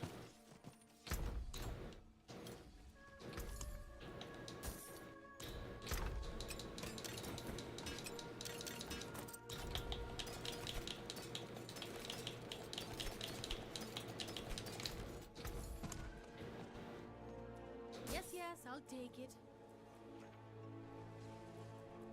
I have all this stuff in my inventory. I just need to throw it into here.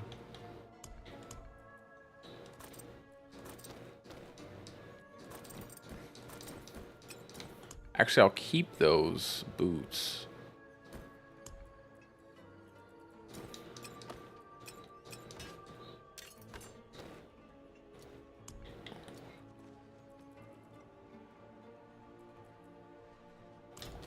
All right, I'm coming. Not while I'm in town. Just tell me when you get in there. And I'll teleport to you.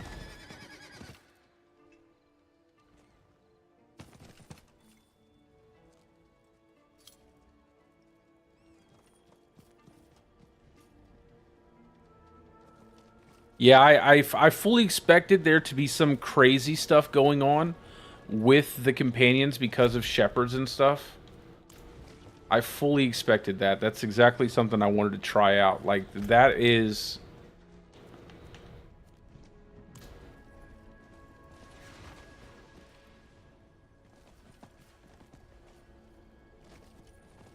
I have no idea how to change that. I don't know. I don't know if that's something I can do on my end. I probably just have my volume set a certain way. And then, you know, obviously the sound from the commercials is set at a different, you know, volume.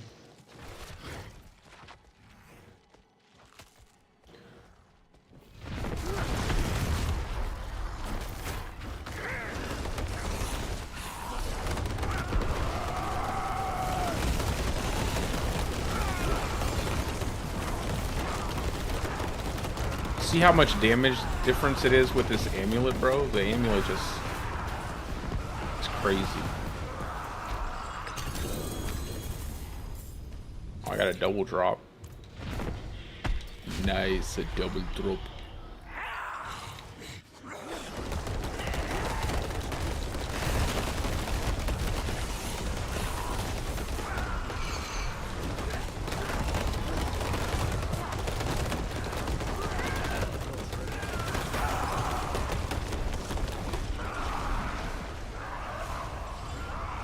Yeah, wolves are obviously going to be the best companions. I don't know what the trillion thing is going on, but it's probably something like what happened with Boulder on the last PTR, where Boulder and Hurricane, like, they were some kind of crazy double dipping issue. Well, really it was just Hurricane, to be honest. Hurricane was like going crazy with how much you could stack the damage, and it wasn't refreshing. It was just stacking damage infinitely. The more you could refresh it, the faster the damage would stack, so you could get like trillions of damage out of it. So it's probably something like that, where the damage is just stacking over and over and over again.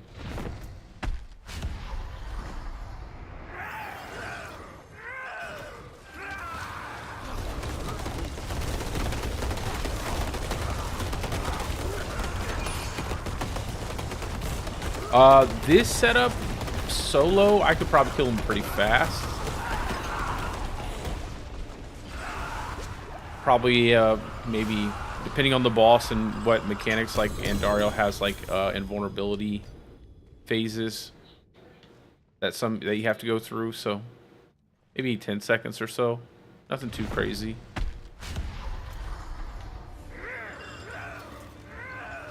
I don't have good, but my gear is trash. Like, it's not even anywhere near good gear, like top tier gear. So that's why my damage isn't the highest.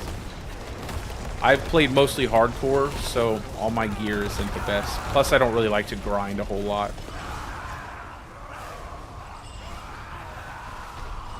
I just typically take what I can get and do the best with whatever I get.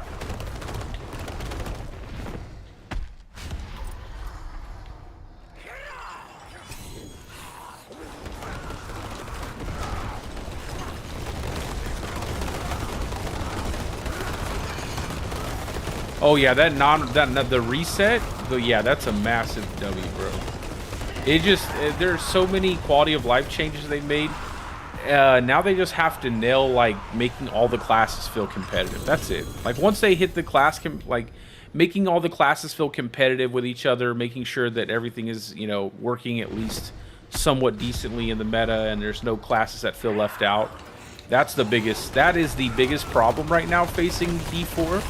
But outside of that, like, everything else feels great. Like, they just have, if they balance the classes around the content that they have in the game, I think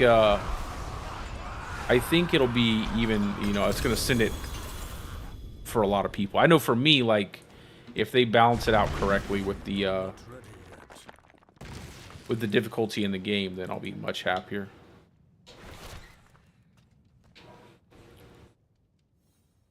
I must wait a moment. Okay. Why am I getting frozen?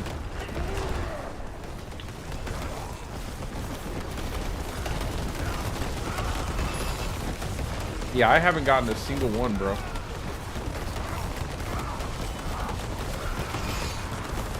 And it just said in-game content, like, you know, nightmares and hell tides.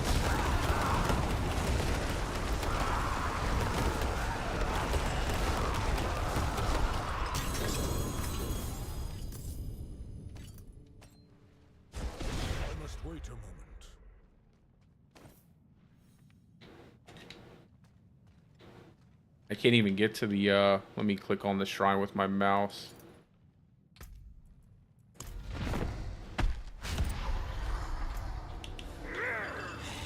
Ooh, nice. Call the Wild Amulet. Now I actually have a decent amulet for my companion setup.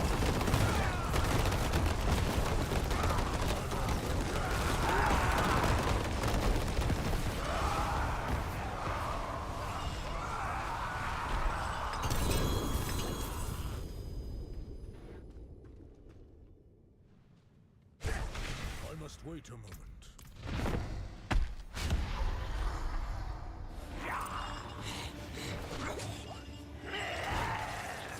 I can't move.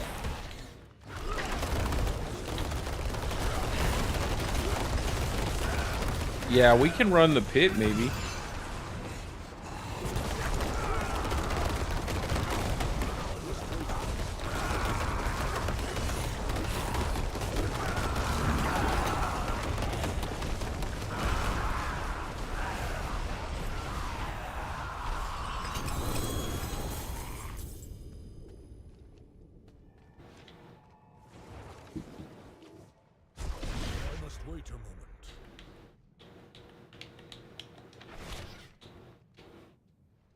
Why am I getting stuck?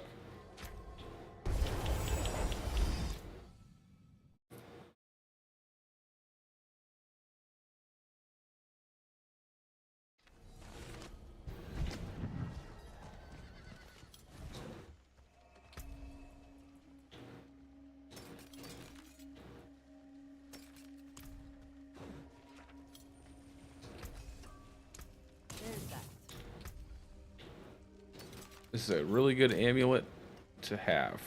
Let me go ahead and roll this thing with some companion damage.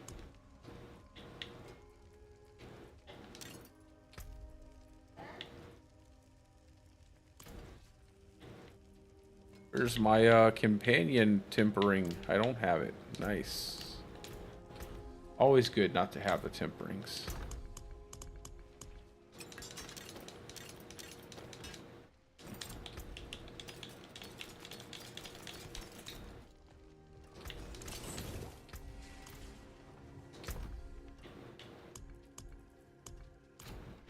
Alright, let me swap out some stuff real fast. I'm gonna swap over to a bear build.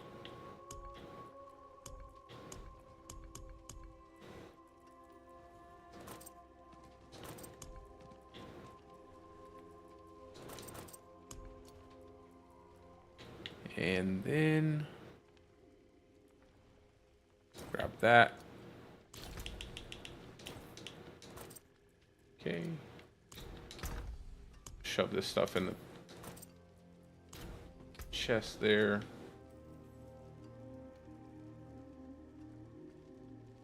And I just gotta set my Paragon board up. Gotta reset it, I think.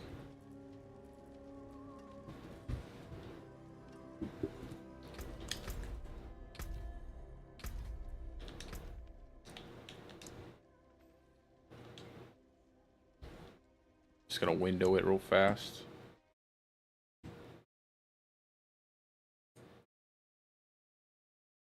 One second, guys.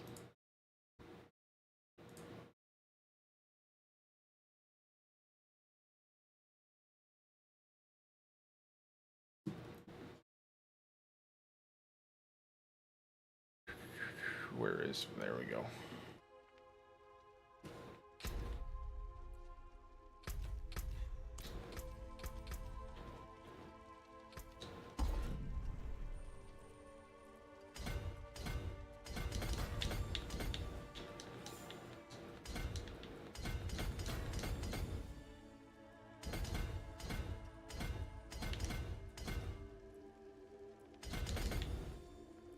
Now we can try out some werebear. Where's my Fang and Claw at?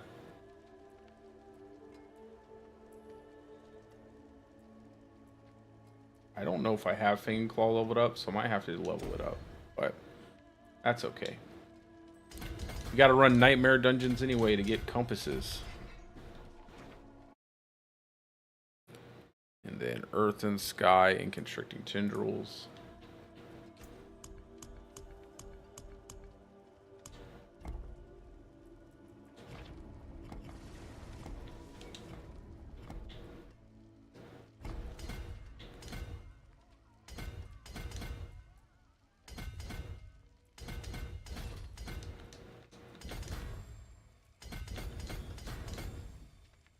Then over from here.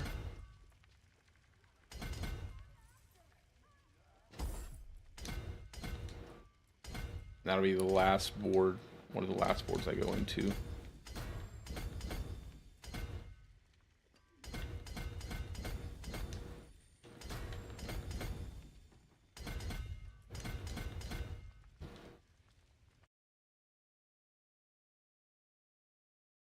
And then spirit.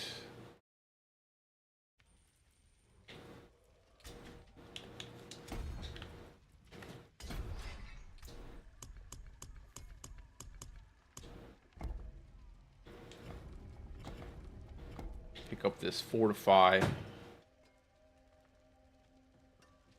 No, it's not that one.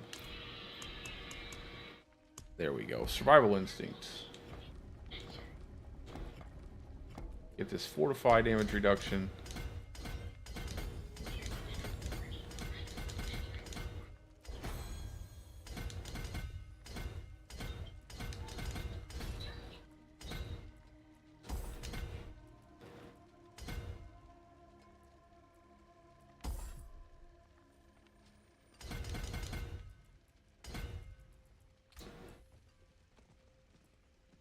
See spirit here.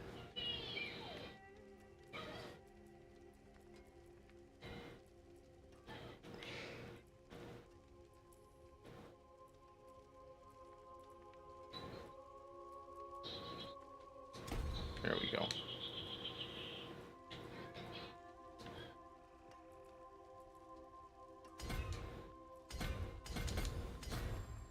Bear with me, guys. I'm just setting this thing up real fast.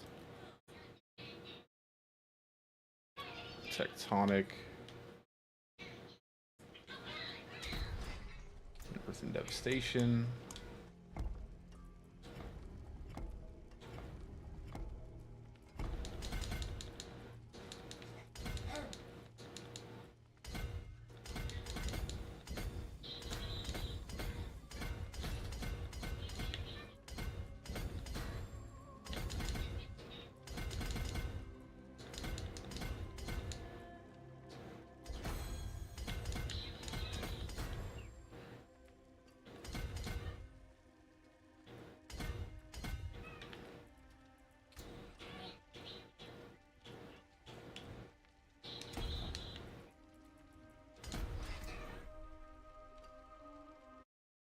Then Ancestral Guidance.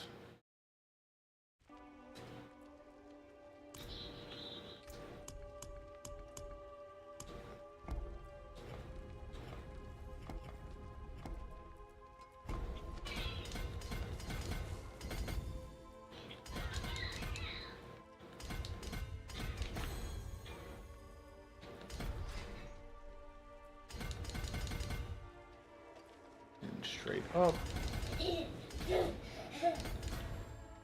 Do outmatch. So I just have to level up Fang and Claw, and that's it. Once I level up Fang and Claw, I'll be good.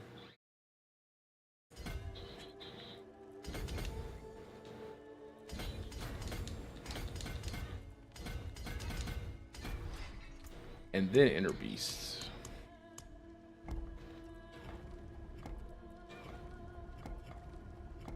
Grab the HP.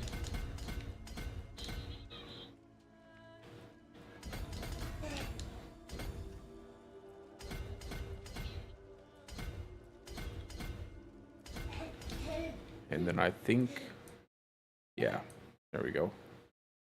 Slot an exploit. I just have to get the other gear affixes I need to give vulnerability. I have 2 points left over. I don't know what to do with them. Probably just get HP somewhere. Or just throw them somewhere. Yeah, we'll throw them here. There we go. Alrighty.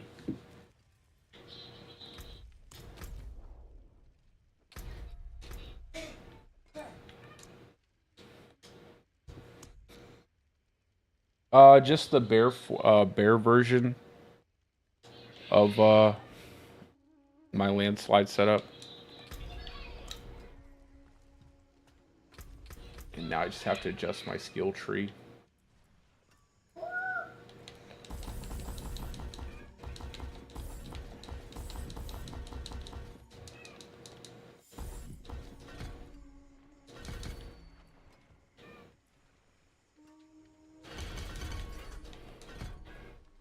And then I use earth mending stone here. Want work done? Let's get started.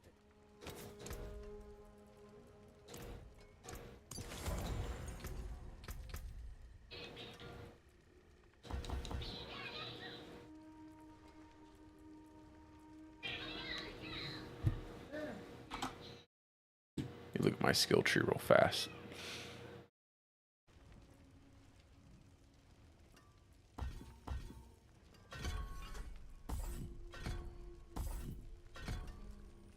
Okay. And then that's done. That's good. That's good.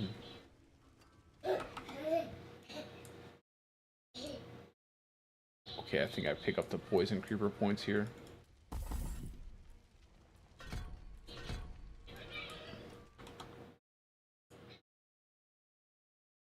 And then I have trample, but I'm not using trample right now, so we won't do that. And then we're using Cataclysm instead.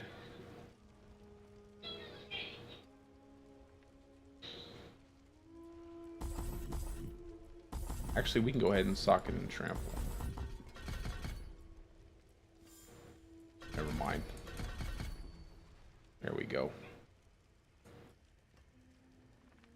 I think that'll be fine for right now. And then this is good. That's fine. This is good. Good. And then we're good there. And then just for the heck of it, if we need it, we can throw a debilitating roar there. Alright.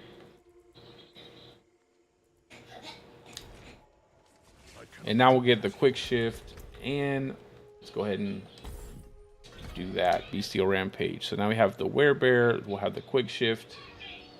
Bonuses. We'll get everything kind of cranked up. And then... Alright, let's do... let's go ahead and do a Nightmare Dungeon.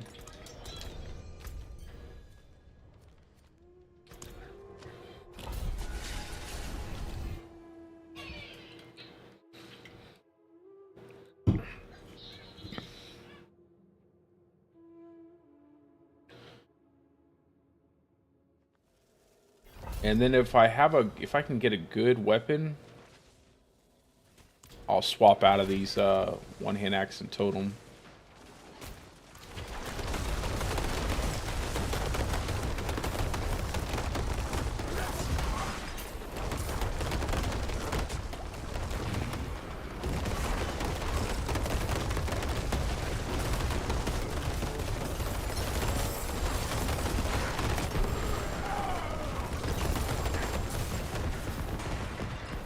Now if I think I'll get Ghostwalker maybe.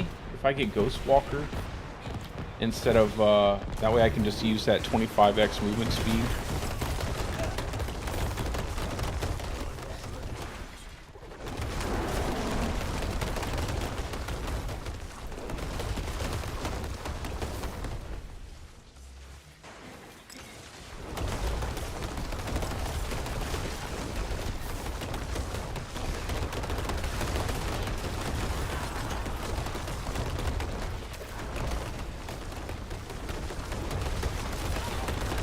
Just throw on the amulet so I don't have to move slow.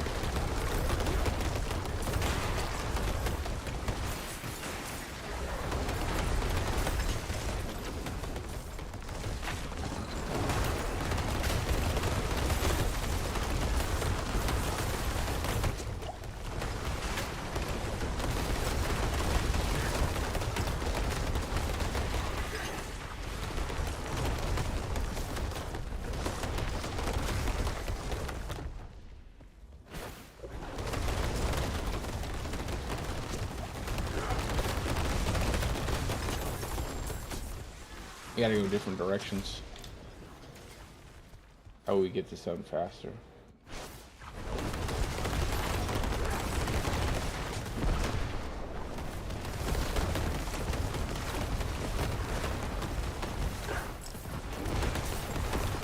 Make sure there's no enemies hiding in the corner there.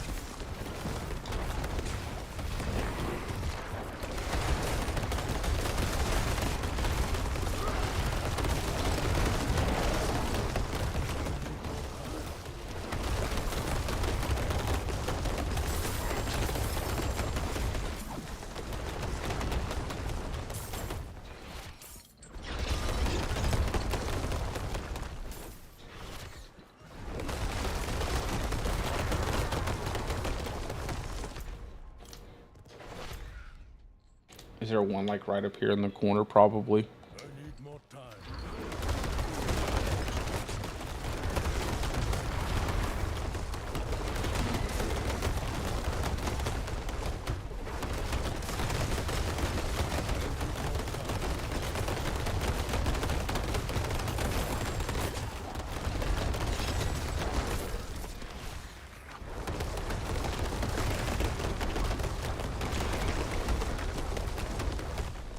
Why is it still showing the animus over here?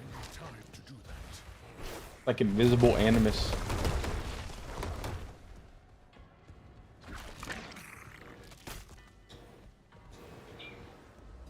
I think I'll swap into my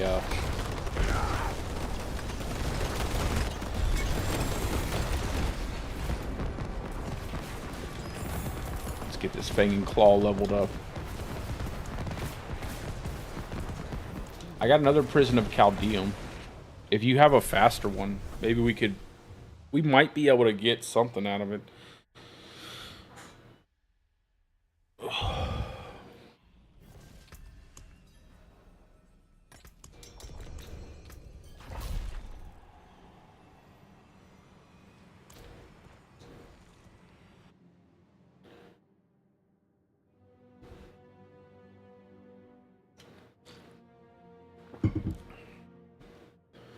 I really like the bear build though. This is actually pretty cool.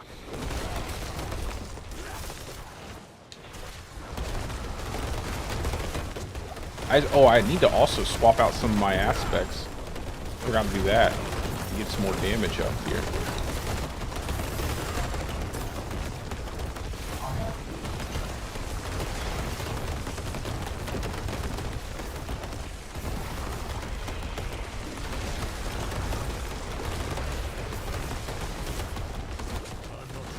Yeah, I think debilitating roar is probably still going to be the best, to be honest, guys.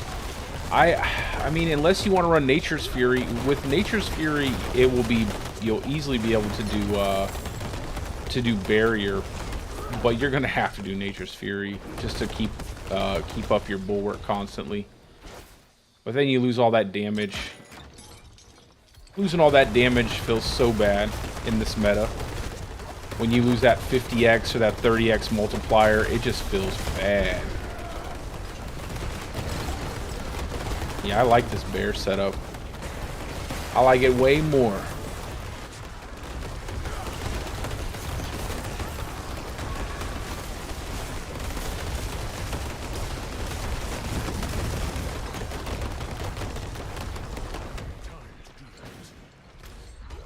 Is this just a room? Oh, he's got a compass. Someone, it's like someone needs to attack that man, steal it from him. I want a compass. I need time to do that.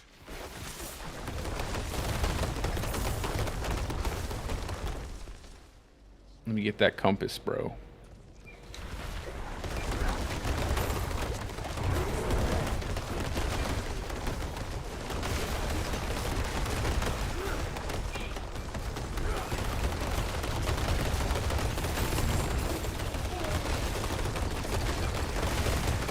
Look how fast they just rip that barrier off. Even with all the extra barrier, you just kind of pull that joker right off.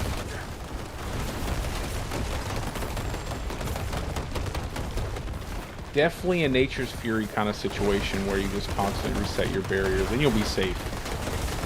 But I still feel like unless you're running Nature's Fury, you're probably better off just going ahead and sticking with debilitating roar, getting debilitating roar duration reduction, like duration, and then also getting like cooldown reduction, just to make it easier to constantly keep up your debilitating roar. Even though they nerfed it a little bit, they you know, they gave us all that damage reduction, so it's kind of not really a nerf.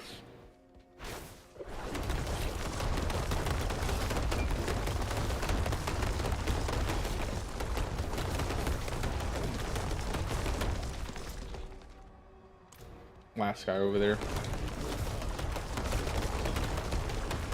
Man, I really miss just being able to shapeshift in general and not have to be a shapeshift in the animal form.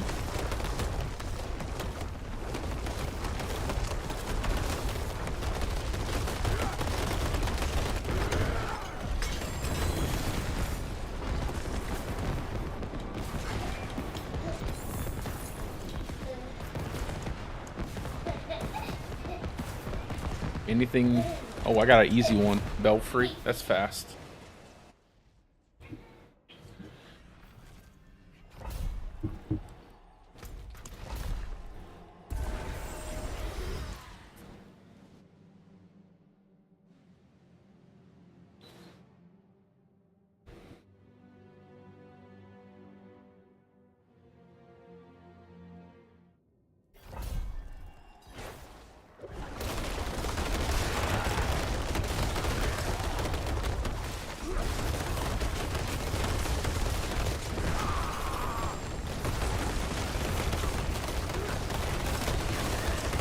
I feel like my bear looks like he's hitting that Hulkamania, that flex that Hulk Hogan does. He's like, oh yeah, just throwing landslides. Flexing on them. Bang, bang. That's so funny.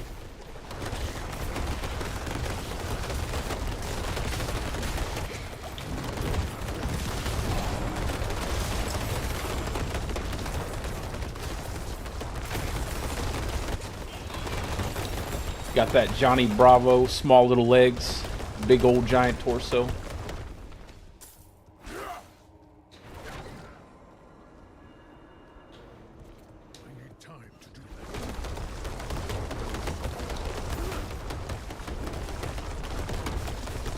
Yeah, that bigger area effect definitely makes a difference. It definitely is a lot nicer.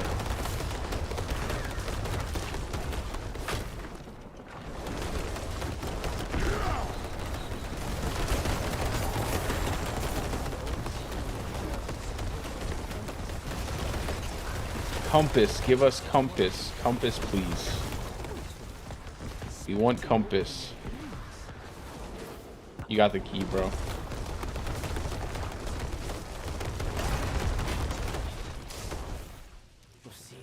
We want compass.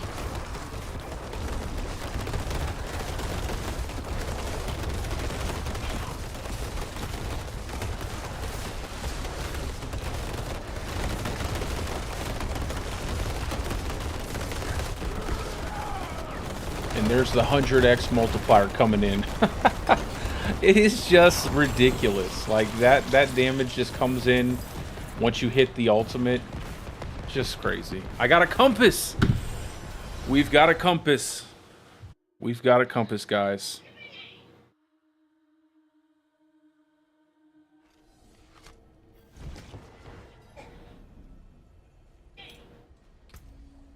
Oh, you got a compass too. Sweet. I got a tier 3. Let's go. Thank goodness.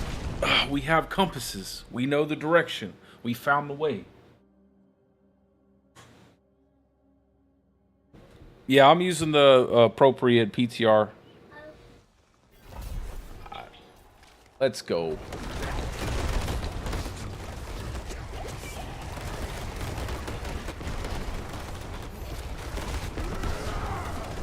I'm in it.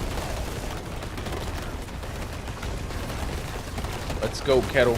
Get all of our... We need to get all these ethers or aethers or whatever they want to call them.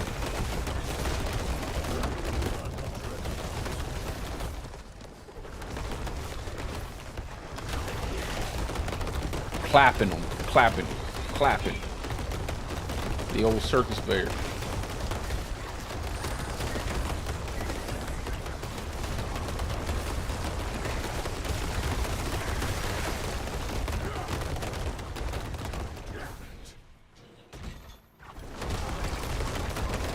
Pyramid heads.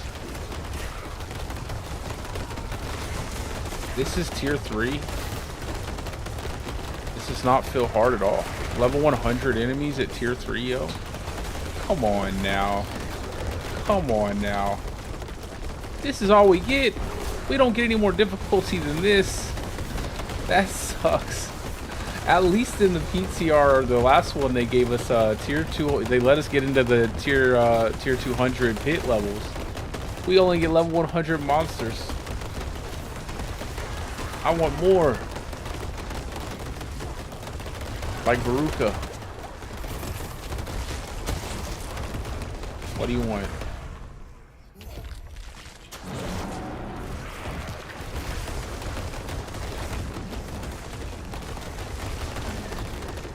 That's a big old hell no to the barrier. They just strip it too fast. Even with like over half your HP, they strip it way too fast. I'd rather have like might and debilitating roar more consistently.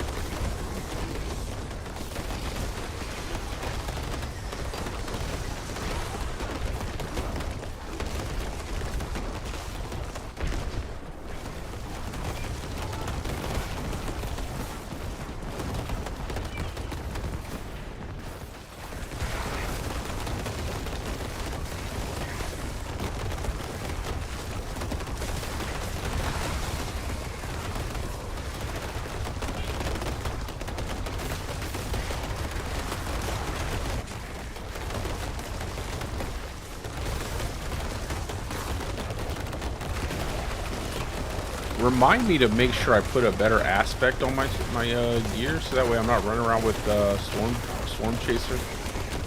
Yeah, I love the bear, man. I think I just like this more than the I love Nature's Fury Landslide. It looks cool, but I'm not gonna lie. Something about the werebear. I think I haven't seen enough werebear. That's what it is. Happy to see the werebear. Let's get this, whatever this one is.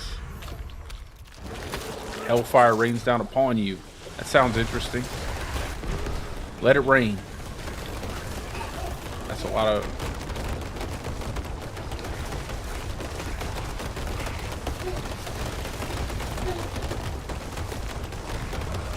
Oh, that's what I wanted to show you guys. So my build actually incorporates Stampede into it, just for fun. That's what I want to do.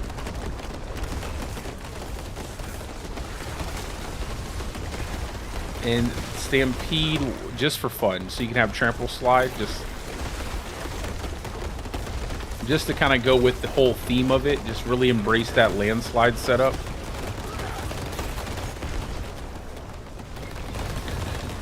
I forgot to put that on. So we'll just stack out Debilitating Roar, and then we'll equip that. Take off our barrier, and then just have a good time with Trample Slide. Trample Landslide. I have a pet build. I have one. I have a planner for it. I have a character with companion, skill, damage, everything. I just I played it a little bit early on before I started up the stream, and then I haven't went back. I just recently swapped this over to my PTR Landslide build. I was using my Fury Slide build, my Tornado Nature's Fury Landslide build for seasonal stuff. So I do have the companion set up. I'll be switching over to that, trust me. I don't know what this mass is spawn. Let's get it.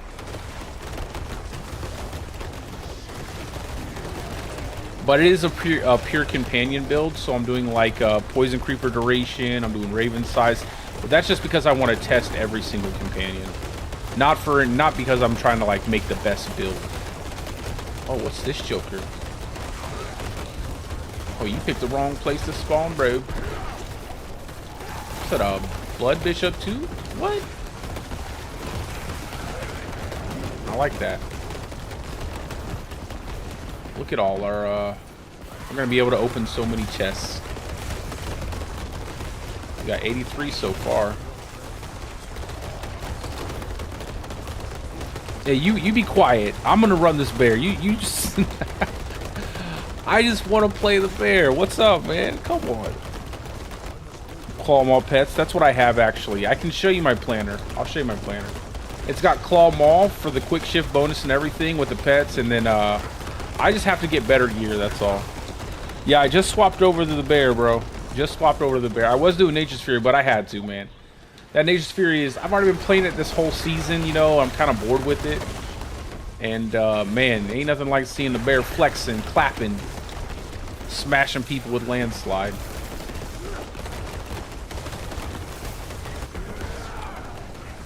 And I'm going to tell you guys what. I've just in case you guys are just coming in.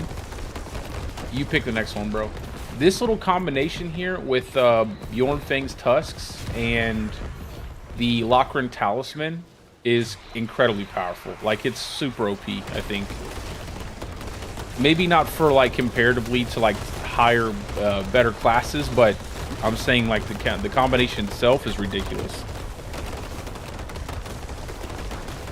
You basically, if you get 100% uptime on your Cataclysm, you'll be able to have infinite resources, 50% crit chance, tons of crit damage, and a 100x multiplier. So that's just crazy strong in my opinion, and it works really well. I just don't have the gear to get infinite. I don't have the gear to get infinite Cataclysm right now.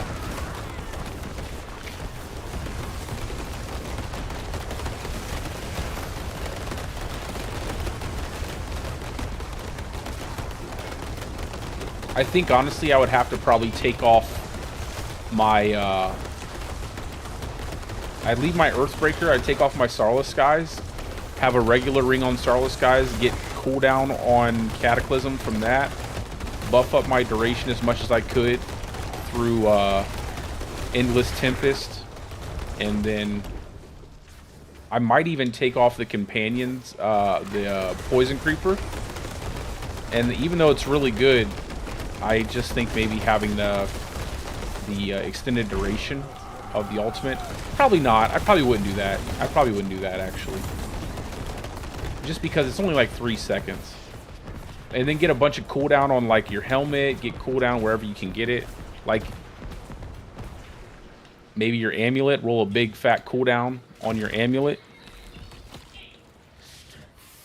Because this thing is crazy. Watch, let me swap it over real quick. Oh, it'll take off my aftershock, but never mind. I'm not going to do that. Because that'll actually destroy the damage. But it's actually pretty crazy when you get this. It really worked well with Pulverize. I was, like, it worked incredibly well with Pulverize. Like, it's really, syncs up well with that build. You can basically unlimited resources, 100% crit chance, and you're just slamming enemies with Pulverize. Let's see. Spoils of materials, greater equipment, spoils. Okay. Boy, do I don't got 250. I guess we go equipment. Really? That's it? I don't have 250. Oh, that's nice. That wasn't too bad. What's this, Abyssal Scroll?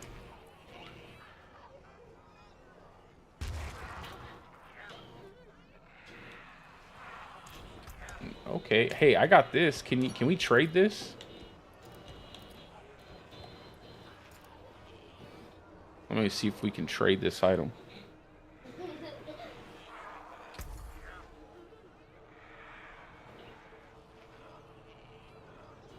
No, yeah, it is a mass. I mean, it's a 100x multiplier, bro. Maybe you can upgrade yours. Like, it's crazy. The Bjorn's Tusk gloves are just crazy.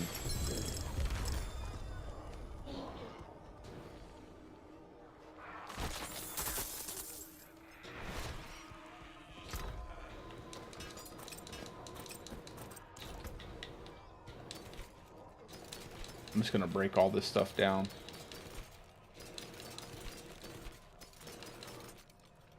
So I was just explaining earlier that Tier 3 is the highest. I was just explaining earlier that when you get Bjorn's Fangs, if you get 100% uptime on your Cataclysm, you'll have infinite resources the whole time, plus the 100x multiplier if you find the perfect set, right? Then, if you look at this Lochran Talisman here, the Lochran's Talisman gives you up to 50% crit chance for having 100 your max resources. You get basically 0.5% per resource up to 50%. And then after that, every 1% above 100 gives you 1% critical strike damage. Plus it gives you attack speed, a massive critical strike damage roll.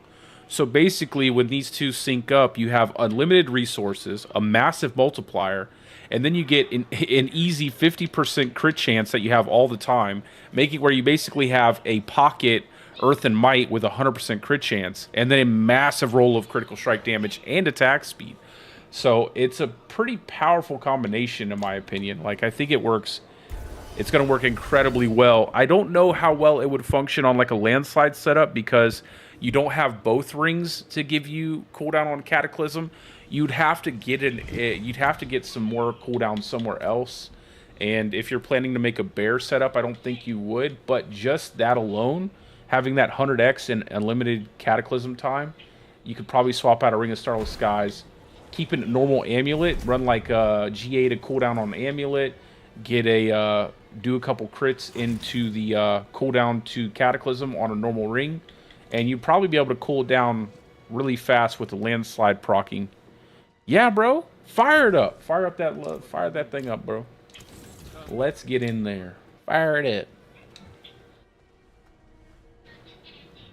If we can do a tier 5, let's do it.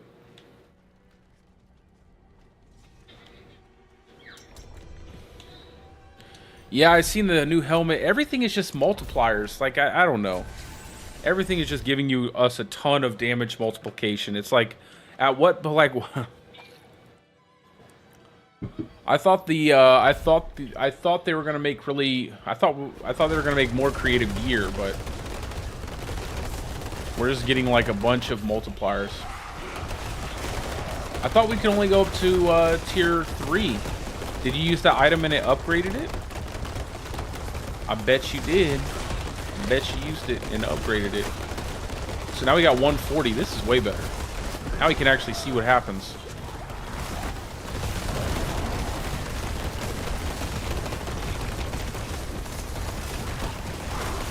Oh, that's what happens. I just died.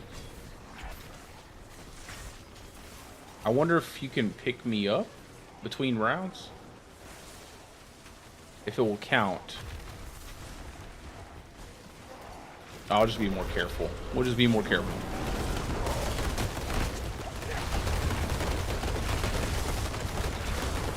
Oh wow. That's a lot of explosions.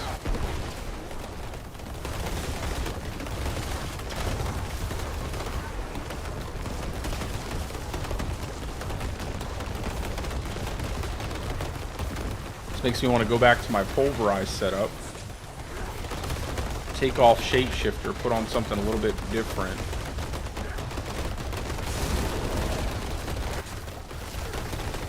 Yeah, I gotta swap back into Debilitating Roar, man. Debilitating Roar was so much better.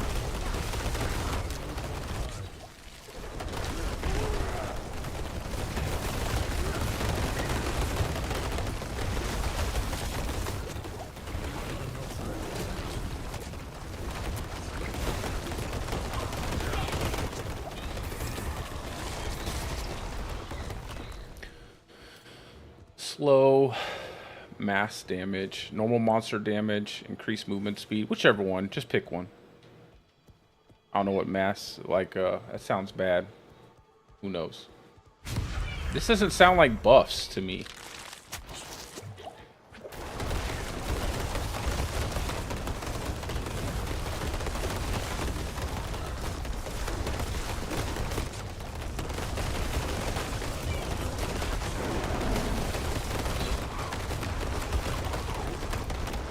I got a socket, that's why too. My health is so low.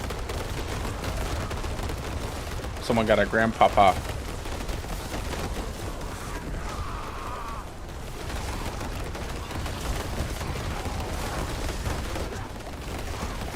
That's why too. Let me stack up my quick shift bonus.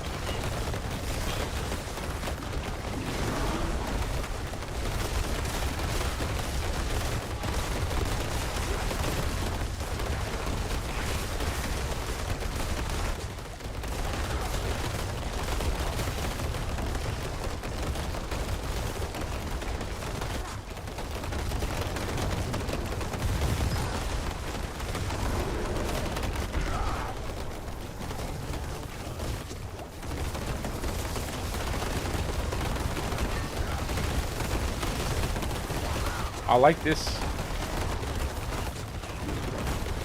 Just got hit by that big ring of fire there.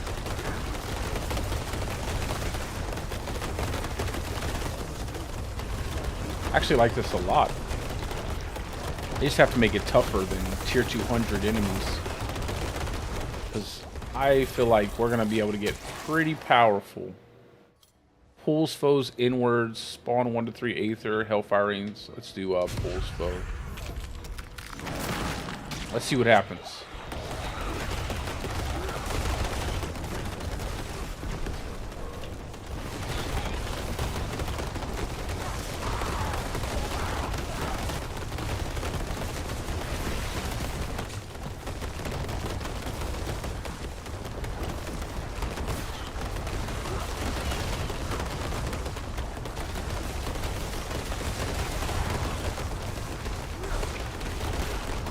Pretty strong pool.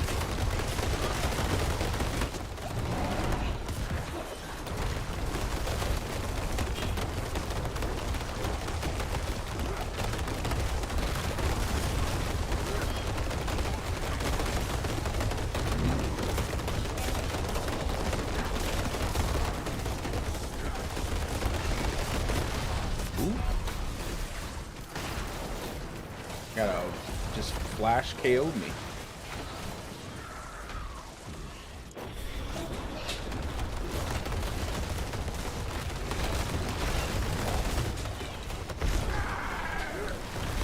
They definitely hit hard.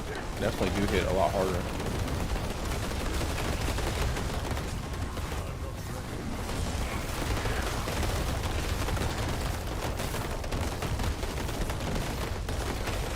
I gotta get my HP up.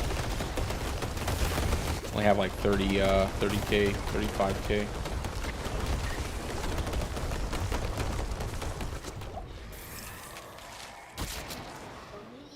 So there's 7 here. Hellborn, rains down. Yeah, just pick one of those. I think the Hellborn one's probably a good idea. Sounds like a lot of fun. My God. The damage.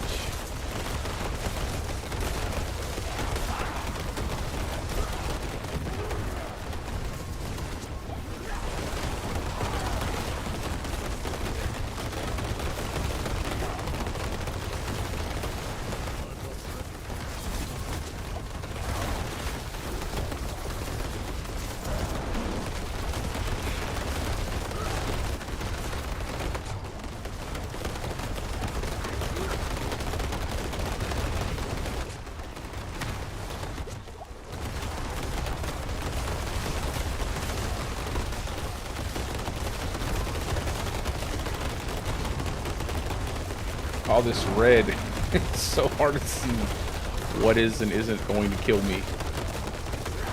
They love the color red, man.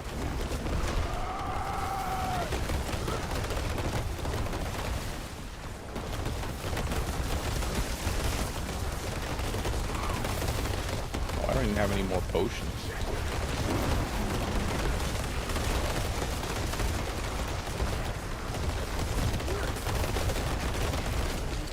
I don't have any more. Do they not drop potions in here? Wow. Oh. What's up, buddy? Cute. Cute. Cute. I think that's the last 2 enemies. There you go. Let me swap this out real fast to debilitating roar.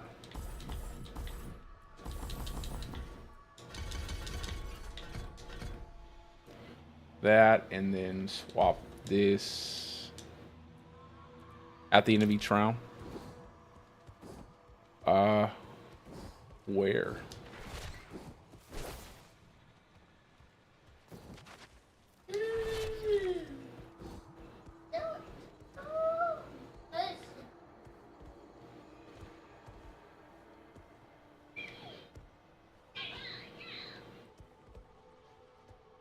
I don't know which one would be the best. Let me do this. Give me some more health.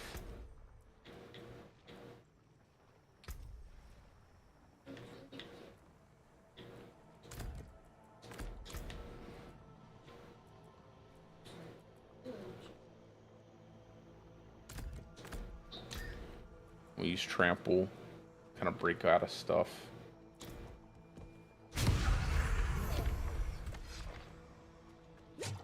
Oh, I see. Yeah, after you select it.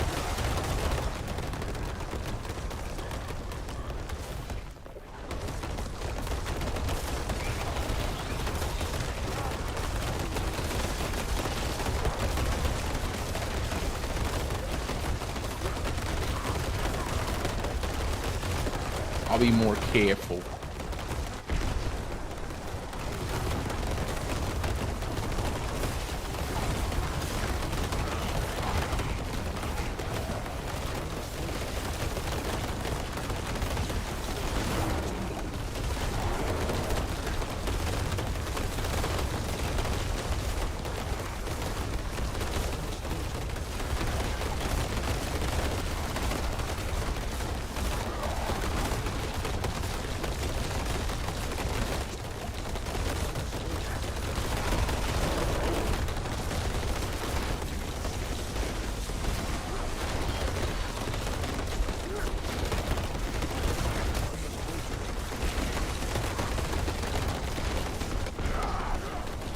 There we go.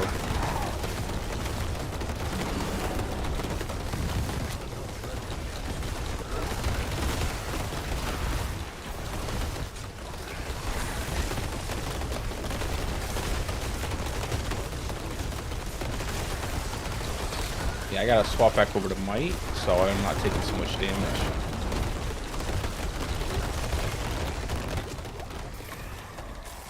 Wow, that was fast.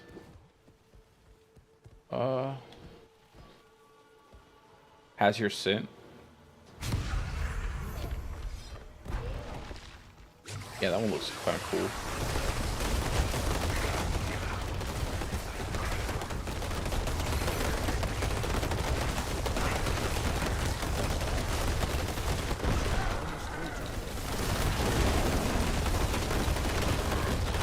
Oh my god. What? A burning butcher? What the? What was that, dude? I'm sorry. I had no idea there was a burning butcher.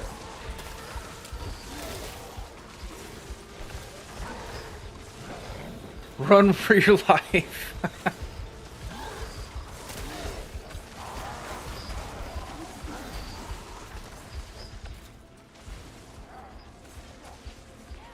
Yo, that's pretty dope, man. It even looks different. They didn't even use the same the same looking butcher. He's got like crazy horns.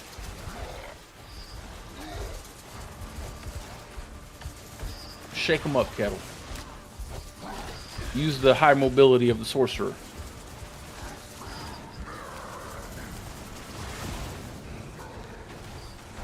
Yo, this makes me want to swap back over to my Pulverize setup.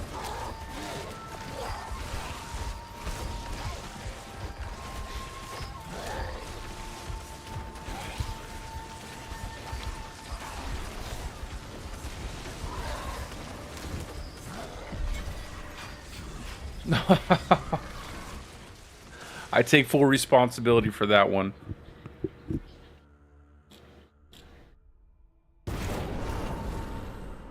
I had not expect a burning butcher to come out of nowhere. That was actually pretty cool.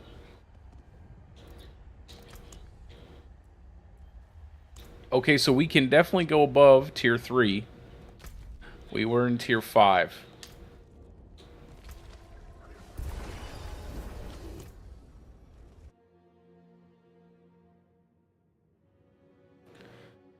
I guess now we just have to do more nightmare dungeons.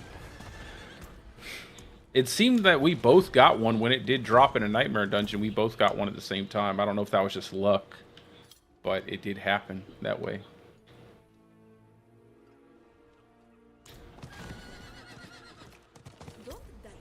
Let's see. So we have the landslide pillars on the amulet.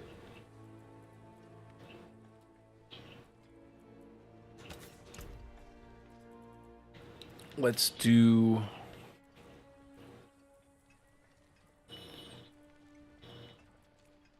the trample earth.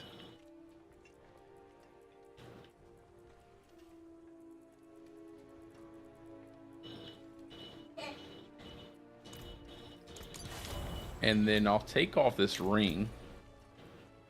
I think I will take off Starless Skies. Just go ahead and set it in here. Use a different ring.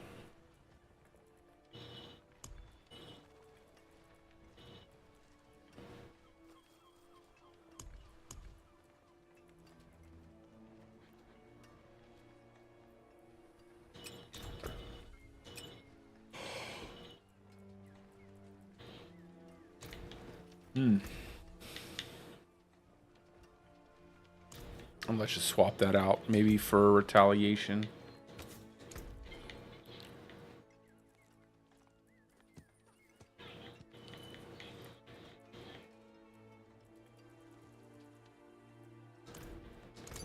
And then I'll swap out this mending stone for might.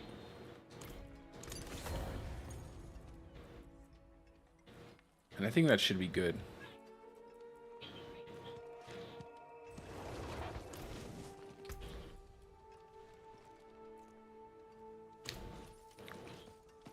All right, let me swap over to my Pulverize build. And, yeah, you can swap to whatever you want. I'm going to swap over to my Pulverize setup. Because I feel like it'd be a lot more fun with that kind of going.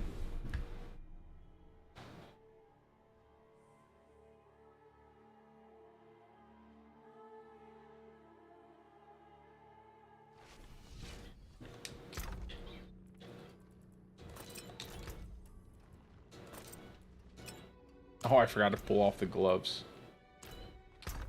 That's alright, we have a free pair here too. And I need the amulet. No, I have an amulet here.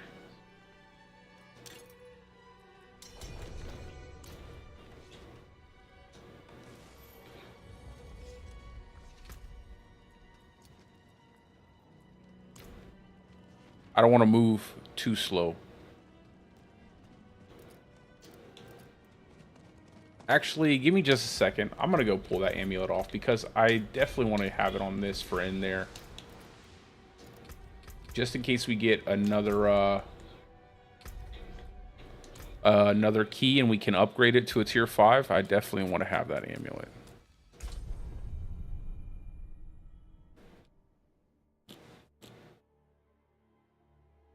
It just has so much value.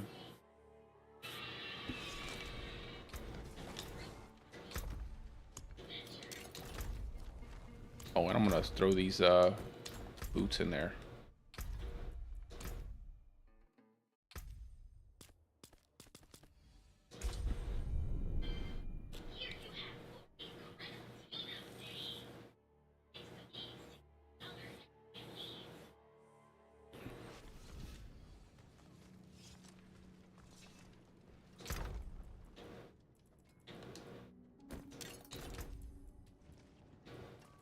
Yeah, we're good to go.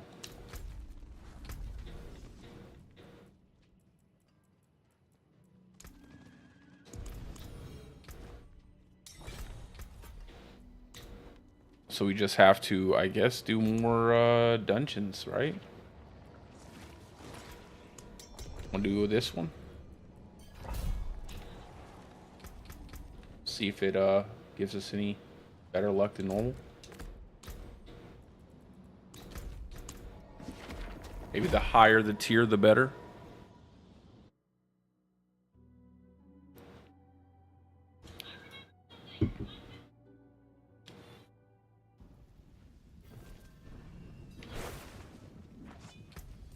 It's the old slow poke bear.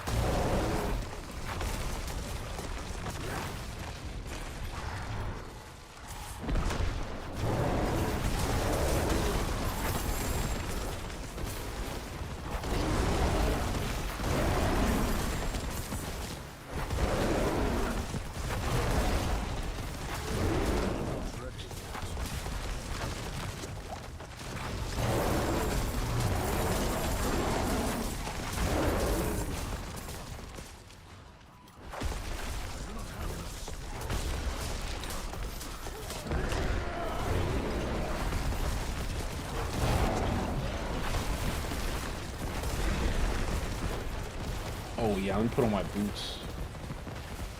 That's what stopped me from moving.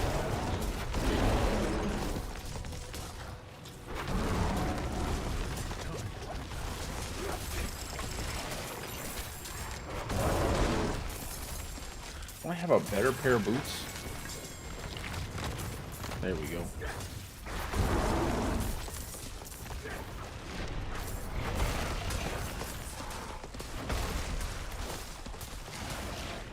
That's better.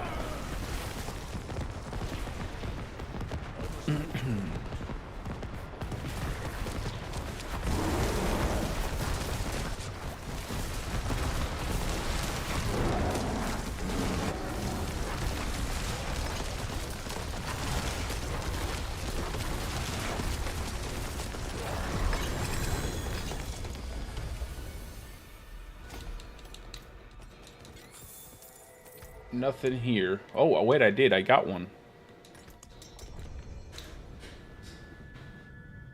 That was easy. Well, maybe it is the higher tier, the better.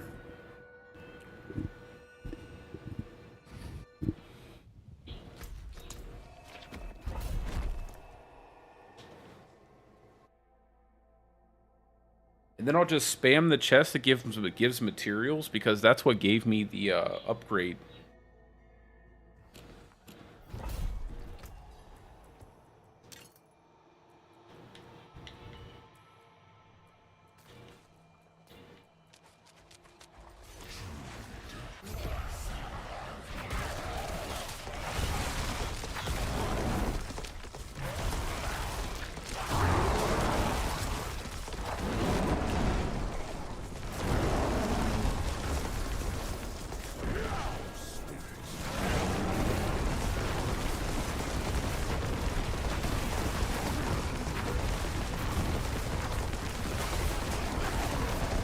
Did you get one also?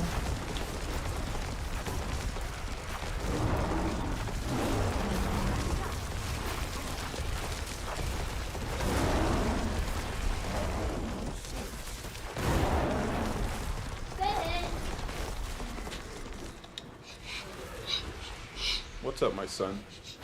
Okay.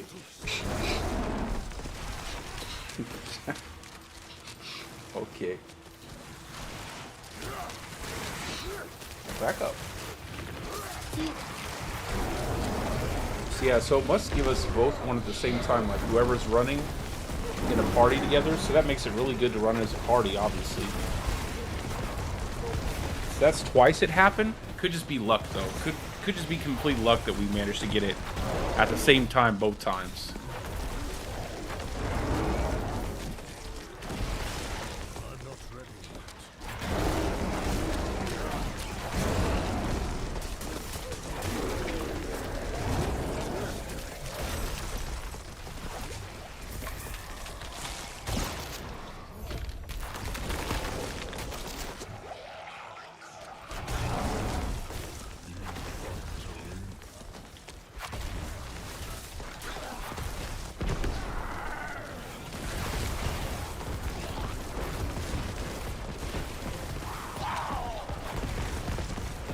I need to roll these boots with a greater affix to movement speed, man. It's killing me.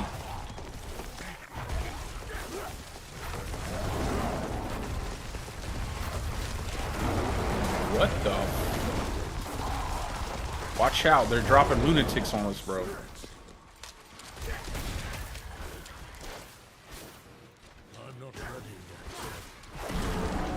That butcher was pretty cool, man. I hope we can get another a butcher like that.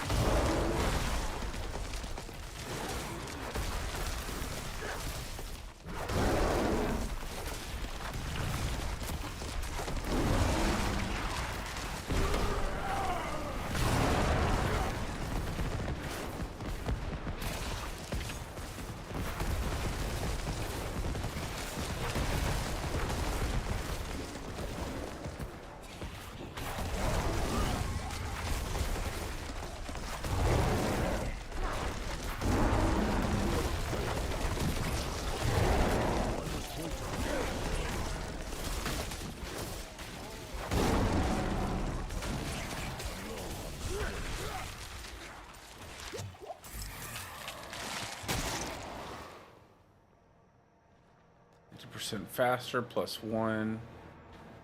I must wait a moment. It says killing them spawns.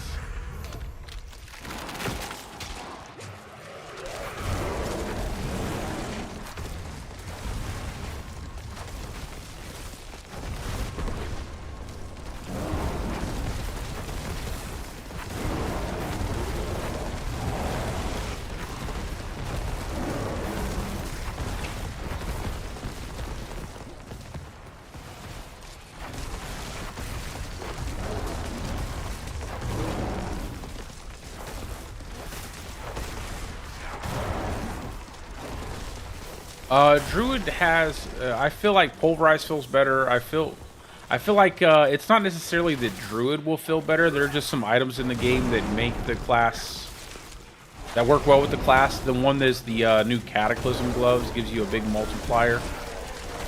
So Cataclysm isn't necessarily good on its own, but it gives you a massive damage multiplier.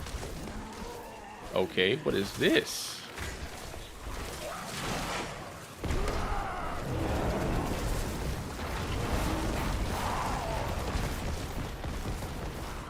But overall, I think like the new items make the class feel better. Companions definitely are stronger with the Shepherd's aspect.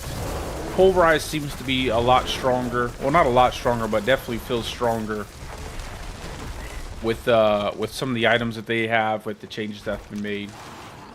I haven't got to try too many things. I'm probably gonna swap over to my companion build soon. I just wanna. We just got into this the new content, this wave like Infernal Horde content, and it's actually pretty interesting. We ended up dying at we had a tier 5 key, and you could spawn like this completely different variation of butcher. It's called a burning butcher. It's pretty tough, but tier 5 was like 140. Yeah, you can be werewolf. I think shred is probably going to be like one pretty decent build overall. A bit of a sleeper build, but I think it's going to definitely be doing pretty well. I have a shred planner, but I just haven't built out the character yet because I don't have one that copied over.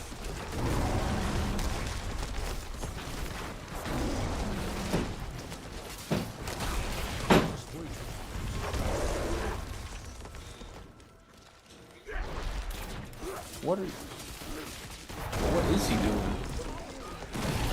He's closing the door on you.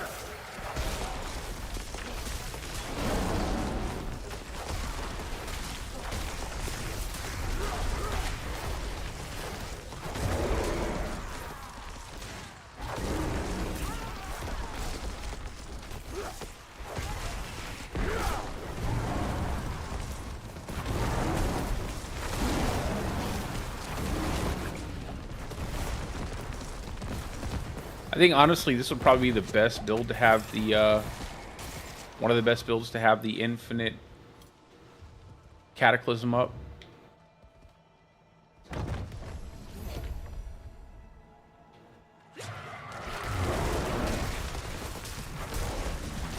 Just because you have free ring slots.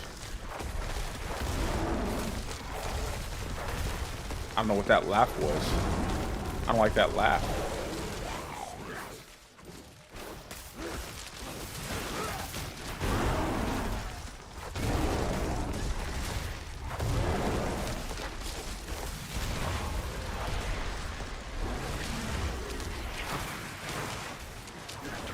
Yeah, I need that spirit generation I get on my boots.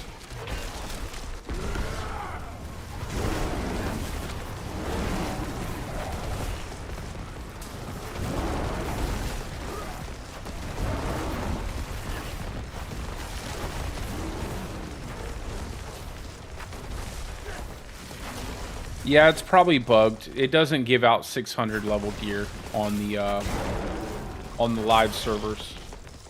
Yeah, it's probably just bugged in the PTR server. Don't pay attention to that.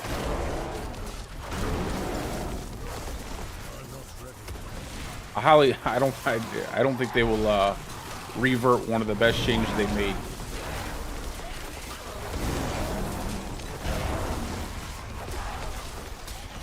No, it's probably just bugged on the PTR. You know how the PTR is, man.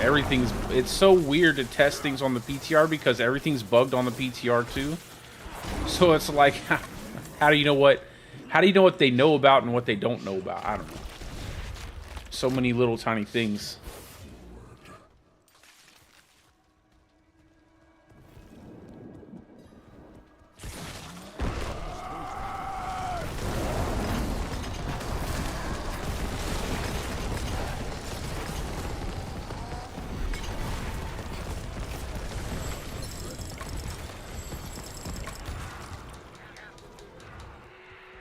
I got an abyssal scroll.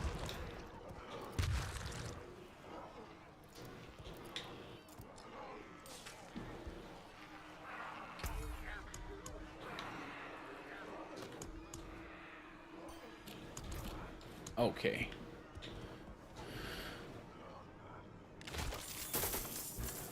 Shall we try that whole ordeal over again?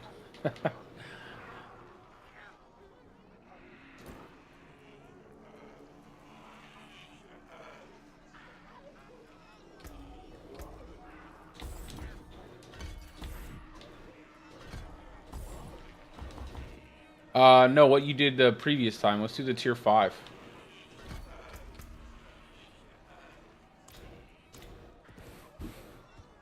If you can get tier 5, let's do tier 5. Oh, you didn't get a scroll? Dang. Oh, that sucks. Yeah, I mean, I guess let's do tier 4, and then we'll just try to...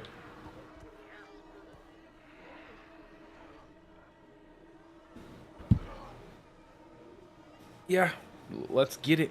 Dude, probably gotta travel out.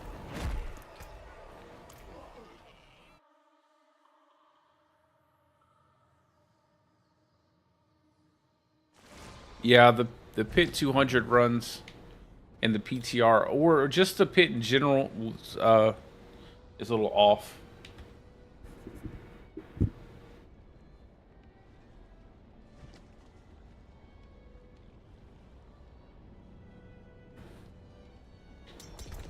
All right, tier 4. What is this? Probably like 125 or something like that, I'd say.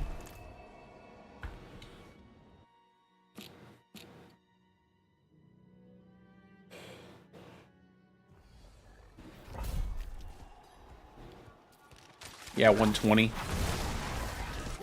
So it goes up like 20 each time. Makes sense. 20 levels every single time you use one of these up to level 200.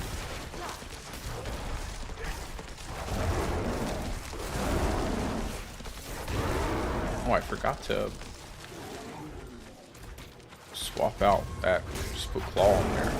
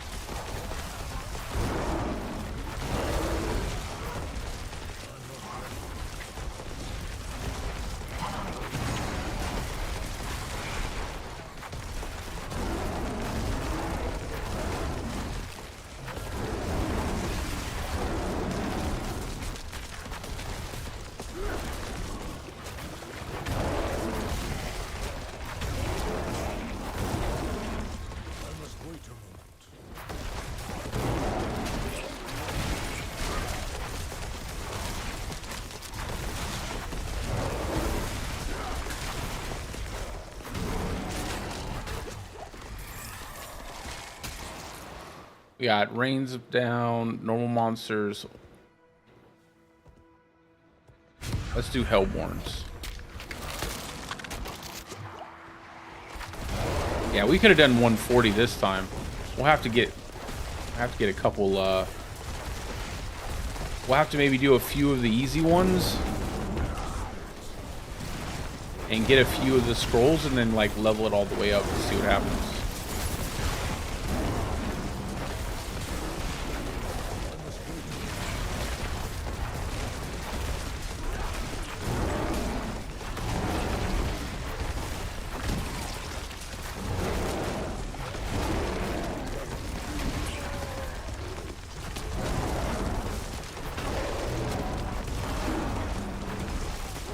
Nice, 3 GA pants, bro. That's dope.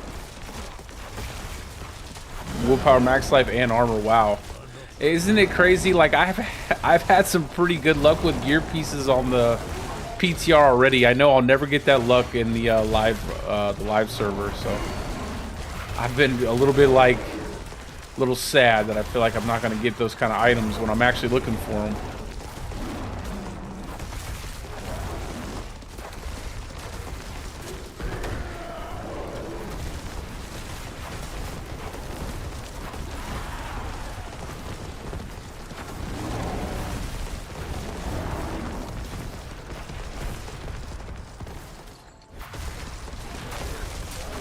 It's still funny that the Cataclysm itself does absolutely no damage, but you're getting that big 100x multiplier. Says want something.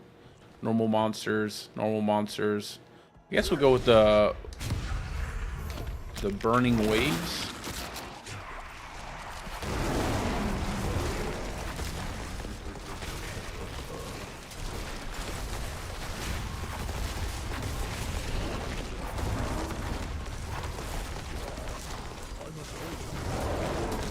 Oh, there. Oh, never mind. I was like, is that the butcher? It's just a druid.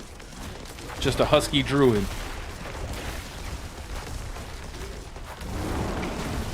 Oh, that happened. Like, that's every triple GA piece of gear I've gotten this season. Every single time, it'll be like pants with like life per second. You know, some random stuff that is spirit, plus spirit or something like that. Like, garbagey stuff. Always something terrible.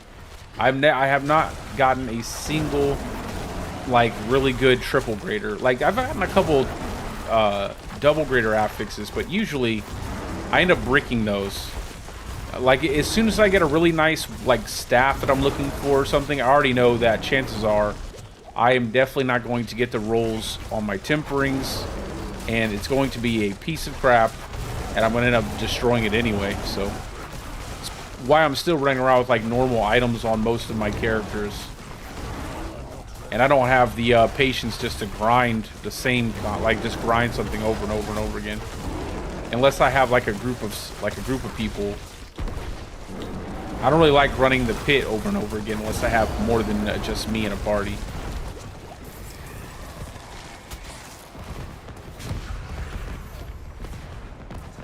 Some of these are yellow.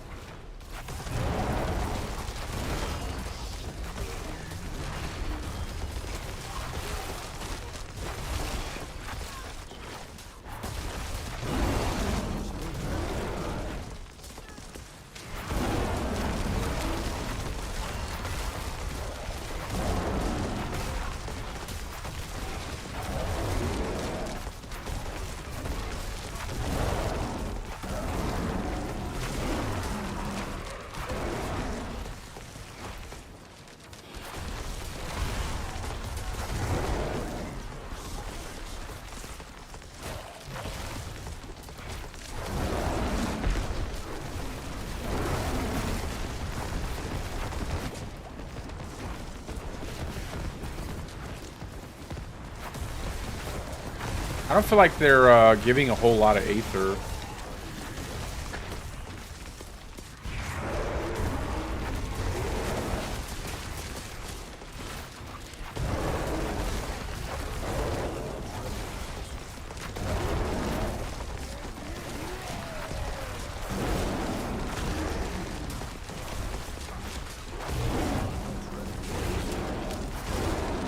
Recommend. Hey, how you like that? After all those, you got to me.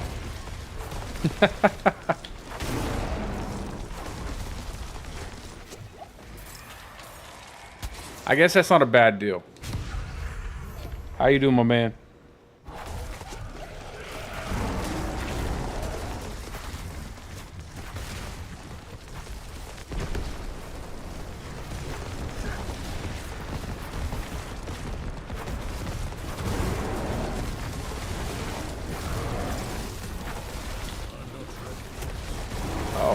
Homie just jumped on top of me.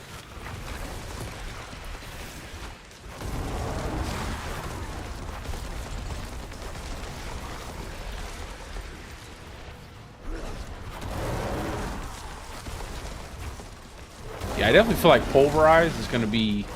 I might end up running Pulverize in Season 5 if it feels like this. Like, one of my first builds will probably be a Pulverize build. Definitely companions with the Shepherd's aspect. I really want a pure companions build to be exciting in Season 5.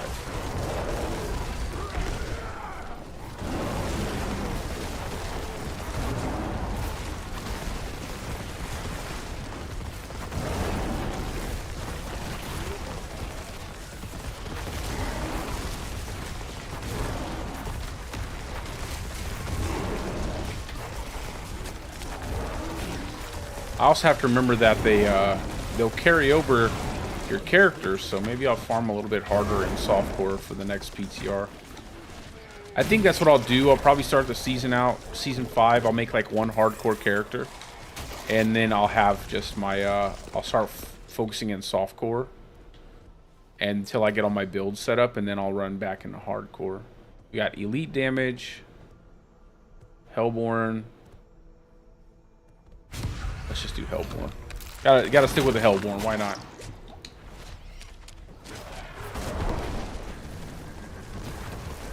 Here's some evil laughter going on.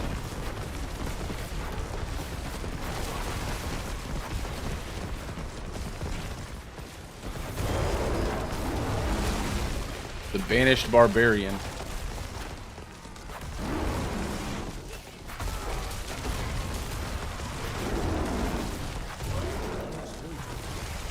Those must be leftover Barbarians from Season 1. They're definitely not Season 2 and up Barbarians. Thankfully.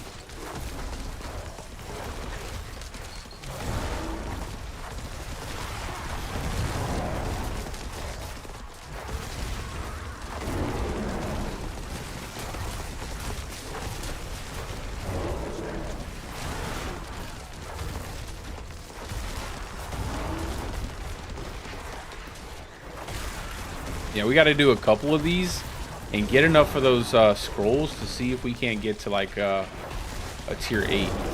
Although I would say it seems like maybe our gear isn't quite good enough for a tier 8 at the moment. Could be though. I mean, everything's dying pretty fast.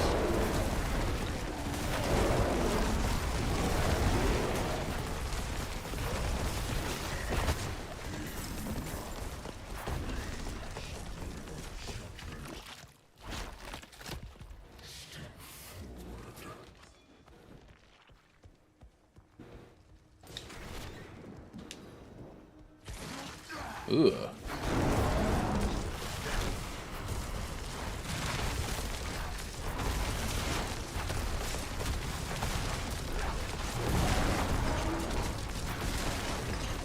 Dang, he died. I wish I had my Cataclysm up. I don't.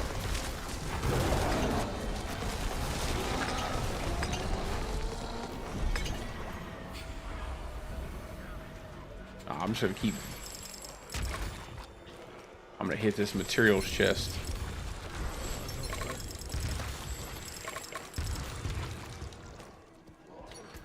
I got one scroll.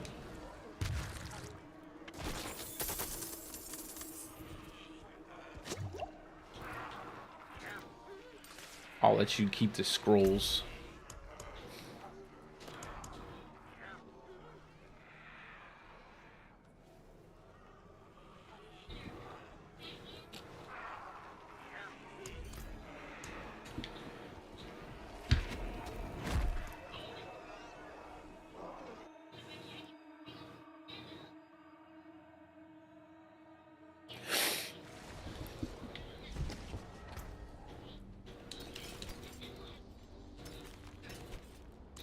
Alright, let me throw on this amulet, and then we should be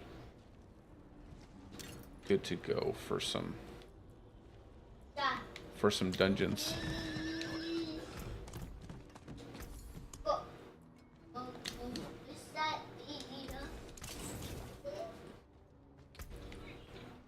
What did I get here? Poison resistance. Nobody needs poison resistance.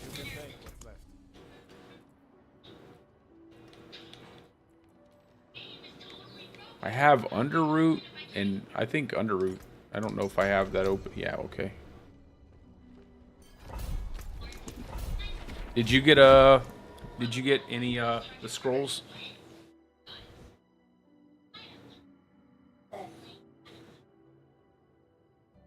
Yeah, it's probably just you know. Whoa. They'll probably make sure everything gives 925 gear by the time everything gets, you know, squared away.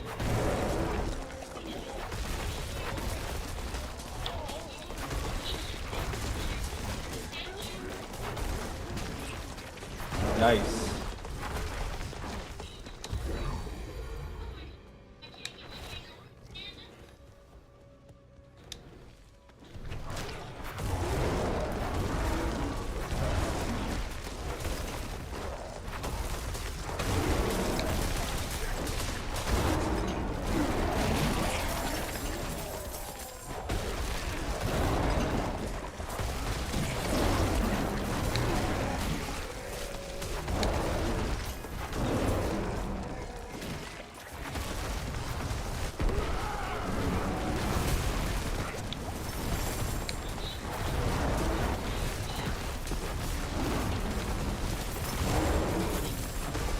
Hopefully we get really lucky and we don't have to do too many of these before we get another scroll.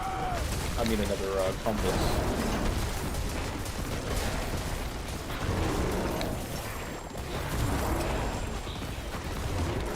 Just gotta get to the boss. Not up there. Why did I pick that up?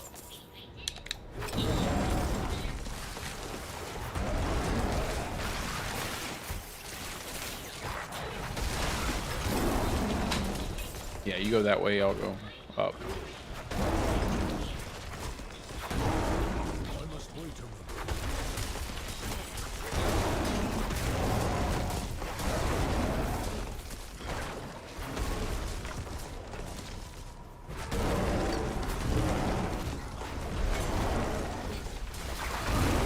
Hey, we got a treasure goblin.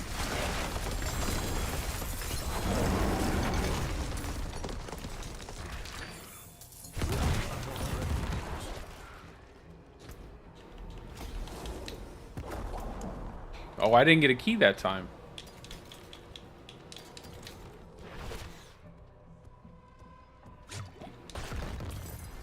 Yeah, go ahead and you want to try that tier 5 again?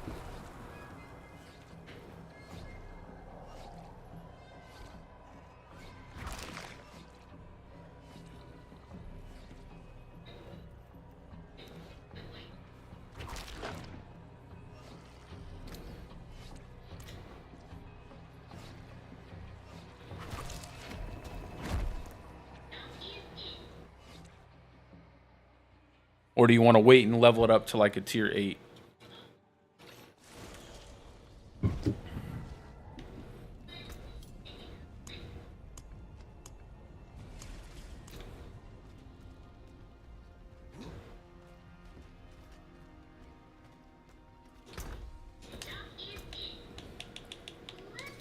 Did they disappear?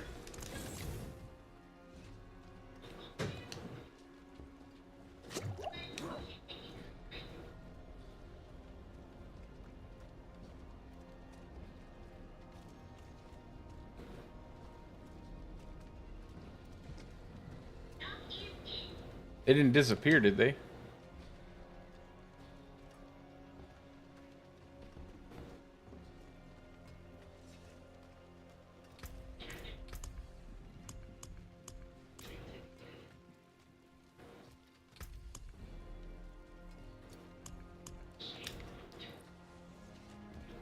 We are experiencing some technical difficulties.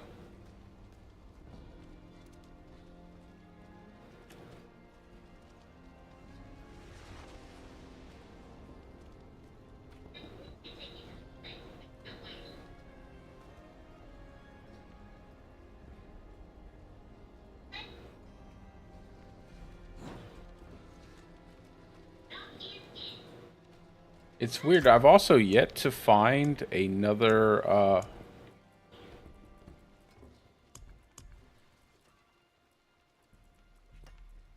another tempering recipe, so I'm still stuck. They're gone. That's probably a bug or something.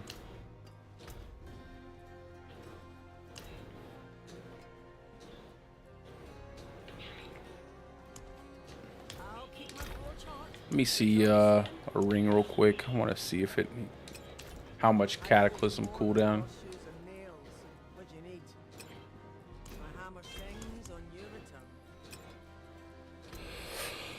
Let's see. I haven't even found it. That's unfortunate.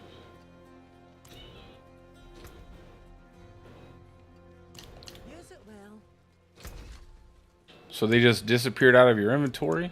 You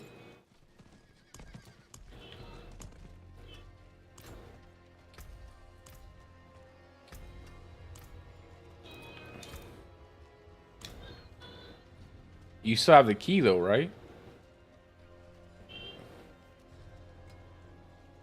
Maybe we just farm up a bunch of keys?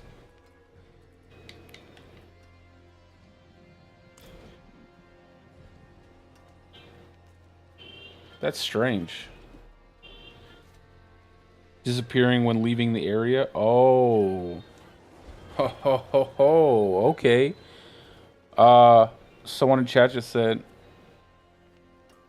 people have seen them disappearing when they leave the area. That is very unfortunate. Let me swap over to my companion build real quick. I'm gonna take this and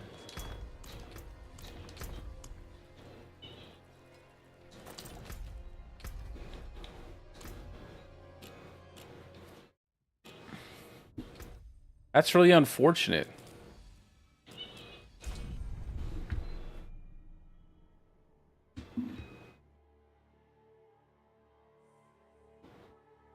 All right, brother. Yeah, take a break. I'll do probably some farming here. See if I can't get a couple keys.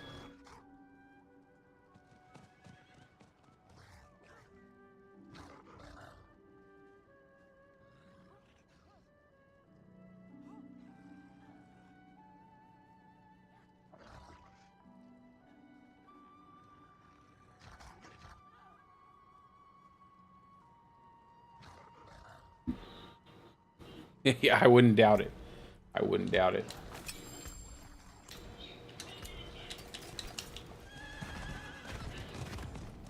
All right, let's see what happens with our companions here. What do you need? Let's see, so we have our maw.